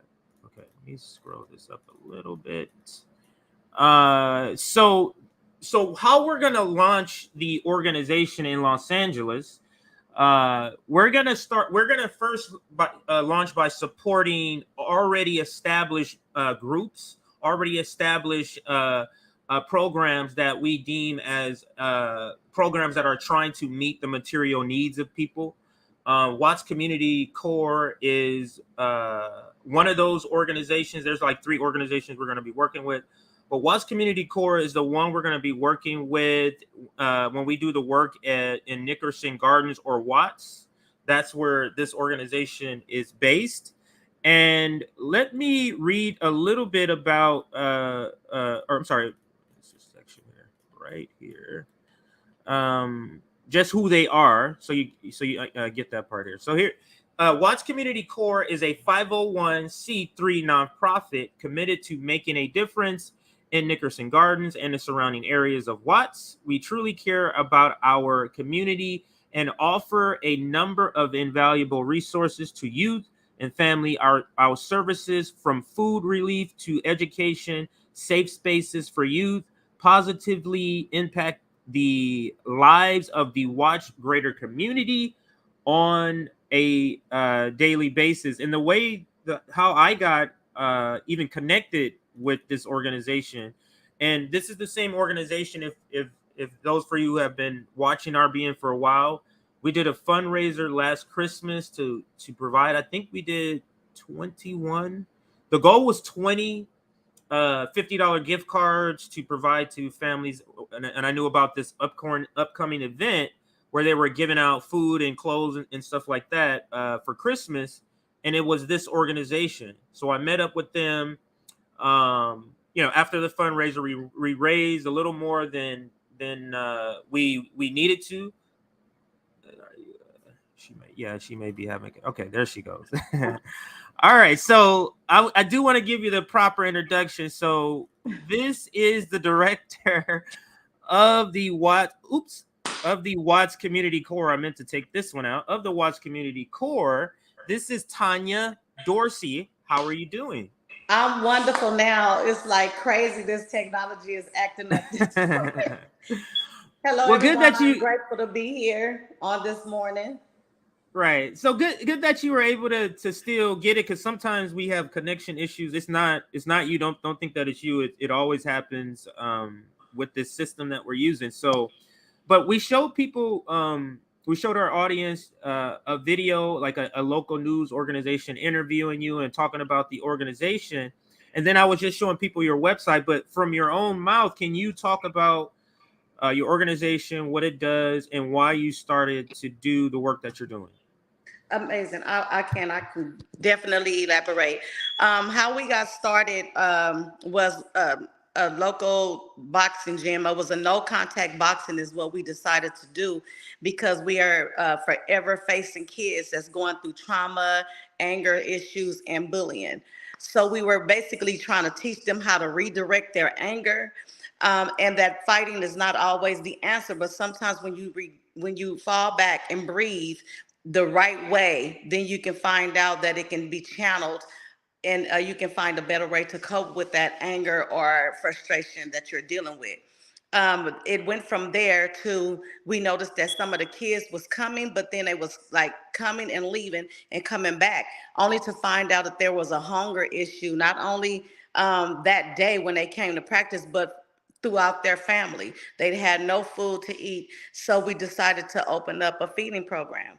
First, my co-founder and I, Kevin Hunt, we were feeding them out of our pocket, just making ends meet, making sure we suffice the need of the community.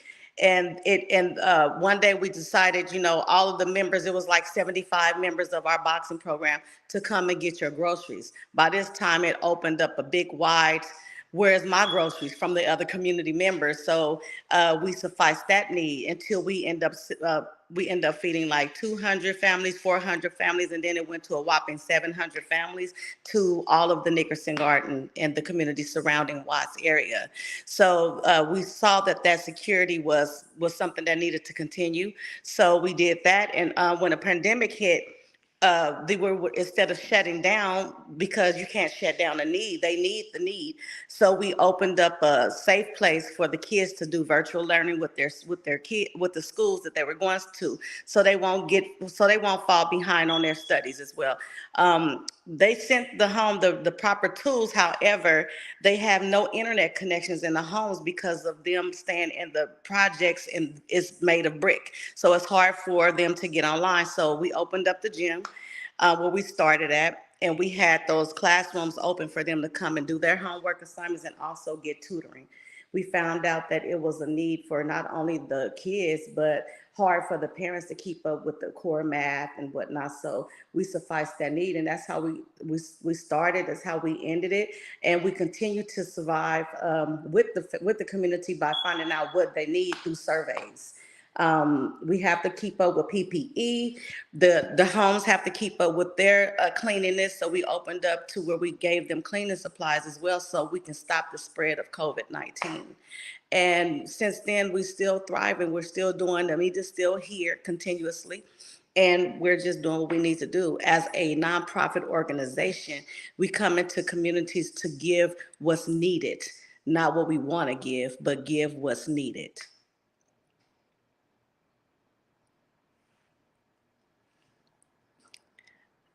I can't hear your question. You're muted.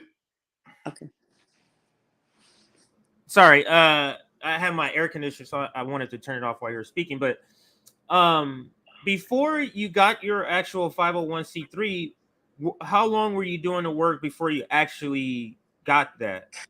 For a year. We started a year before our 501c3 kicked in.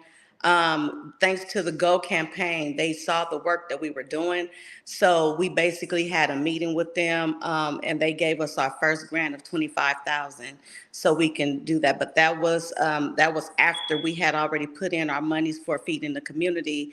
And one of their representatives, Michelle Casca, came and saw what we were doing and was like, oh, can I ask, how are you doing this? And we was like, out of our own pockets, working, trying to make sure the ends meet to suffice their needs. And from there, she told Scott Schaefer, which is the founder of Go campaign, and he came, saw, and gave, and we've been friends and connected ever since then, and they continue to help us as we need things to be accomplished. So one thing I just found out, or maybe I knew this, and I just, because the work you do is more important than the actual celebrity, maybe that's why I didn't remember. I had no idea all these celebrities, not all these, but the ones that mentioned, were helping here. Like, how did people like this? The only person I saw was Brad Pitt. Yeah, how did they find out? Because there's a lot of people help. Like, how did they even find out about your organization? Well, first and foremost, it's cliche to some, but for believers, I have to say that God connects you to who you need in your life at the time to make things happen.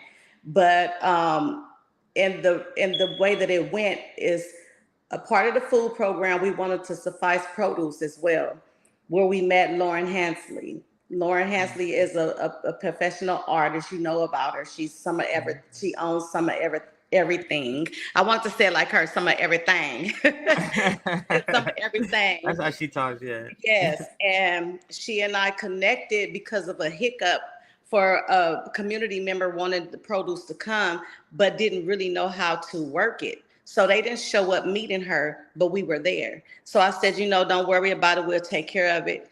And we let her see the flow of people coming and getting the food. From there, she told Flea about us with the Red Hot Chili Peppers. Right. And Flea was like, Lauren, ask her, is it okay if I can get her number? And she was like, okay. So that connected. I told her, yeah. Flea called me and said, I see all of what you're doing, but I see a missing piece. Can I add to your organization? I said, how so? And he was like, hot foods. So while they're waiting in line for their food, their groceries, it's a hot meal ready for them and we can pass that out. And I said, absolutely, we can do that. So Flea came, joined. He did an 8-week, well, it was technically set up for him to do 8 weeks of that, but it flourished and it was the need. So it went from 8 weeks to 16 weeks, and I believe for another 8 weeks. So after that, then Flea had transitioned into his own career, but he's still here helping and part of the board. As a matter of fact, he did a silent auction for us at his house. It ended at his house. So from there, Thomas is a friend of Flea's, and Thomas is a known professional painter as well. So artist, not just a painter, but just an artist. So he came and saw, he was like, hey, T, can I invite my friend Brad? And I said, yeah, that's fine. Not knowing, I just knew that it was his friend Brad, right? I said, yeah, come on, the more the merrier. Let him see. He said, because Brad can't believe, he said, every time I see you, Thomas, you're talking about this organization, how bomb it is, and they do great work. He said, what makes them different from any other organization? I mean, organization is an organization. He said, Thomas was like, no, this organization, the people walk away with so much stuff, they can barely carry it in their hands. They have to drop it off, go back. And this girl and her organization set up to where the community had the elders staying at home and they go and deliver the food. Yes. So therefore, just it's a well-oiled rig. You have to see it. So he was like, I need to see it. So Brad came and he saw, and he was like, T, come here. We got to talk. So he was like, what do you need? And I was like, whatever you feel like you need to bring, because that's what Watts Community Corps is all about. You come and you see how it can be better. It takes a village. Whatever you need, because nonprofit organizations, I wanted to shy away from asking for a need of myself. It's not about me. It's about the community. And it's so many organizations that want to ask for financial gain in their pockets. And I'm just putting it out there. And Watts Community Corps wanted to put that to bed. Like, we're not here to make any money. My co-founder and I, we're still running the program without putting our ticket in. We're not employees. We're founders, and we're here to go and make things happen. So from there, Brad said, you know what, I'm going to bring baskets so they can take away and take what they need, and we'll do that. I said, okay, that's fine. So he did 3 consecutive 8 weeks of that. But he didn't send people. He came himself. Like, this is my Wusa, coming to volunteer. And why not do it with beautiful people like yourself and your organization? I was like, yes, and ditto. Brad is family now. He still give. He's doing his thing, but I talked to him yesterday. He was like, hey, did you get your donation? I got the donation. Thank you. He's still giving. He's still a part of us. Monet Monsieur came aboard, the wife of Tate Diggs off of All American. She's now a part of our board. She's actually the officer and also secretary of our board. And more celebs come, they volunteer, but they're here to volunteer. So when you do hear about them, it's only because we tell the story. And that's when you'll know. Right. Because, celebrities want to shy away from the camera. They have enough of that. Their mental is giving and releasing all of the tension that they do at work by giving to the community through lots. This is their way of grounding back into reality out of celebrity-ness. Yeah, this is their way. So I get it. Full disclosure, my brother works with Chris Rock. You know this already. So, this is something too, like, so these, we live in LA, and we kind of celebrities, it's kind of, we see them all the time. It's not really a big, it's not like really a big thing for us. But I want to take this moment because you said it takes a village, and I'm going to be bringing in some of the volunteers that we're going to be working with. So the idea is that we want to launch our community outreach. As this, we've been an online sort of thing. We do work, like we have a thing called Tour for the Poor. Rome, he travels. He's another member. He travels. He raises money through this, raising with our community here. And then he travels and feeds the homeless or unhoused or something like that. He travels to different states. Right. But we want to branch that out. We have 6 members. We want to have a community outreach in those 6 cities that our members are in. We're in all 6 different states in the United States. And your organization, because I'm the person, I have to feel like if somebody has to introduce me to you, to make me feel like, okay, I can trust that this person is really doing the work. And my sister is the one who introduced me to you. So it's like, this is family is introducing family. So I'm down to work with this person and put my all with this person. So our idea is to work with organizations like this organization to just support what you're doing. So maybe we can do another round of, gift cards, because we want to give people the option of, being able to do what they want to do with their money. So that could be something the next campaign we do, or maybe deliver turkeys. But you and I can talk about that offline. But let me just introduce you to some of the people that's going to be helping. I'll bring all of you in, and then I'll just let you each introduce yourselves. So let's start with Zoya. Zoya, if you can just talk about briefly, like, your background. And this is Tanya. Tanya is the director of Watts Community Corps. And if you can just introduce yourself, and then we'll go to MJ, and then we'll round it out with Dylan. So, Zoya, you're up first. Hello, RBN community. So lovely to be joining you guys again. My background is an activist since I was a kid. I was involved in environmental actions, marijuana advocacy, anti-war, and many other fields. Also in Los Angeles, I was part of Project Angel Food since I was a teenager. That's an organization that's been around for decades. Also really great. They make packaged meals, basically like days of meals that are very nutritionally balanced and healthy for people that are struggling with disabilities and other health issues, and deliver those meals to their house. That's amazing. It's nice meeting you. Great, Zara. nice. Nice to meet you. And let's bring in MJ. MJ, just introduce yourself to the community. I think this is the first time you've been on our live, and Dylan too. So, this is your introduction to the RBN community. Just introduce yourself and talk about why you wanted to kind of volunteer and do this work in Los Angeles. All right. Hi, everyone. Thank you so much for having me. My name's MJ, and I'm representing the Anti-Imperialist Party, and I'll mention a little bit about that in a bit. But I first want to say thank you so much, RBN, for hosting these summits. So many great panels, so many good topics. When this is done, I'm going to need to go back to the first day and catch up on everything. There's so many good talks. And speaking about these summits really quick, there's no coincidence with the Anti-Imperialist Summit you guys had early this year and what I'm representing with the Anti-Imperialist Party. That summit you guys had straight up influenced me directly in a very profound way. And it influenced my politics as well, to where imperialism, in my opinion, is the primary contradiction for everyone globally. And I'm not going to go too much more into that, but the point is that your guys' summits do have an impact, and it definitely impacted me. What got me into this and wanted to be more involved in activism actually happened with the special military operation in Ukraine.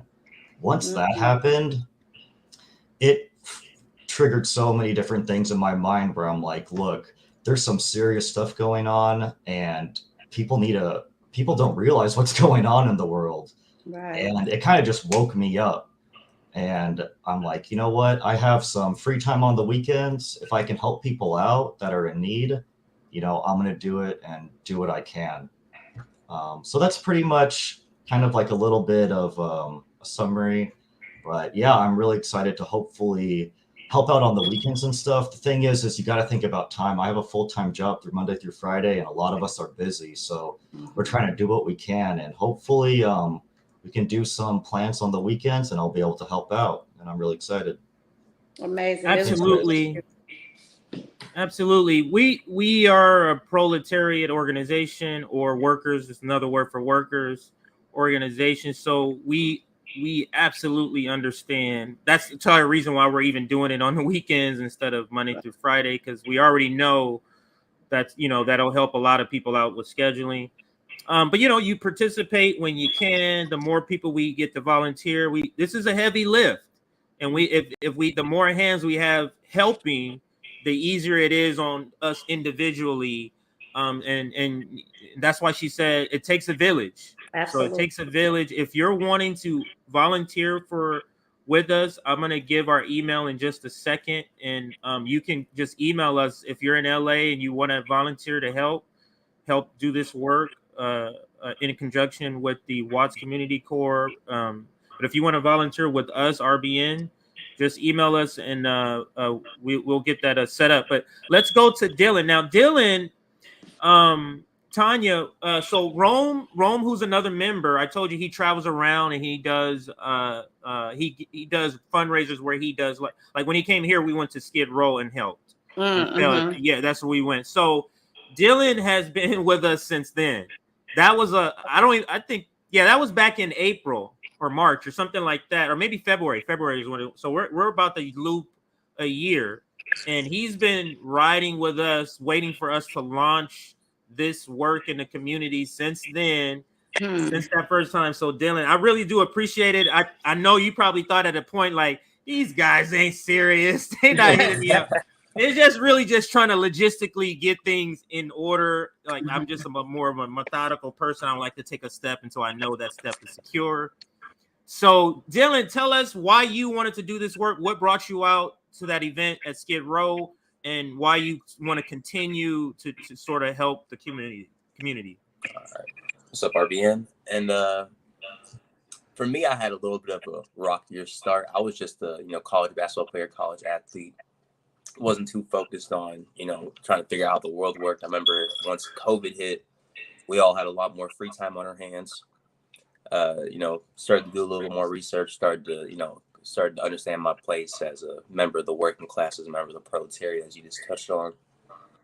And then once you kind of have that awakening, you kind of either you start to push back against that ideology, or I feel like you feel that urge to help people. And I felt that urge to help.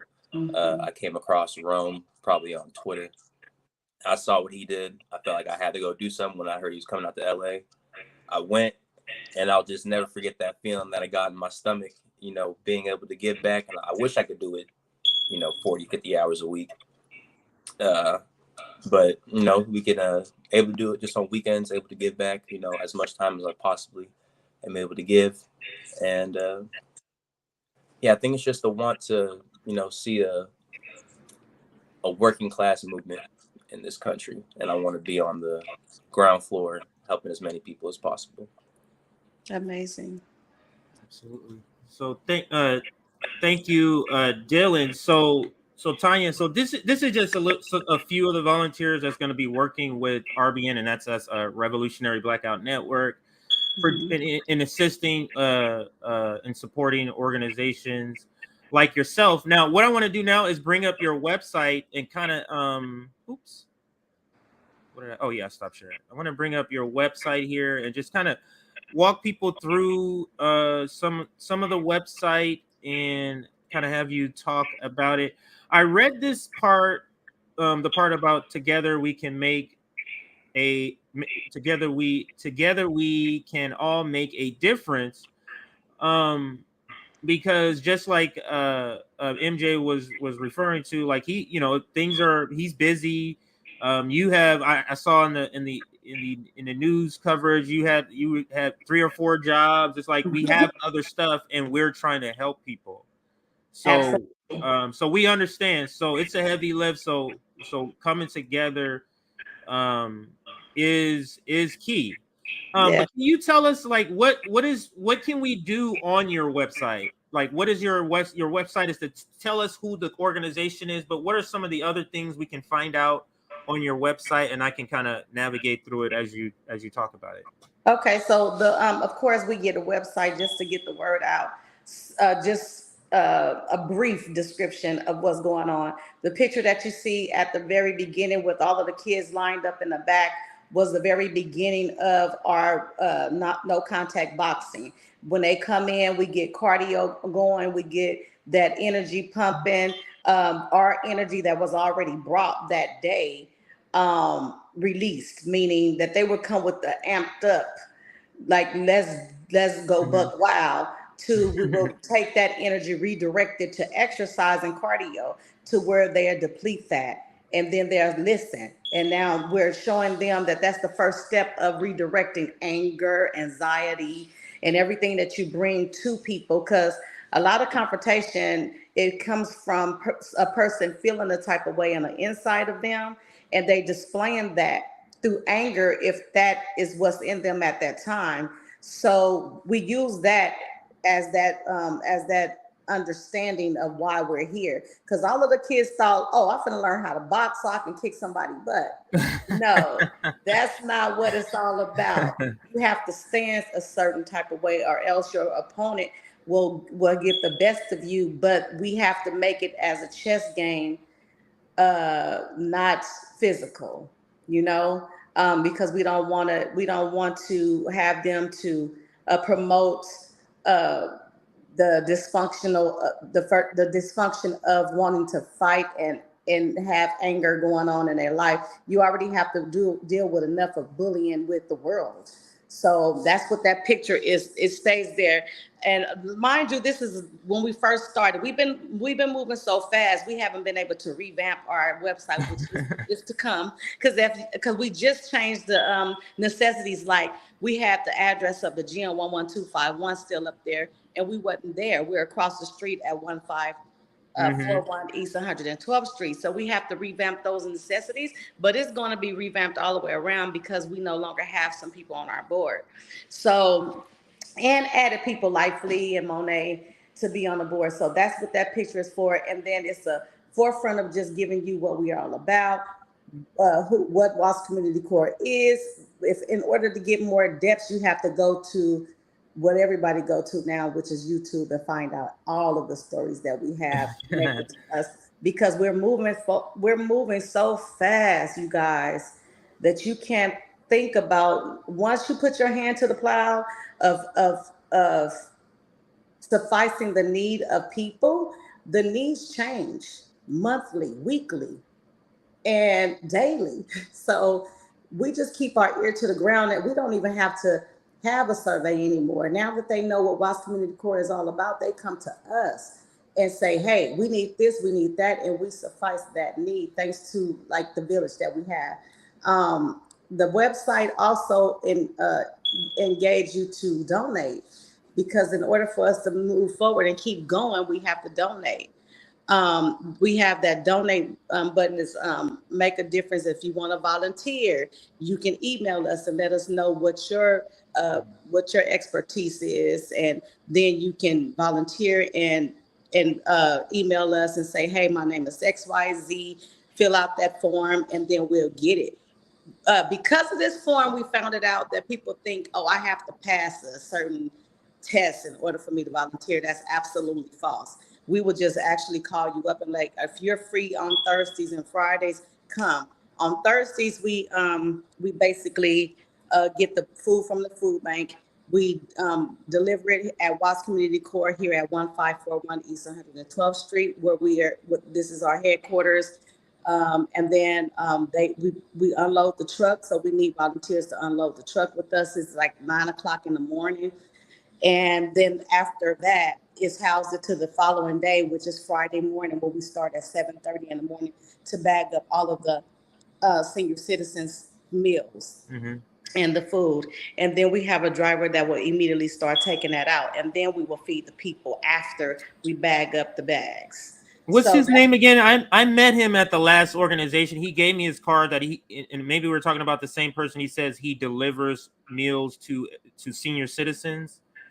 Is this are we talking about the same person? Is this the guy you have, or this is a different? Okay, so the last organization I went, I was talking to this guy, forget his name. I have his card, but forget his name, so I thought maybe that's the same his card. Is it 360? Is it the Yes, that's it. 360. Yeah. Okay, so yes, it is the same person. His name is Loaf. Well, his real name is Brian, but we call him Loaf. He was born and raised here in Nickerson Gardens, and when we split from the gym, he came and was like, I would like to continue with the meals for the seniors. So I actually cut out the volunteers going into the community to deliver the meals and just gave it all to 360, so we can partner with making the village happen. So he just wanted to show forth that he still cared about his community, and pretty much by Watts Community Corps having the leg up for the community, knowing that this is where the food come from, and plus he needed that too, food to give out, then we just partnered for him to be the deliverer of that. So yes, that is the same. That's the same one. That is right. That is that's awesome. Something you said I want to kind of zero in on, because you said the picture in the beginning. You started out as a boxing gym in order to have an outlet. So we are a we're a mutual aid and political education organization. So we want to model after organizations like the Black Panther. They were also a Marxist organization, communist organization, believe in doing this sort of work. But what stood out to me is when you said anger and anxiety, a way of an outlet for kids. That is so important because we have to understand, like, and I'm from the same area. Like growing up, there's a lot going on. You have to navigate being poor, being part of the working class that most, like a lot of people don't have to go through, like walking just to school or walking back home and making sure you're feeling safe, or like what had the thing that you found out that had you even evolve your organization from boxing when people were not showing, kids weren't showing up because they were hungry. You had to evolve the organization. So that's another thing that could add a layer of hunger and anger. And there's a lot of pent up anger. And people just think kids in the projects or the hood or poor just have anger for no reason. No reason. Like not being able to eat, not being able to have food, not having, you go to school and people, kids are kids making fun of you because you don't have the new shoes or because you have holes in your clothes. Like all of these things have a lasting effect on your psyche. So to me, that's what stood out. And I'll pass it to you. It sounds like you wanted to kind of jump in. I do, because we're so, we hear as you evolve in business and you hear the terms of what does that look like? How do you think that we should evolve that? Should we deal with that, or should we not deal with that? I'm busting down the doors of business owners,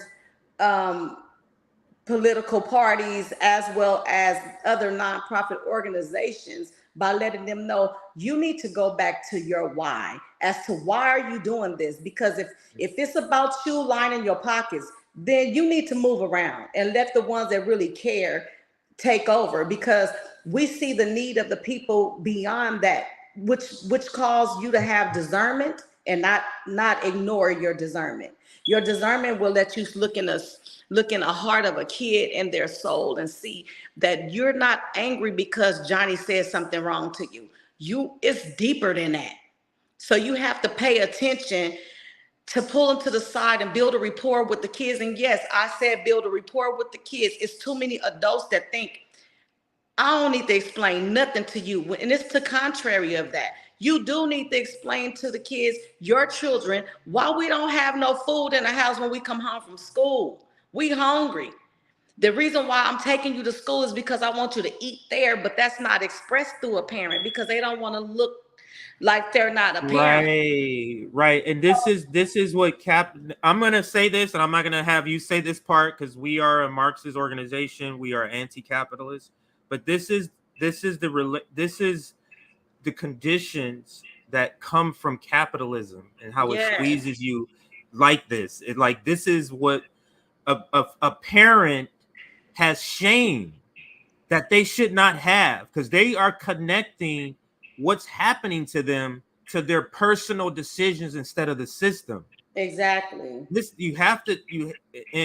So parents, so they're trying to cope themselves by not bringing it up.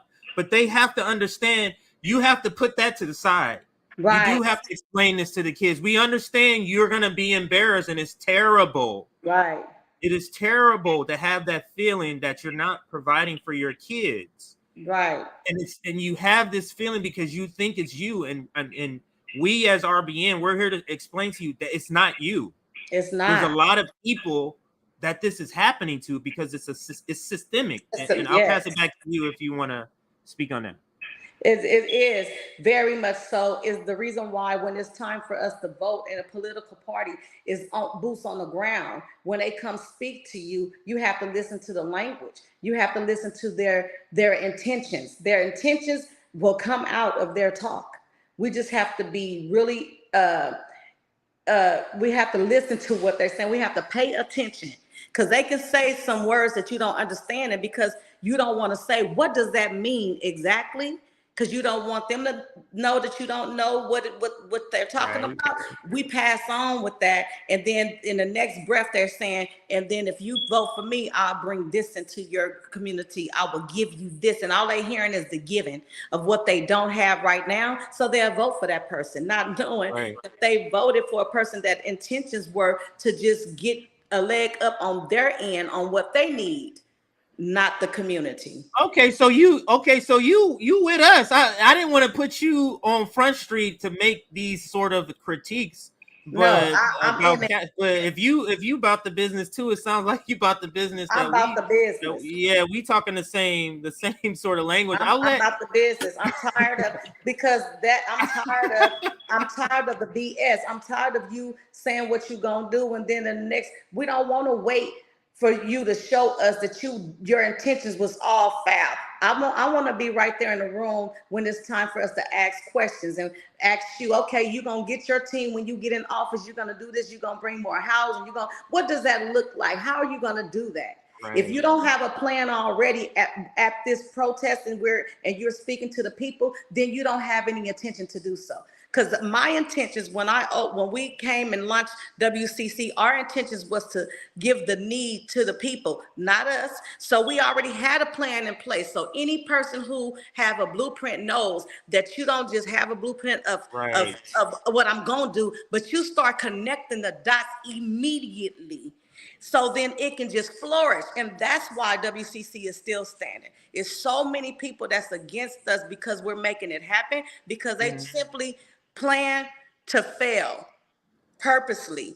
I'm just going to put this in place to say that I'm going to do this to get the money. And when I get the money up, I forgot all about what I was going to do. Right. I sufficed what I was trying to get, which was money. And we're not going to do that anymore. And we're going to hold everybody accountable.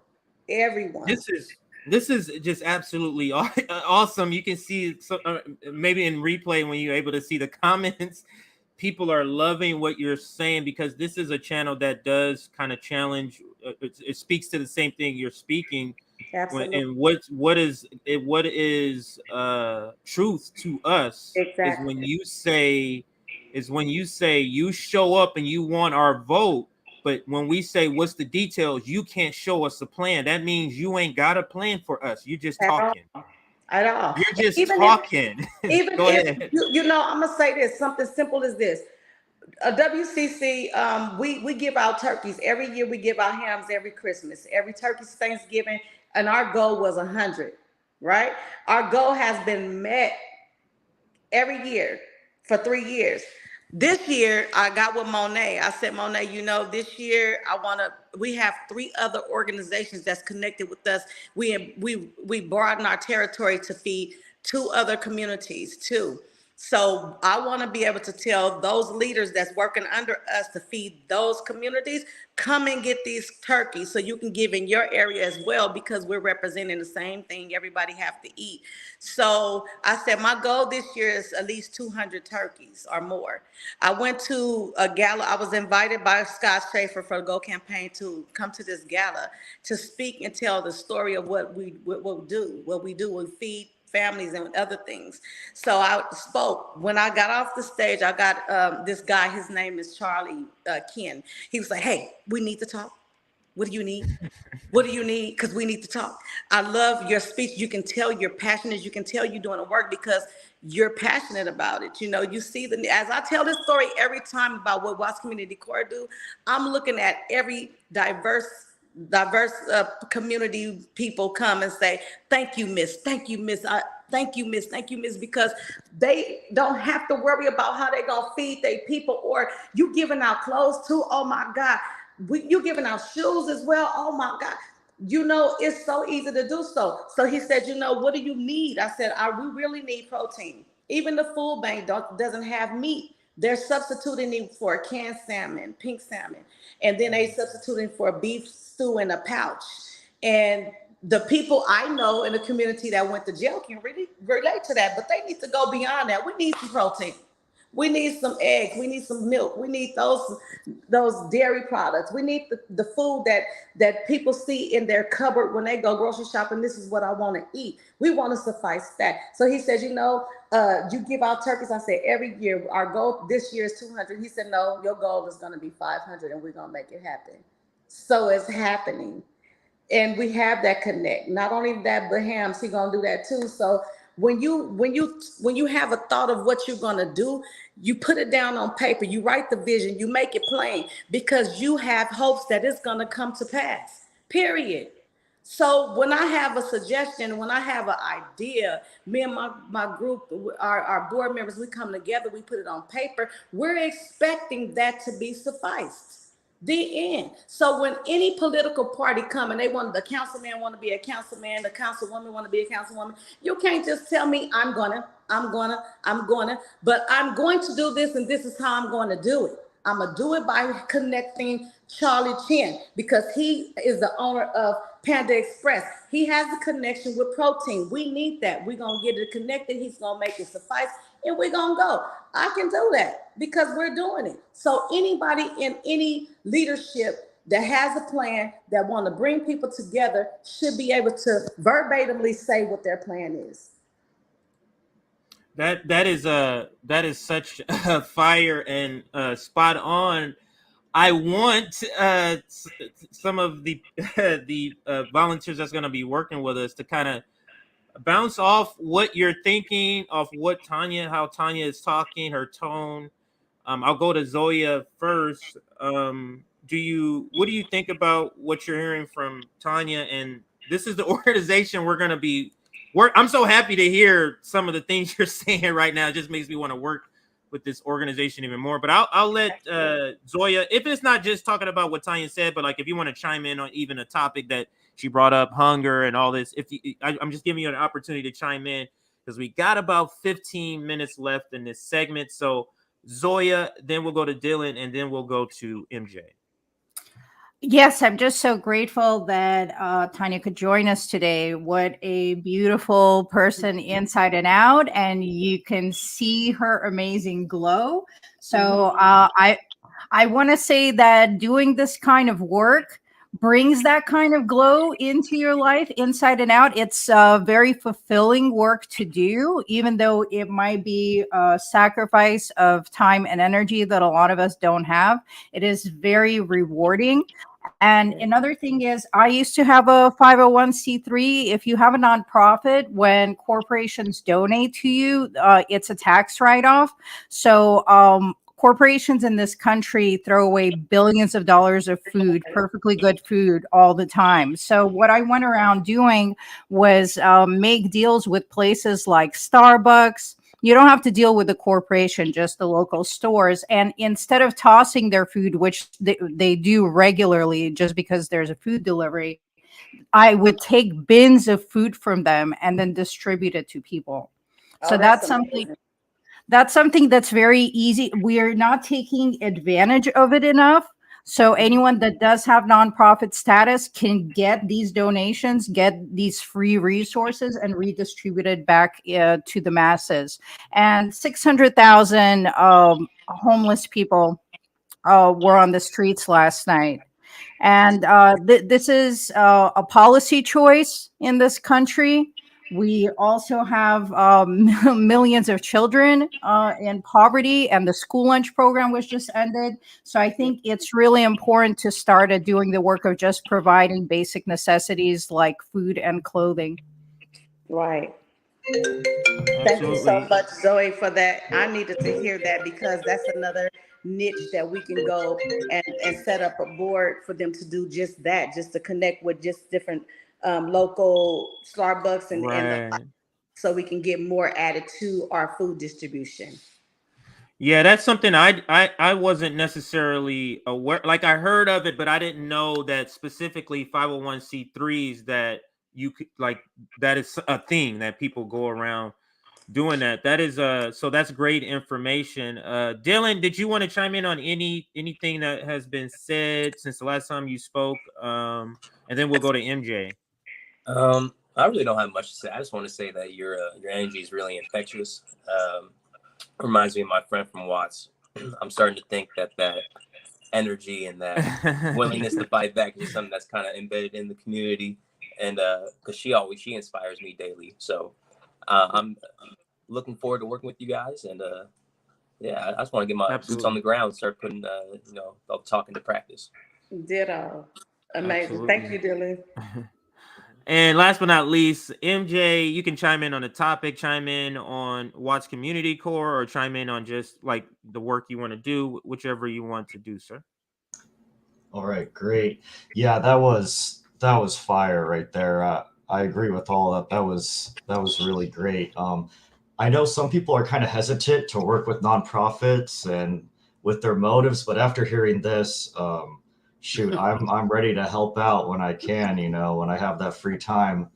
And I think it's great because when RBN first started doing this, I actually started looking at some of the food banks and the food pantries. That was actually the first kind of thing I looked at. Some of the sites I have or that I found is just feedingamerica.org. That's one of them, feedingamerica.org, and then foodpantries.org. They're just kind of basic, and you can put in your location, try to find what's local and around you. And so that's just something that, you can potentially look into. So I think it's great that, basic thing, food. I mean, come on, we all need it. Everybody needs it. Absolutely. And so, Absolutely. yeah, just really great fire talk. And I hope to be helping out very soon. Thank you so much, MJ.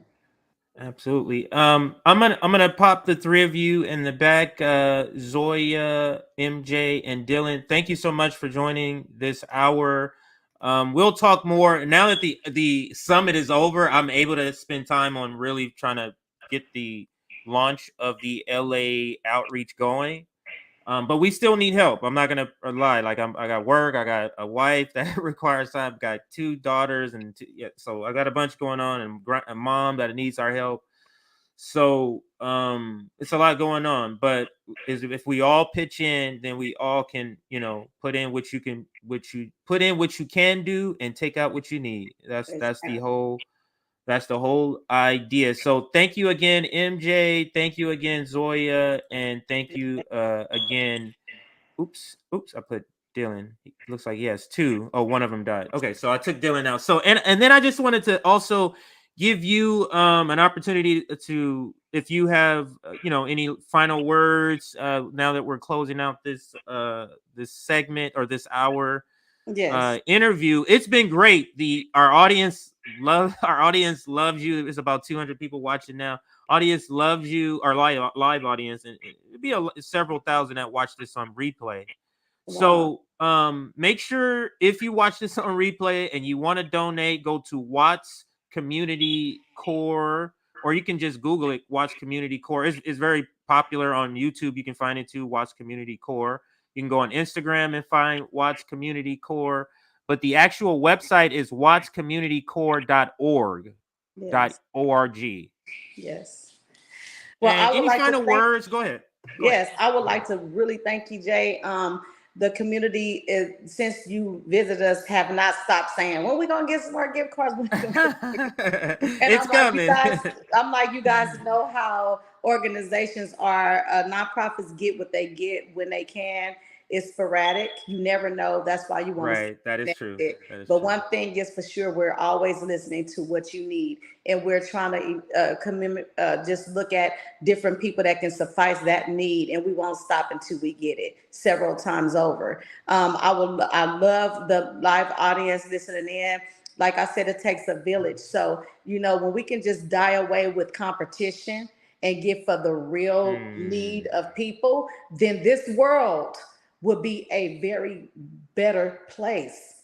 It's enough that we have to find out how we're going to live the next day, and what else does the world want to serve to us that's not right. We have to stick together, and when we really stand for everything that we need to stand for, then we will never fall for something else different. And I believe in that wholeheartedly. 10 toes.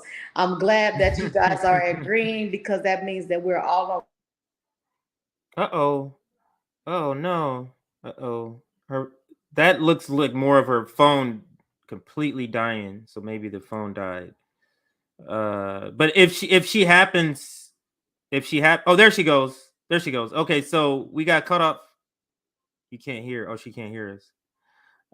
I'm not sure. You can hear me, JB? Can you hear me, JB? Okay, so JB can't hear me. So Yeah, I can hear you. So we can't hear, or she can't hear us. So yeah, let's have her. If she comes back, you can pop her back in.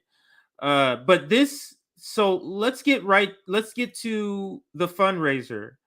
So we want to kick off LA, the Los Angeles branch of RBN wants to kick off the fundraiser. November LA outreach. You can donate to our Venmo, Forever Mutual Aid, or our Cash App, Mutual Aid Forever. Either one of those, you can send donations. You heard Tanya. This is the work that we're going to be doing. Thanksgiving is what's the next sort of big holiday event that they're going to be doing. So if you're able to contribute, please donate to our fundraiser, and so that we can reach out and help this Watch Community Core organization. And you hear the people want us back. They're saying, we're the people with the gift cards, the $50 gift cards probably really helped them, whether they paid a bill, whether they bought groceries, whether they got shoes, or because you can be getting government assistance, but that could be just for food. And that leaves out, well, I need to pay my cell bill. Cell bill is a utility. That's not a luxury that the ruling class wants you to believe like it's a luxury. Internet is a utility. It's not a luxury. So that might allow a person to buy something that, a gift, an extra gift for a person at Christmas, that, hey, I can either not, parents have to knock out rent or get a gift. You get what I'm saying? So let's help the community. Again, I'll pop that up just really quickly. Please donate if you're able to give. Please donate to this next fundraiser that we're doing for the LA outreach. We're going to be doing a campaign in November, probably about 4 weeks from now. JB, I see you hopped in, sir. I loved everything she was saying. And this is what I say, JB, and you and I both say this. I've heard you say this. You say Black people are socialists. Nick say this too. They just don't talk in that terms. Like everything she was saying was like from a Marxist point of view, was like from a socialist point of view. And she's a person of faith. And I'm not to say that she can't be a person of faith and be a socialist, but that's because that's what MLK was. But she was speaking like completely understanding what the Democratic Party is about, what the system is about, what's happening with capitalism. What were you hearing, sir, on the outside, on producing back there? I mean, if she's a Christian, then she was basically saying what Jesus was saying in the Bible. That's basically all it was. And it's funny how you can actually take religion, especially actual Christian religion, and it can shake hands very, very well with anti-capitalist, anti-imperialist proclivities. So with that being said, I honestly think that it was great. I came in to also read some of the tips on Rockfin and things like that of the summit for this today. Right. So. That starts in about 3 minutes, everybody. So in 3 minutes, this link will not be usable anymore. You'll have to use the new link in about 3 minutes. So go ahead, JB. Yeah. So, and I'll also be putting in the link for the next one in the chat right after I'm done with this. But let me share my screen really quick. This is going to be just some of the remaining chats from Rockfin, as well as any super chats that were done throughout today since 10 a.m. So I'd like to give a thank you to Laura Genovese for the generous $10 tip on Rockfin, saying free Assange now. Thank you so much to everybody who's been commenting on Rockfin. Unfortunately, we are limited in time. Thank you to Dick on Rockfin for your thorough comments as well. Good to see everybody on here. Now, as far as the next summit that needs to happen. This is going to be the next part. I'm actually copying and pasting that in the chat right now so that you all know exactly where to go, so you guys can follow us over there. So, boom. Yeah, and the next thing that's coming up is the Green Party conversation with Sabby Sab. She's going to be hosting that hour, but it's the Green Party conversation. You can check out the schedule on our Twitter if you follow us on Twitter. I guess I can quickly pop it up here. I have it up already, so I can quickly pop it up. But 3 o'clock is the new stream, 3 p.m. Eastern, Green Party, then Disability Rights. You'll see JB again. You're back to back, right? Disability Rights and then Healthcare. Yeah. And then I'm going to be joining with Sabby and the Socialist Alternative and Kashama. And then we'll end with police brutality. So that is the schedule for the remaining of the summit. All right, JB, that's all I got. I think we can end, and the next stream begins in like 1 minute. All right. I'll see you then.